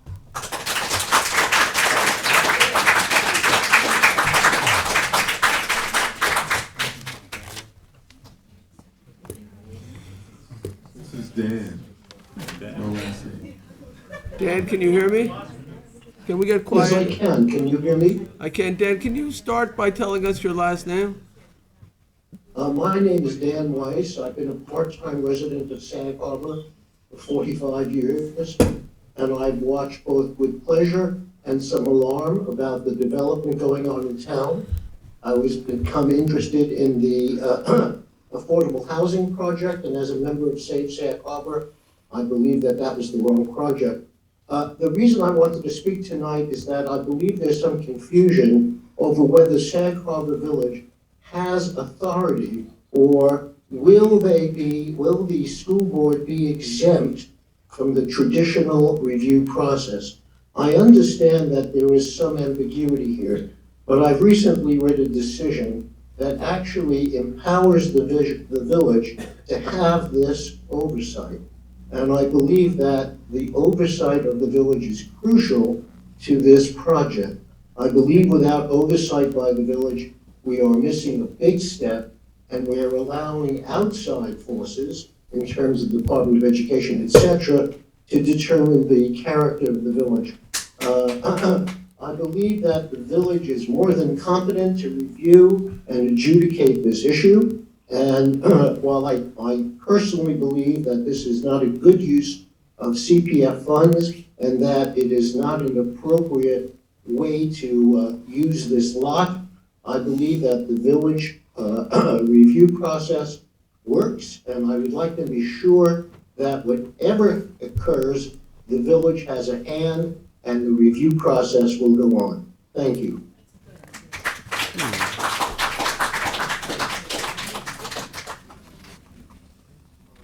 Patricia's name. Patricia, can you hear me? Reed is her last name. Yes. Hi. Hi.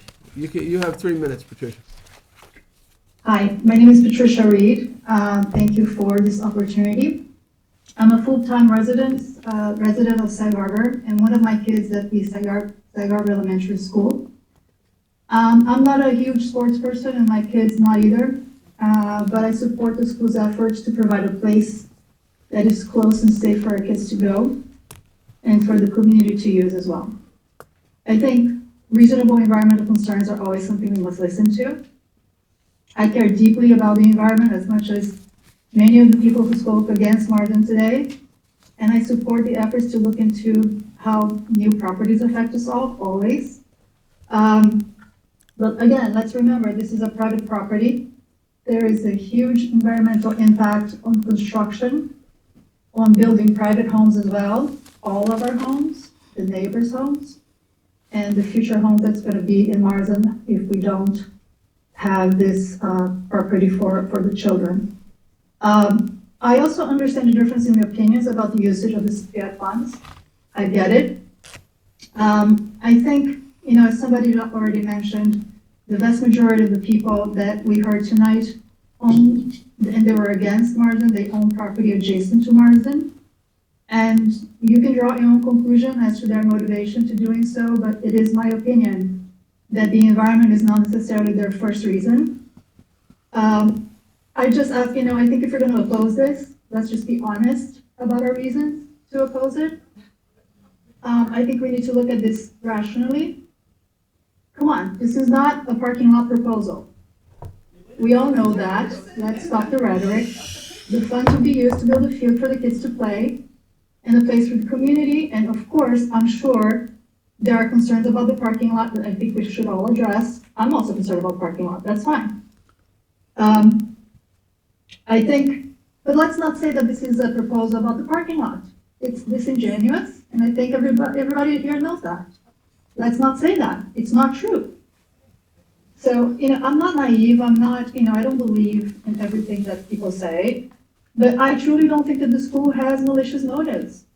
Come on, guys, we can compromise, we can have discussions as a community. You don't have to resort to lies or misinformation. 30 Please. seconds. I urge you to use your reason to the board and to listen to over 600 people who already voted yes, and please pass the proposal for the sake of our children and our community at large. Other citizens, like senior citizens, other members of the community, like Jamie said, can also benefit from this. And like you said, Hugh Davis said, we believe that due diligence will be done. So let's move forward and have discussions and achieve a compromise that benefits everyone. 3 We should be minutes. able to do this in Sag Harbor. Thank you. We have come to the conclusion of our hands. Oh, wow. Don't ask. 47 Do not people. ask. Okay, let's close the hearing. All right. So there's a lot to digest tonight. Don't ask. There's a lot to digest. There was some information that I think is needed. Board, I'm not sure how best to proceed. I mean, I feel like we're not there yet, like that we have to solicit more information, and which may mean that we have to hold this hearing over to another date, which I would try to ask everybody not to come back and say the exact same things again, but that's sort of my inclination, is to push it toward mid-March for a second public hearing. We I mean, did receive an email today from one of the trustees of the Village of Sag Harbor asking us to keep the hearing open. Yeah, I mean, sometimes we just leave the written record open, but in this case, I'm more inclined to keep the public hearing. We have a lot of legal questions that have been raised. I mean, normally when we do CPF, it's not controversial. So everybody's happy. It's it's easy. But it is getting harder and harder to create, fields for the community and things like that. There's no good spots. There's no good spots for affordable housing. There's not a lot of land left. And we have competing needs. The school has needs, and I think they're noble. The community has needs and concerns. I think that they are legitimate. There are unanswered questions about drainage. We don't have all the information we had requested. We have a lot of legal questions that I need the attorneys to sort of sort through. I know the school's sort of in a hurry here because they're not sure how long the property owner will keep it available to the school. That's legitimate. But that's sort of my thinking at this point is to adjourn it to another day. What's the next March hearing? 14th. March is 1 14th, o'clock, that would be a and date. March 28th is 6 PM. March 28th. 14th is Let's. 14th is the cannabis registry. Oh, that'll be a fun night. We have zoning for cannabis on the 14th. Maybe it'll work out good. I don't know. But that's an afternoon. If you Might wanted to do mellow an everybody afternoon, out. that's an afternoon. The 14th is an afternoon. 14th's an afternoon meeting. 29th. What's the And next one on the after that? 29th as We well. have a 29th So- board meeting. March as well. 29th? That's a I know. special meeting with The a other, special the other meeting. issue. No, I know, but I'm just making you aware. I know the other issue for the school is if there is going to be a bond vote, they want to tie it in with the budget vote, right, Jeff? Can we ask some questions? Can I just respond to Yeah. that? Because the problems with the school and their bond vote has really little to do with our decisions that we need to make on CPF. And I think it's important that we get all the information that we requested originally before we can do anything as a board. That's how I feel as one board member.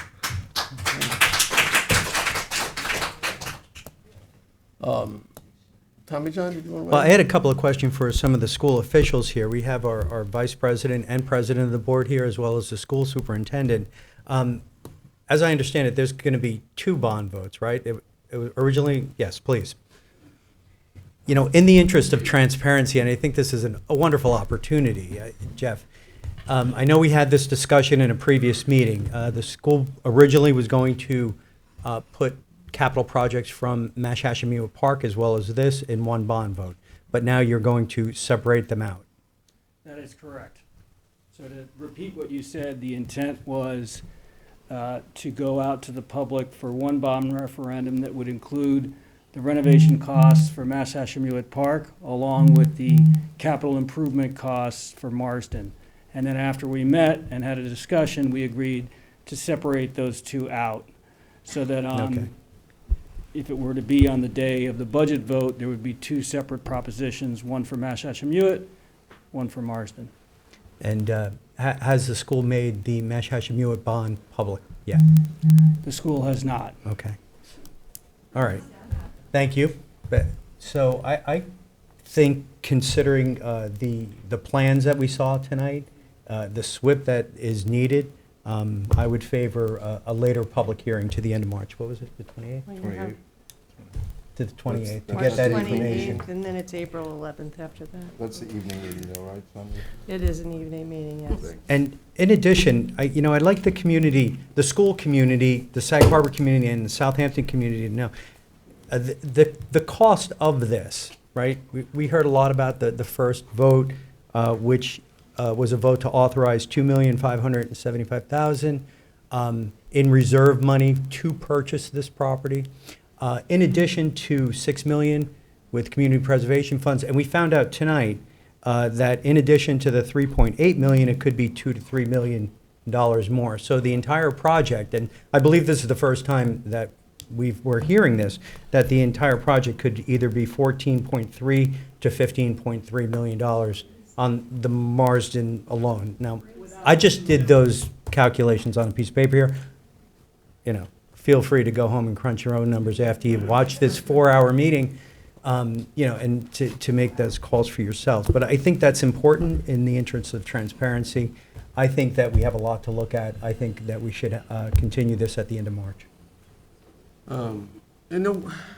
Jim, we don't have to pick one of those dates, do we?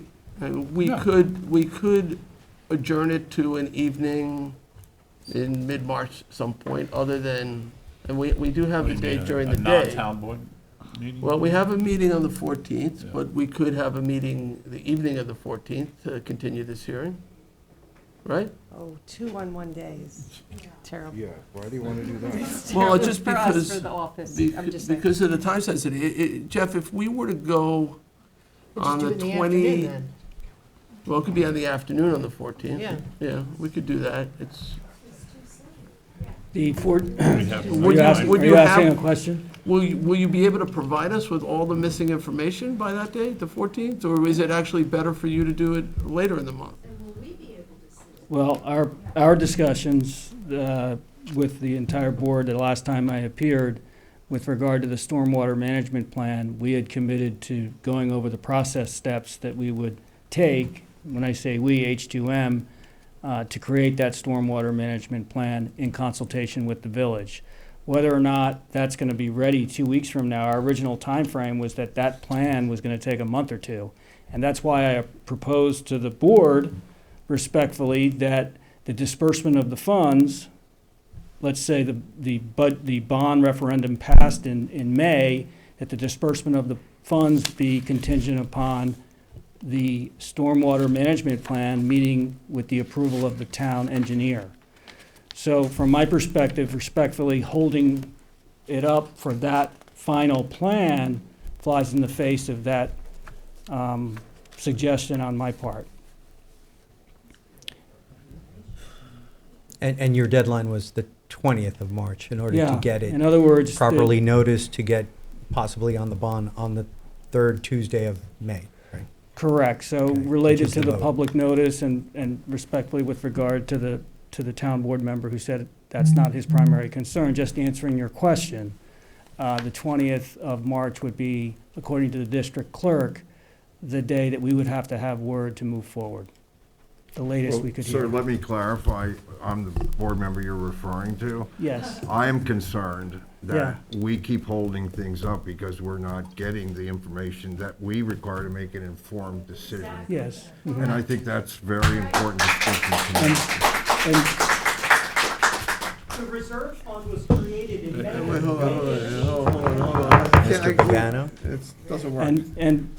And I hear what you're saying. Can you and- have the Go cost ahead. for the bond without the SWIP plan? No. What we have to do, and what I think we could do a better job of, is by your next meeting, if it is in mid-March, providing more detail with regard to that stormwater management plan number, and get as much specific information as we can. But again, as per my comments 2 weeks ago, this process takes 2 to 3 months.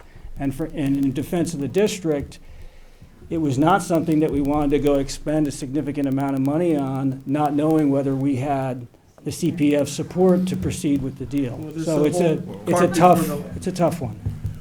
There's unfortunately several cart before the horse Yeah, type of I issues get it. here. We're in a awkward position here. We, clearly, if this is just a numbers game, 3-1 against this here today. That doesn't mean it's 3-1 out there in the community, but we held a public hearing. More people spoke against it than for it. That doesn't mean, though, that within the Sag Harbor community, that there isn't a broad base of support. We won't know unless there's some sort of public vote.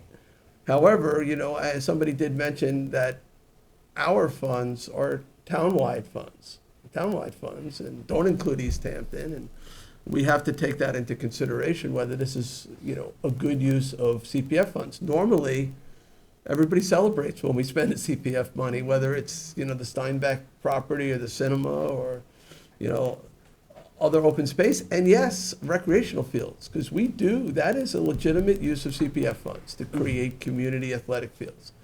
Can I comment for a second? I want to say, before you do, I want to say one more thing. When we noticed this public hearing, we noticed two possible ways to proceed forward. One was a development rights acquisition, and the other was sharing the fee, the actual title with the school, where we'd be co-owners. And there are some significant differences potentially in terms of liability, but also in terms of process. If we're fee owners, the town does not enjoy the same exemptions that the school does from local zoning and within the village. And clearly, we would have to then take it to the village board. I don't even know if a community facility like this is conforming to local zoning. I don't know what will happen in terms of the ARB there. There's a lot of uncertainty. So if we were to move forward in that regard, it still might not happen. There's also, if the bond vote fails, it doesn't happen. There are an awful lot of ifs. And I think we have to sort of work with our council in terms of getting advised as to if we are going to partner, what is the best mechanism that we partner under. And one of those mechanisms will require it goes to the village board. And so I don't know what your feelings, whether you voluntarily, if we went the other way, go through the village process or not. I'd like you to comment on that in terms of, we don't have an advisory opinion at the moment from the village board. And it is in the village. And normally when we do CPF acquisitions within villages, it's usually the village that is coming to us, not the school. It's the village saying, we want Steinbeck Park. Please buy this property, or Silly Farm, or whatever it might be.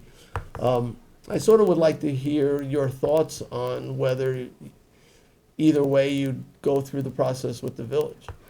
Well, let me respond to another comment that you made, and then Sure. go to that. Okay. So the first is that, the minute that the school district announced this in early September, that we had gone to contract on the 5th lot, there's been a very vocal opposition to this proposal. And it's not lost on me, I've worked in Sag Harbor for 25 years, that and I don't mean this disrespectfully, that a lot of the opposition lives in very close proximity to Marsden. Not all, a lot. And that's not meant as a disrespectful comment. It's a factual comment. Let Jeff speak. Yeah, my comment though, with regard to the 3-to-1 ratio, which I think is accurate, maybe it was 4-to-1 tonight, there was a vote as well in the community that the public spoke out about this, and there will be another vote. So my first comment really I don't like to put too much weight, and I'm not sitting in your shoes, in the 4-to-1 majority as it relates to this specific hearing, because this has been going on for months. With regard to the process question, which is your second question, if my understanding is, and I think you were accurate, if it's a joint ownership, then the school district does not have the leeway to just go through state ed. They would have to go through the local municipal oversight board, which in this case is Sag Harbor Village. If it's a situation where it's not joint ownership and the school district owns it and the town has the development rights, for the most part, established law is that you don't have to go before a municipality. However, as a gentleman said tonight, there are cases in extraordinary circumstances where you would. And in those cases, it's usually where there is a proposal that is out of the ordinary. So something like a scoreboard that's 50 by 50 that's lit 20 hours a day would require you to go to a municipality. I'm not speaking for the Board of Education right now in answer to your question, but one of my concerns as an individual is that if we have to go to a village board for oversight, that the opposition that has been quite vocal all along is just going to drag this on forever at the next municipal level. And I say that with all honesty. Right. And maybe we have to, but that's a concern on our part. But we would have that, if we were going alone and creating a community park, we would have to go through the village. Right, right. So that's the answer. Any follow-up questions? Well, it's just another big if, Yeah. right? Yeah. So what, if we were to, let's say, go that route? Yeah. Allow for a community vote, voluntarily or mandatorily, go through the village, and let's say you're not able to build this field the way you want, is there a plan B? No, there wouldn't be. It would be it would be off, because our discussions from the beginning, and if people have spoken about what the school district's discussions were from the start, and I can only speak for what the school district's discussions were with the Community Preservation Fund program manager at the time, but they were solely on an athletic field being constructed on the Marsden lots. There was never any discussion other than that between the school district and the Community Program Fund program manager. So, and that was driven, by the way, the request by our facility needs. But did the school consider going it alone and not involving the town? When we considered it, but then when we talked to the program manager, and after multiple discussions and an agreement was formed, that was the route that we zeroed in on for the reasons that you're well aware of. Did you foresee this level of controversy? I did not.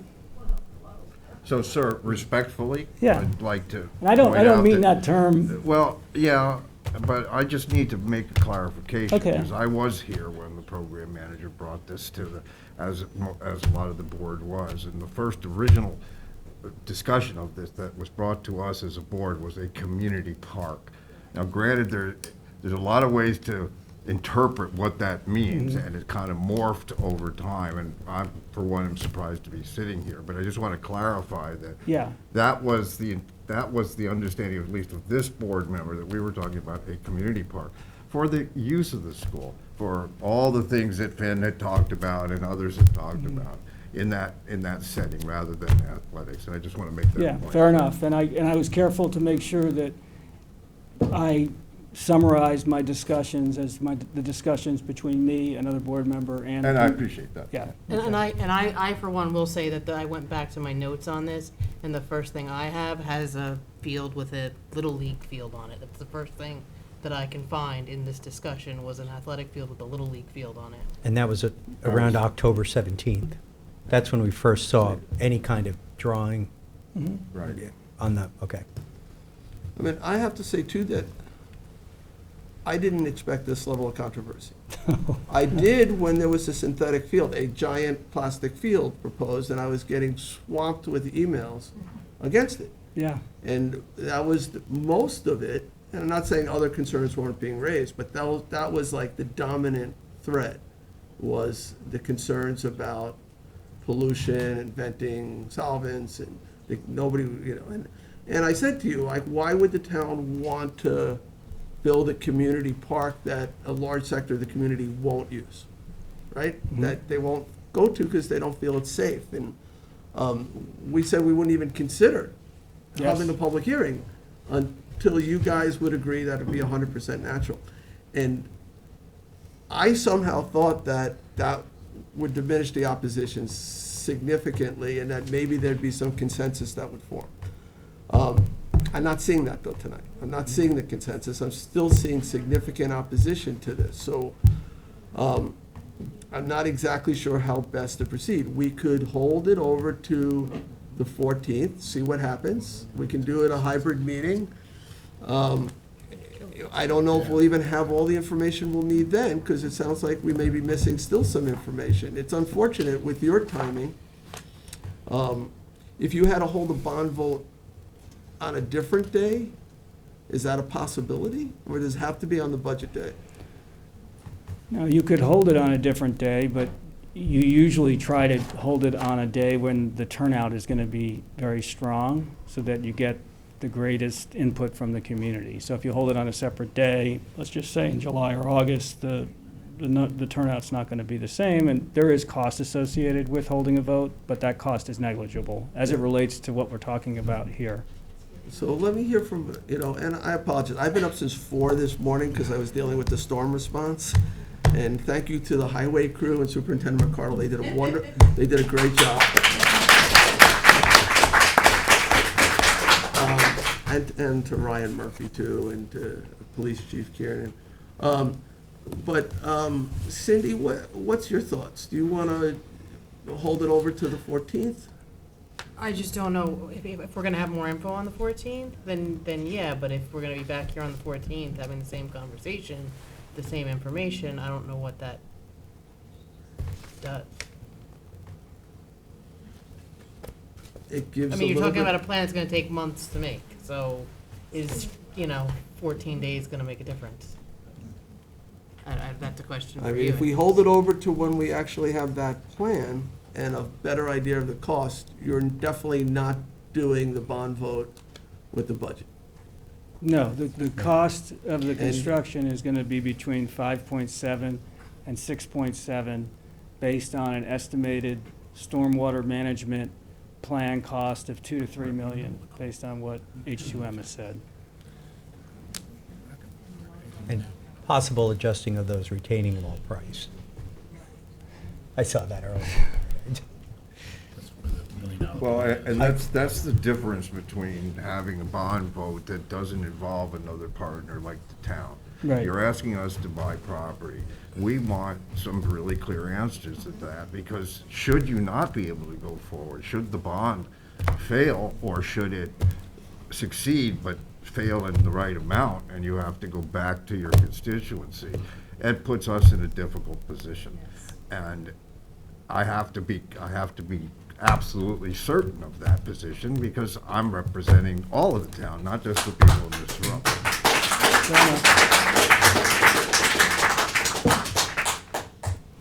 So passage of the bond was a condition. We didn't want to get in the situation of spending $6 million and then the school not being able to execute the plan.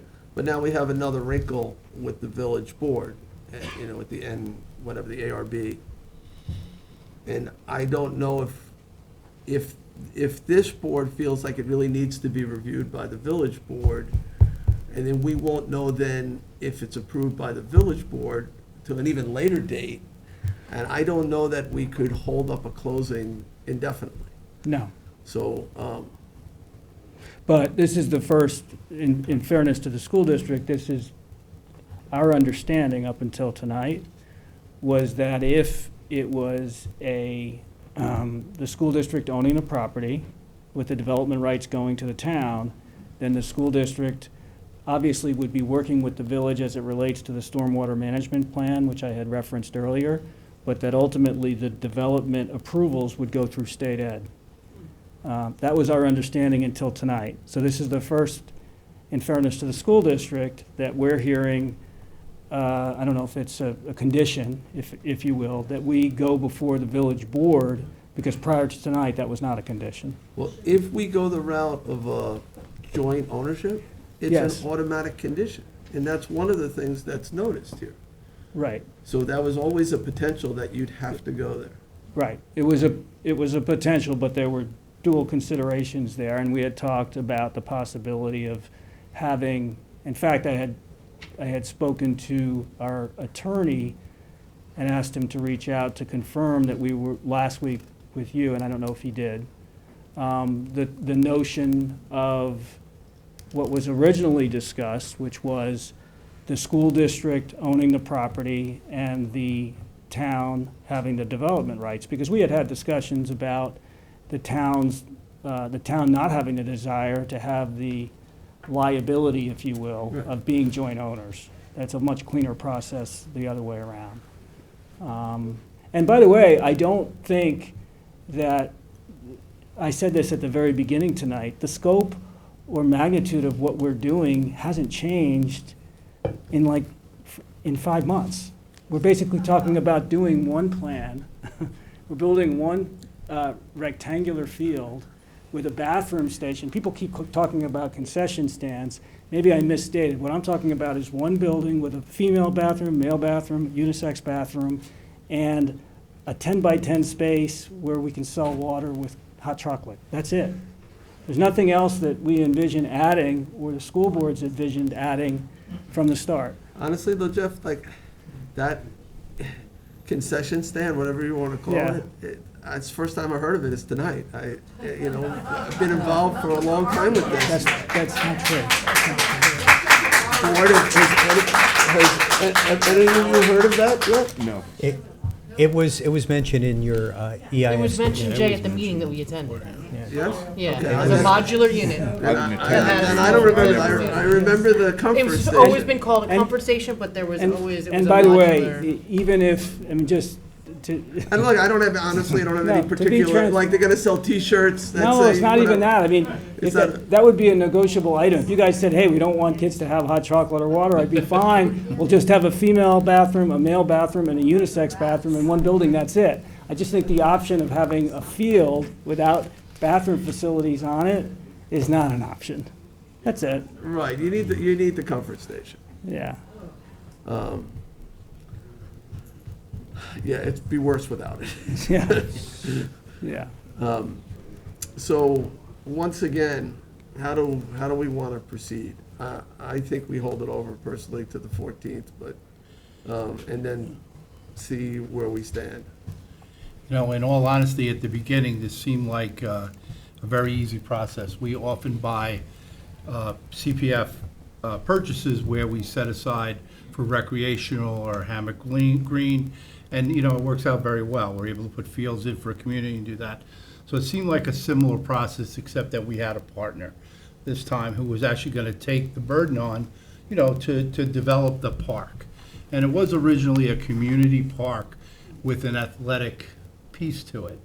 Turns out 4 acres maybe isn't big enough for everything we were thinking about at the beginning. Okay.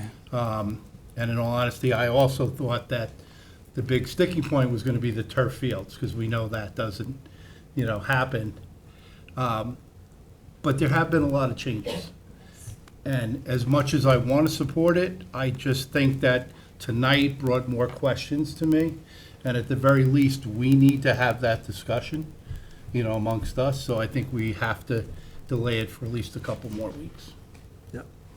I just want to make one clarification for everyone. I said before that CPF can be used for athletic facilities, but currently it can't be used to build the athletic facilities. Yeah. It can be used to purchase the land for athletic facilities, and that's why, these types of partnerships can seem appealing, because we have a different source other than, going to Southampton taxpayers to build it.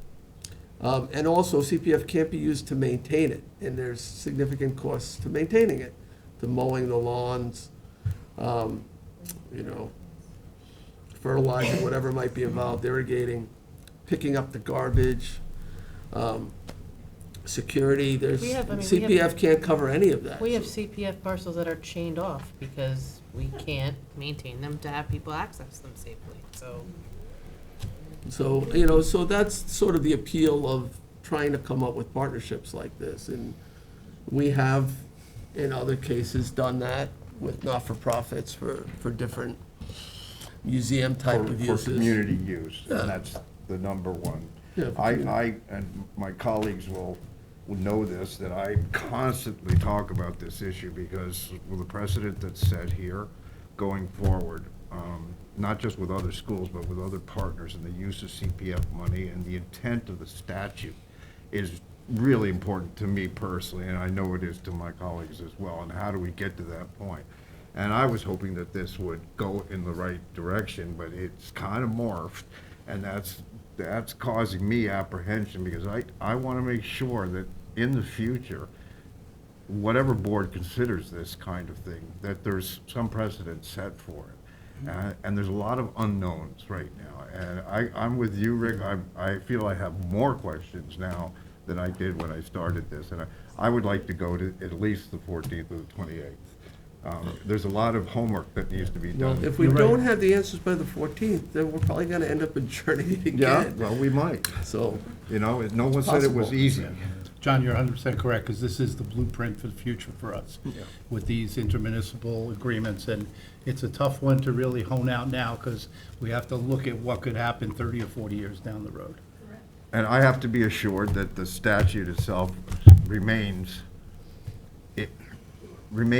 thank you, pure was the word that was trying to pop out of my head, but adheres to the intent of the statute, which we all know. And people interpret that, and we do use athletic fields. We've done this before, but not in a partnership that sort of seems to or possibly excludes full-time access by the local public. So those stewardship agreements that we get into are very complex, and this is one of them. This is a little different because I'm not even sure who's in control, whether it's the Village of Sag Harbor, whether it's the Board of Education. I just don't know. And I need to feel comfortable making a decision based on having that. And to be clear, John, too, this was a matter of, we were taking 5 lots off that may be developed and putting a park in. It wasn't that we were trying to destroy the integrity of the community or the neighborhood. You know, we were leaning towards doing the right thing, that a park would be better than 5 mansions on the property. And that's kind of how we got this process started. So as much as my heart still wants to, you know, kind of be in the let's have some playing fields and help with the kids, I think we do have a little bit to discuss. Fair enough. we also have to answer the secret question, particularly if the town is going to acquire with the intention of creating athletic field with the school, and it is in a historic district and it's over 2.5 acres, we need clarity whether an EIS is something that might be required. So I'm gonna leave that to the lawyers. But I think, But that, if an EIS is required here, I think we have an answer to that. okay. It is? You need to, All right, so if an EIS is okay, we're good. required, then at some point there has to be a finding No, statement and a there's decision. I didn't want to And answer. that, but again, is something that is, This has been addressed, so if we let him just talk for 20 seconds, and Sure. then we can put it to rest, I think. The secret process has not been completed. There was initial secret process that was done for purchasing the property, but then there is another secret process that'll have to be done for determining what the use of the property is and what that development was. We did not have that information at the time when the initial secret was determined. No. so hold on. So we did not. Guys, come on, this is the They can do board. whatever they want. So will that include the dump aspect of it Yes, and any contaminants and absolutely. all We've that? said that throughout this entire process, that the secret process was not completed with that initial secret determination for purchasing the property alone. Okay. There is another secret process that has to be done, and that is a much more far extensive determination. Both SHPO needs to be addressed, CEQA needs to be addressed, the historic preservation issues need to be addressed. All of that will be contained within the next CEQA determination. And how long would that take? Well, knowing that we have to speak with the DEC, knowing that we have other agencies that we have to deal with, that could take several months as well to get done. It was the same process that we went through with the Mashasha-Muir Park. But then that also has to be a condition for closing. Yes, and could I ask, we do have an expert in the room here that's looking askance right now, because I think he should respond. Well, there's to also that. the concern, the town board has to take an action, and that action has to be reviewed by secret. So there's you have the secret process that the school district is doing, but we also have to do our own secret process, and we have to analyze whether is it a type 1, is going to require an EIS for our action. Our action is separate from the school board. Yeah, I mean, I'm not gonna buy a piece of property to build a house on, and then be told later that I can't build that house on. You can't take an action. Right, So exactly. there's a lot of questions, we need to talk to legal. We're saying we're gonna hold this over till the 14th, it's going on 10 o'clock at night, we have 140 pages of an I know we have a agenda to lot get of there. resolutions So, ahead, too. can we hold it over and get more answers and? We can certainly hold it over, but I think we need to go in eyes wide open here, because it just doesn't seem like May is a realistic time no matter what. for a vote. It's, how could that happen? How could we do an EIS and get that done, and then an EIS, it's not a given that it'll be a positive outcome on an EIS. It could be a negative outcome. Well, I'd like to ask, we have Bob DeLuca here, who's, I consider an expert on the subject. Could he just have the same 20 seconds to speak to that? Do you mind? I'll give you a minute. I'll Great. give you a minute. It sounds like, however it got here, like this is the definition of segmentation, right? Secret tells you in the first page, you have to address the overall action. So that overall action includes the purchase of the property, the conditions of the purchase, and what you're gonna do on the property. So when the school board neg-decked the part of the project that they neg-decked, first, they had it as an unlisted action, which it isn't, but setting that aside, you have no secret at all on this so far, right? So you have to classify this action. Once you have it classified, you have to make a determination of significance. It's a type 1 action. There's a fair amount of concern here, including from your own CPF committee that says you shouldn't do it. So you're gonna have to make a very strong case that you should, and the most significant part of the secret process is the consideration of alternatives. And you can't consider alternatives if your only secret process is on the project you decided to do.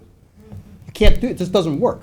So setting aside my own concerns about it, I mean, Jim is on the right track here, which is you've got to basically do your own secret prior to any resolution that approves anything on this project. And that's going to require, I think, in the face of what's proposed on this property, because you're not taking a private athletic field and making it a town field or a cleared piece of property. There's all sorts of potential environmental harm, whether you can discuss the magnitude of it, but that's the core of the secret analysis that you need to do prior to rendering a final determination in a finding statement. And I don't think either you or the village wants to leave that hanging out there in the face of significant opposition. All right, thank you, Bob. Thanks, Bob.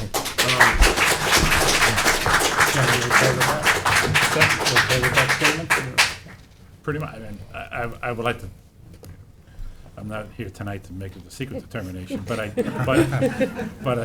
do agree that we, like I said earlier, before this board can take an action, we have to do our own secret findings. And if the secret finding is determination that it's a type 1 and we have to do an EIS, which we have not even looked at this point. If that's the case, then of course, yes, it's going to take a long time. It's a process.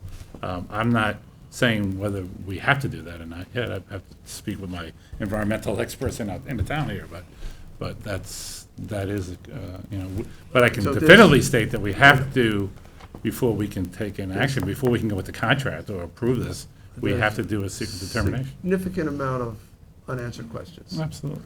And I'll agree to adjourning to the 14th. We'll have some of those answers, but I doubt we'll have them all. We're not going to have. So, Okay. all right, and, because otherwise we're gonna be here all night. And we actually are gonna be here for a long time. We have a lot of resolutions ahead. So I'll make a motion. It's a 1 o'clock meeting, right, Cindy? Yes. And we'll do it by hybrid, and it might go on well into the evening, who knows? I'll make a motion to adjourn to March 14th. Second? Seconded by Councilman Scavone, all in favor? You can set our voice down. So if, we're gonna take 5 minutes for everybody to exit, and then we will reconvene here. There's other things too. All right, we're gonna resume our meeting. No. I don't think so. Even though it's 10 o'clock, you guys, I think you can take off. We'll be fine. Thanks, Jackie. Thanks, We'll talk Dan. tomorrow. Thanks, Dan. All right. Okay, so next up is public portion. I know we cleared the house here, but not online. We have a number of people online, I think, who want to speak in public portion. So, I'm looking at your plate over there, what is? you want to pass this down to Sunday and pass it back. All right, so Charles, we're opening public portion. If you are watching our meeting, we thank you for your patience. That was quite a long public hearing. We started at 6, it's now 10 o'clock. But if you're still with us and you want to be heard in public portion on any matter of concern to you, now's your opportunity. We'll give you your 3 minutes. So, Charles, if you're online and wish to be heard, you need to click the raise hand icon found normally at the bottom of your screen. Hearing none. 1 second. And if you waited this long, you have really got something to say. You know, I wish I said to all those people who just left to drive carefully, because there, Yeah, it might be ice. there is some, Icing. icing going. 2 weeks. Yeah, 2 but he's weeks. not responding, so. Sorry. It's okay, Sonny. It's after 10 o'clock. Anybody want a lemon drop? And I haven't had dinner. So no hands. I have a hand, but he's not responding. Okay. Okay. All right. Going once, going twice, going 3 times. Look, Go. one more moment, and then I'm gonna close No. public portion. Hands down, Close we're public done. portion. All right, I'll make a motion to close public portion. Second. Seconded by Councilwoman McNamara, all in favor? Aye. Aye. All right, let's see how we do with speed reading. Okay. All right, so to the resolutions, we're gonna start with 300 of 23. Rick, you're up. Authorized purchase of heavy-duty parts, Sterling, Mack, Ford, Kenworth, and Peterbilt from the Gabrielli Truck Sales Limited using the Suffolk County contract. Second. Seconded by Councilman Scavone, all in favor? Aye. Right, approved. Town Board Resolution 301 of 2023, co-sponsored with Councilwoman McNamara, authorized purchase of liquid blended phosphates from Massapequa Water District contract with Caris Corporation. Second? Seconded by Councilwoman McNamara, all in favor? Aye. Aye, approved. Town Board Resolution 302, co-sponsored with Councilwoman McNamara, authorized purchase of snow equipment, parts, accessories, and cutting edges using the Town of Huntington contract. Second? Seconded by Councilwoman McNamara, all in favor? Aye. Aye, approved. 303 of 23, authorized purchases from Omnia Partners contract with Amazon Services LLC. Second. Seconded by Councilman Bouvier, all in favor? Aye. Aye, approved. 304 of 23, authorized purchases from Omnia Partners contract with Home Depot USA, Inc. Second. Seconded by Councilman Scavone, all in favor? Aye. Aye, approved. 305 of 23, authorized purchases of aftermarket vehicle parts from Napa Auto Parts using Sourcewell contract. Second. Seconded by Councilman Bouvier, all in favor? Aye. Aye, approved. 306 of 2023, authorized purchase of heavy construction equipment with related accessories, attachments, and supplies from Komatsu America using the Sourcewell contract. Second? Second by Councilman McNamara, all in favor? Aye. Approved. 307 of 2023, co-sponsored with Councilwoman McNamara, authorized purchases of meter pits and ancillary equipment from Core & Main LP using the Town of Riverhead contract. Second? Seconded by Councilwoman McNamara, all in favor? Aye. Aye, approved. 308 of 23, authorized purchases of process services from One World Judicial Services, Inc., using Suffolk County contract. Second? Seconded by Councilwoman McNamara, all in favor? Aye. Aye, approved. 309 of 23, co-sponsored with Councilman Scavone, authorized supervisor to sign intermunicipal agreement with Sag Harbor for fire marshal services. Second. Seconded by Councilman Scavone, all in favor? Aye. Aye. Aye, approved. Town Board Resolution 310 of 2023 to authorize the supervisor to execute a 2023 cooperative agreement with neighboring villages for town to provide shared computer services. Second. Seconded by Councilman Bouvier, all in favor? Aye. Aye, approved. Town Board Resolution 311 of 2023, authorized supervisor to sign a contract extension for traffic line striping and traffic markings with Seneca Pavement. Second? Seconded by Councilwoman McNamara, all in favor? Aye. Aye, approved. Town Board Resolution 312 of 2023 is to authorize the supervisor to sign a contract with Scranton Technology Solutions to service the shredder in records management. Second. Seconded by Councilman Scavone, all in favor? Aye. Aye. Aye. Approved. Good one. Town Board Resolution 313 of 2023 to authorize the supervisor to sign a renewal for IT technical support ticketing. Second. Seconded by Councilman Martell, all in favor? Aye. Aye, approved. 314 of 23, authorized supervisor to sign an extended contract with Nelson and Pope for professional design services for HVAC-related services for Central Garage. Second. Seconded by Councilman Martell, all in favor? Aye. Approved. 315 of 23, authorized supervisor to sign contract with Nelson and Pope for professional services related to the Town Hall Solar Photovoltaic Feasibility Study. Second. Seconded by Councilman Bouvier, all in favor? Aye. Approved. Town Board Resolution 316 of 2023, co-sponsored with Councilwoman McNamara, authorized supervisor to sign DPP with Toshiba America Business Solutions, Inc. for copy machine for town attorney from the Eastern Suffolk BOCES contract. Second. Seconded by Councilwoman McNamara, all in favor? Aye. Approved. Town Board Resolution 317 of 2023, authorize the purchase of a steel pavilion and installation services at East Quogue Marina. Second. Seconded by Councilman Martell, all in favor? Aye. Aye, approved. Town Board Resolution 318 of 2023 to authorize the supervisor to execute a service order with Box Incorporated for Business Plus account licenses. Second. Seconded by Councilman Bouvier, all in favor? Aye. Aye, approved. 319 of 23, co-sponsored with Councilman Scavone, authorize the supervisor to execute a contract with Rayner Group, PE and LS, PLLC, for professional engineering and permitting services in connection with the Bridgehampton Senior Center. Second. Seconded by Councilman Scavone, all in favor? Aye. Aye, approved. 320 of 23, co-sponsored with Councilman Scavone, authorize the supervisor to execute a no-cost extension of term of contract for the preparation of a supplemental generic environmental impact statement for the proposed Riverside Sewage Treatment Plant, SDP Hamlet of Riverside. Second. Seconded by Councilman Scavone, all in favor? Aye. Approved. Town Board Resolution 321 of 2023, authorize the supervisor to sign a contract with Johnson Controls Security Solutions for monitoring and maintenance of the burglar and fire alarm at David W. Crohan Flanders Community Center. Second. Seconded by Councilman McNamara, all in favor? Aye. Approved. Town Board Resolution 322 of 2023 to authorize the supervisor to sign a statement of work with Signified upgrade from City Touch Software Service to Interact City Software Service for the remote management of adaptive nodes on streetlights. Seconded by Councilman Scavone, all in favor? Aye. Approved.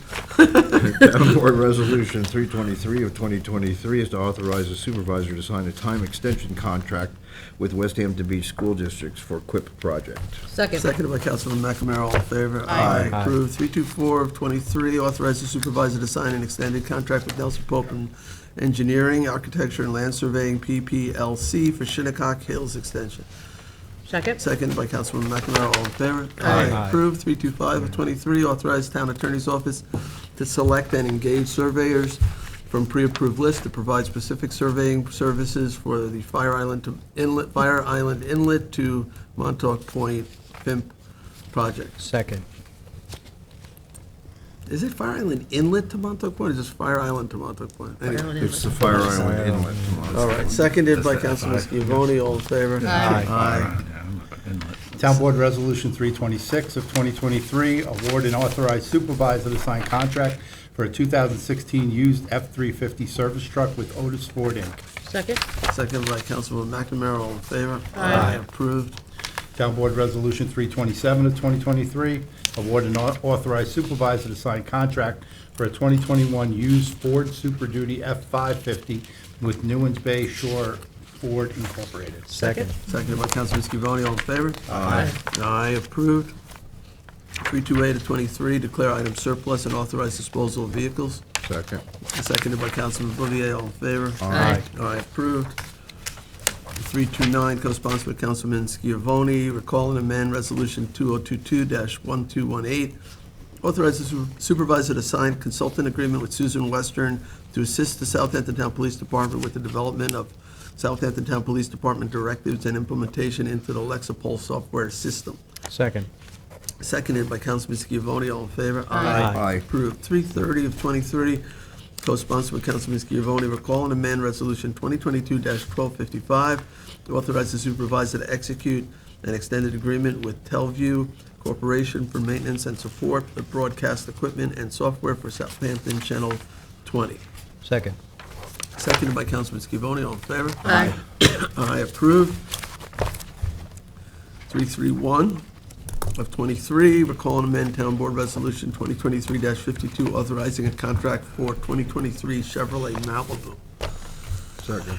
Second by Councilman Bouvier, all in favor? Aye. Approved. Town Board Resolution 332 of 2023, renewal of Zendesk for IT technical support ticketing. Second. Seconded by Councilman Bouvier, all in favor? Aye. Approved. Town Board Resolution 333 of 2023, co-sponsored with Councilwoman McNamara. The 2023 notice to bidders for requirements contract to furnish and install asphalt concrete. Second. Seconded by Councilwoman McNamara, all in favor? Aye. Approved. Town Board Resolution 334 of 2023, co-sponsored with councilpersons McNamara and Martell. The 2023 notice to bidders for roll-off containers. Second. Seconded by Councilman McNamara, all in favor? Aye. Approved. 335-23, co-sponsored with Councilman Bouvier, 2023 notice to bidders for sports court resurfacing and construction requirements contract. Second. Seconded by Councilman Bouvier, all in favor? Aye. Aye, approved. Town Board Resolution 336 of 2023, co-sponsored with Councilman Scavone, is a 2023 notice to bidders for structure demolition at 62 Red Creek Road, Hampton Bays. Second. Seconded by Councilman Scavone, all in favor? Aye. Aye, approved. 337 of 2023 amends the 2022 budget for various departments. Second. Seconded by Councilman Bouvier, all in favor? Aye. Approved. 338 of 2023 amends the 23 adopted budget for land management department. Second. Seconded by Councilman Bouvier, all in favor? Aye. Aye, approved. Town Board Resolution 339 of 2023, co-sponsored with Councilman Scavone and Schneider, and Supervisor Schneiderman, amend 2023 Department of Land Management Building and Zoning Division commercial fee schedule. Second. Seconded by Councilman Scavone, all in favor? Aye. Aye, approved. I need a motion to amend Town Board Resolution 340 of 2023, amend 2023 Department of Land Management Building and Zoning Division electrical fee schedule. What's the change? A motion to amend? Second. We have to tell us how you want to amend it. I am. I have actually, Kim, you have the I breakdown do. on this? I do. On the page Cindy, you have it? 45, the third item, where it says fee waived, it is to be $100. If you go to the next page, 46, the first item, solar, is crossed out for $100. And on Wait, I don't see- page, That's on page 46 at the 48. top. $100 is Yep. crossed out on solar at the top. Oh. That's, we're taking that away? yes, and then on page 48, where it says, 1, 2, 3, on the fifth line, it says solar, it's photovoltaic systems? Voltaic? Photovoltaic. Okay. That is to be added next to the word solar, Okay, makes sense. and that's Could all be I just have. PV. That's it. Okay. It can be PV, it doesn't have to be photovoltaic. But I got solar voltaic systems. Solar and then I'm just reading photovoltaic. what's written. Yeah, So solar voltaic systems, no? that's fine.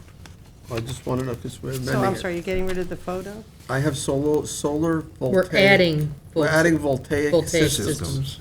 Photovoltaic system. Yes. Photovoltaic. Solar, photo. No, we're word for just me. adding photovoltaic. We'll all know how to say photovoltaic by the end of this meeting. Just say cheese. So we're taking out the word solar? No, we're leaving solar and we're adding Adding. photovoltaic system. All right, solar photovoltaic system. Yes, So there's 3 changes. yes. All right, I've never heard all of right, it. so Councilwoman McNamara is making a motion to amend as just described. Councilman Martell is seconding it, all in favor? Aye. Aye, approved, and now a motion to approve as amended, seconded by Councilman Martell, all in favor? Aye. Aye. Approved. Town Board Resolution 341 of 2023, co-sponsored with Councilman Scavone and Supervisor Schneiderman, amend 2023 Department of Land Management Building and Zoning Division residential fee schedule. Second. Seconded by Councilman Scavone, all in favor? Aye. Aye, approved.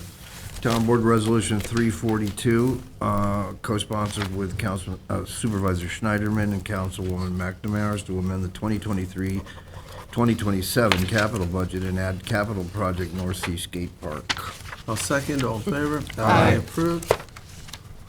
343 of 23, co-sponsored with Councilwoman McNamara and Councilman Bouvier, amends the 23 to 27 capital budget for water quality improvement project, Mecox Bay Inlet. Second? Seconded by Councilwoman McNamara, all in favor? Aye. Aye, approved. 344 of 23, authorizing the acceptance of a grant for the police department to facilitate the implementation of body-worn cameras. Second. Seconded by, And also, you want to second that? or tell I'd me? like, I seconded it, I'd like to be added to it.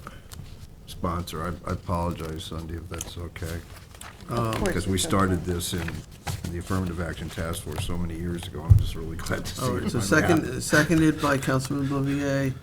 Anybody else want to be added on? Yes, I would. Thank you. You can add me too, Sunday. All right. All right, we'll put Oh, gosh, okay, guys. everybody on. I suspected, Rick? Yes, please. all right, all in favor? Aye. All right, Aye. approved. 345 of 23, authorize town attorney to sign stipulation of settlement agreement. Second. Second? Tommy Joe. Yeah, this is, I think, of no cost. Seconded by Councilman Scavone, all in favor? Aye. Aye, approved.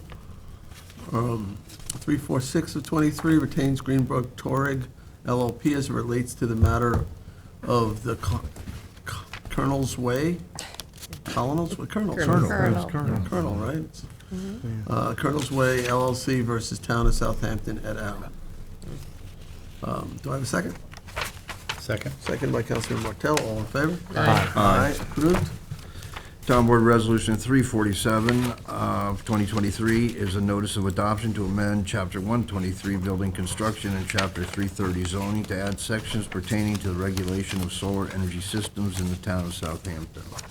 Second. Seconded by Councilman Martell.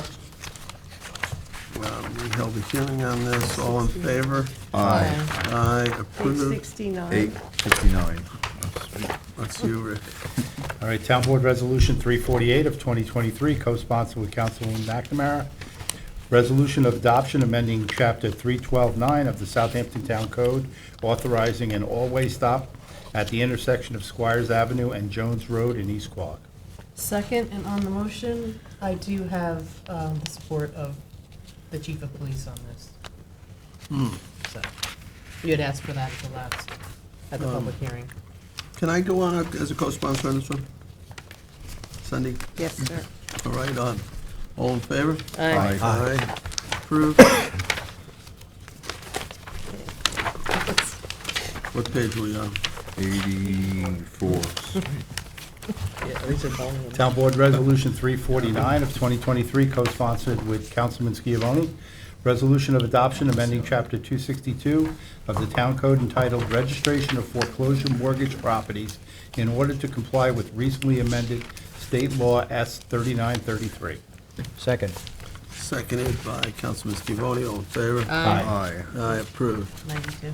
Town Board Resolution. 92. Town Board Resolution 350 of 2023, authorize a cost reimbursement waiver for the North Sea Fire Department Annual Carnival from June 28th through July 2nd, 2023, from 7 p.m. to 11 p.m. Second. Seconded by Councilman Bouvier, all in favor? Aye. Aye, approved. Town Board Resolution 351, co-sponsored with Councilwoman McNamara, to authorize the installation of a new street light in Quogue. East Quogue. East Quogue, yes. Second. Oh, I'm sorry. Seconded by Councilman McNamara, all in favor? Aye. Yeah, we don't do too much for Quogue. Town Board Resolution 352, also co-sponsored with Councilwoman McNamara, is to authorize the installation of a new light in North Sea. Second. New street light. Seconded by Councilman McNamara, all in favor? Aye. Aye, approved. 353 of 23, accepts resignation of Ashley Saccone, Animal Control Officer 1 in Public Safety. Second. Seconded by Councilwoman McNamara, all in favor? Aye. Aye, approved. 354 of 23, accepts retirement of Maria Hilkovich, custodial worker 2 in Municipal Works. Second. And on that note, I'd just like to, Seconded by Councilman Bouvier on the motion. Maria is, we all talked about her before, but she's really going to be missed. Yeah. The best. You know, The she's best. just one of those Always fixtures in a town. smile. Always smiling, always She's- happy, always friendly. Always smiling. She always tells me my hair looks beautiful. She's such a hard Even when I know worker. it doesn't. We She's can just get used to that. She's such a hard worker and such a joy to see somebody who takes so much pride in what they do. Absolutely. But also to really take an interest in all of the people around her. Absolutely. You In the know, whole building. I just don't think there's anyone that she doesn't care about. Yeah, And absolutely. who was saying, bring her your orchids to her? Is that? Oh. Yeah, we call it the plant whisperer. Oh, absolutely. She brings it waters back to everything that's life. dry. She has a Yeah. special solution, and, I mean, I had mine in the garbage, I thought it was dead. And a year later, she came back and it was flowering, and she handed me, I said, why are you giving me this orchid? She said, it's yours. I brought it back to life. Very good. But she's really amazing, but she's a Yeah. wonderful lady, and No, I we've wish been her the very together. best. John, you should give her the one in your office before she. Yeah, before, yeah. Yeah, she's been here a long time. We'll be hiring her back 2001. as a consultant. For orchids. Going back to, I think she's going back to Poland. Congratulations, Well, Maria. we just, Maria, luck. if you're listening, we just wish you the very best. I think she's going back to, You've be earned with a a family. joyous Poland, retirement, and we want you to have that. So And thank you We'll for. we're help gonna her miss watch. you. Sure, we'll have cake. It's always Oh, bittersweet, yeah, we got a these big party tonight. retirements, so, Okay. but we certainly will miss you here. All right, so there's a motion and a second, all in favor? Aye. Aye, approved. 355 of 23 appoints Alexis Marinchel to scale operator from civil service list. Second. Seconded by Councilman Bouvier, all in favor? Aye. Aye, approved, and congratulations. 356, 23 appoints Andrew Rayner to assistant cook in senior services. Second? Seconded by Councilman McNamara, all in favor? Aye. Aye, approved, and congratulations. 357 of 23 appoints Brian Corial to scale operator from civil service list. Second? Seconded by Councilman Bouvier. All in favor? Aye. Aye, approved, and congrats.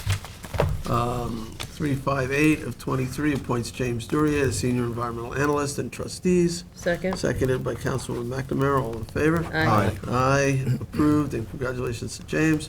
359 appoints Joseph Furlong to Network and System Specialist 2 in Information Technology. Second? Seconded by Councilman Martell. All in favor? Aye. Aye, approved, and congratulations to Joe. It's very good. Does a great job. 360 of 23 appoints Lisa Merker to senior office assistant position in the building department. Second? Seconded by Councilman Scavone. All in favor? Aye. Aye.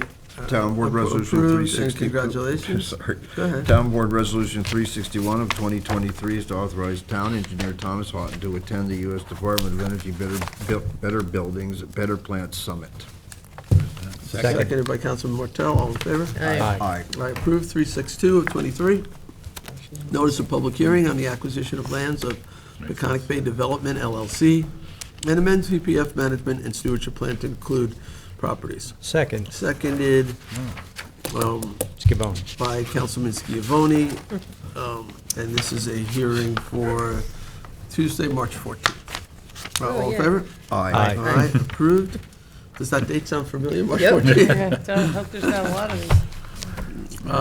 363 of 23, notice of public hearing on the acquisition of lands of Rhonda S. Hessner and Dara Smith Yates Trust, and amend CPF management and stewardship plan to include those properties. This is also our favorite day, March 14th, at 1 o'clock here, seconded by Councilman Bouvier. All in favor? Aye.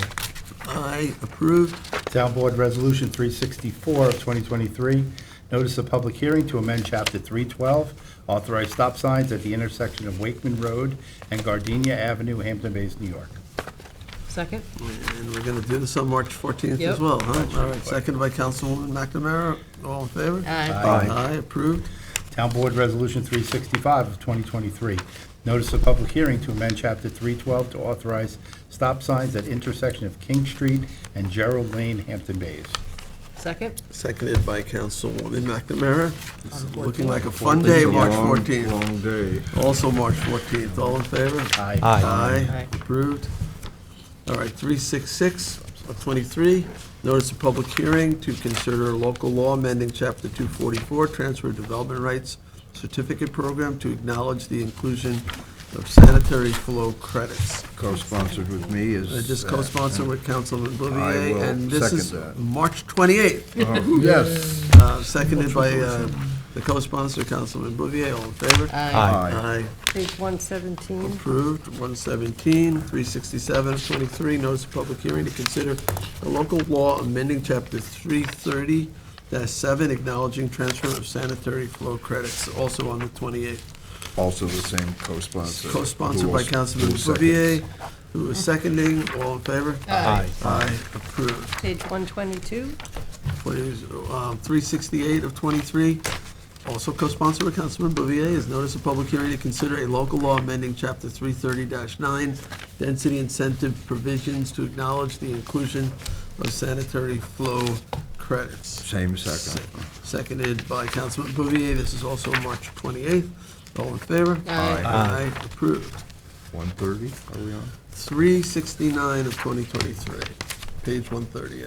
Schedule additional combined secra zone change public hearing for the application entitled The Preserve at South Country Road for a change from CR 40 to multifamily plan residential district, MFPRD, on a 17-acre parcel, proposing development of 104 units, 6 units per acre of affordable rental housing in the hamlet of Quioc. Second. Seconded by Councilman Bouvier. All in favor? Aye. Aye, approved. 370 of 2023, it's a notice of public hearing for RFP selection of development proposals and current zoning amendments required to effectuate waterfront revitalization urban renewal plan at 20 Shinnecock Road, Hampton Bays. Second? Seconded by Councilman Martell. All in favor? Aye. Aye. Aye, approved. 371 of 23, authorize the acquisition of land at 3398 Noyak Road and 146 Old Noyak Road, Noyak, and amends the CPF management and stewardship plan to include the properties. Second. Seconded by Councilman Schiavone. This is a $1.2 million purchase of 3.2 acres of open space. We held a hearing on this. So I'll call the vote. All in favor? Aye. Aye, approved. 372 of 23, authorize the acquisition of land at 12 Bathing Beach Road, Southampton, and amend the CPF management and stewardship plan to include said property. This is a $500,000 acquisition. Seconded by 1 acre Council. property, 500 grand. Seconded by Councilman Bouvier. I was looking at, we're in Southampton, but it's 12 Bathing Beach Road, so. All right, all in favor? Aye. Aye. Approved. Okay, we go now to the walk-ons. 39288 is the ID. It authorizes the supervisor to sign the documentation necessary to accept a Department of Justice grant for the implementation of a body-worn camera program for the Town of Southampton Police Department. I'd like to co-sponsor that. I think everybody would. Yeah. Please. Yes. Okay, Yes, so please. everybody wants to be a co-sponsor on that first resolution. It's a big deal. This has been a long And I time. take it you're seconding? I will second. All right, so seconded by Councilman Bouvier, all in favor? Aye. Aye, approved. 42671 is our, where is it in my packet? Oh, here it is. It's out of order on mine. 42671 is warrant number 4, capital number 4, CPF number 4, and payroll liability. Second. Seconded by Councilman Bouvier, all in favor? Aye. Aye, approved. And the last one, 42675, authorizes the supervisor to sign an access easement with Suffolk County as it relates to the Hampton Bays Water District subaqueous water main project at Mashut Beach County Park. Second. Seconded by Councilman Martell. And Jim, thank you for all the work you've been doing Yeah. with this. And thank the county, and thank Peter Scully and the And the folks over at county, the county. it's been a lot more work than we realized. But Yeah. it really will make, There's no fee? we hope it's gonna make a difference. No fee? No, there'll be a Well, fee. this is, what happened was, It's interim. because we have issues running up against the pipe and clover, so I kind of begged and pleaded with the county to give us this interim agreement, and they agreed to it, so this is gonna help us at least get the project done before April Get the project 1st. done, and then we'll figure out the Yeah, value. we have the appraisal now in too, so, but this way we can get the project done before, and so. All right, And the so- county's been great to work with. They're going and to love the Kathleen was water at great. Mashut. All in favor? One more vote. There's a motion, motion and a second, all in favor? Aye. Who's the Aye. second? We had a Thank you. second. Thank you, Rick. Rick seconded. That was approved. That is our last resolution. It's 10:37. It's been a long meeting. So is there any other business? No. No, other than just, it may be some icy conditions on the road, so please just be careful getting home. Thank you all. I'll make a motion to adjourn. Second. Seconded by Councilman Bouvier. All in favor? Temperatures. Aye. Aye.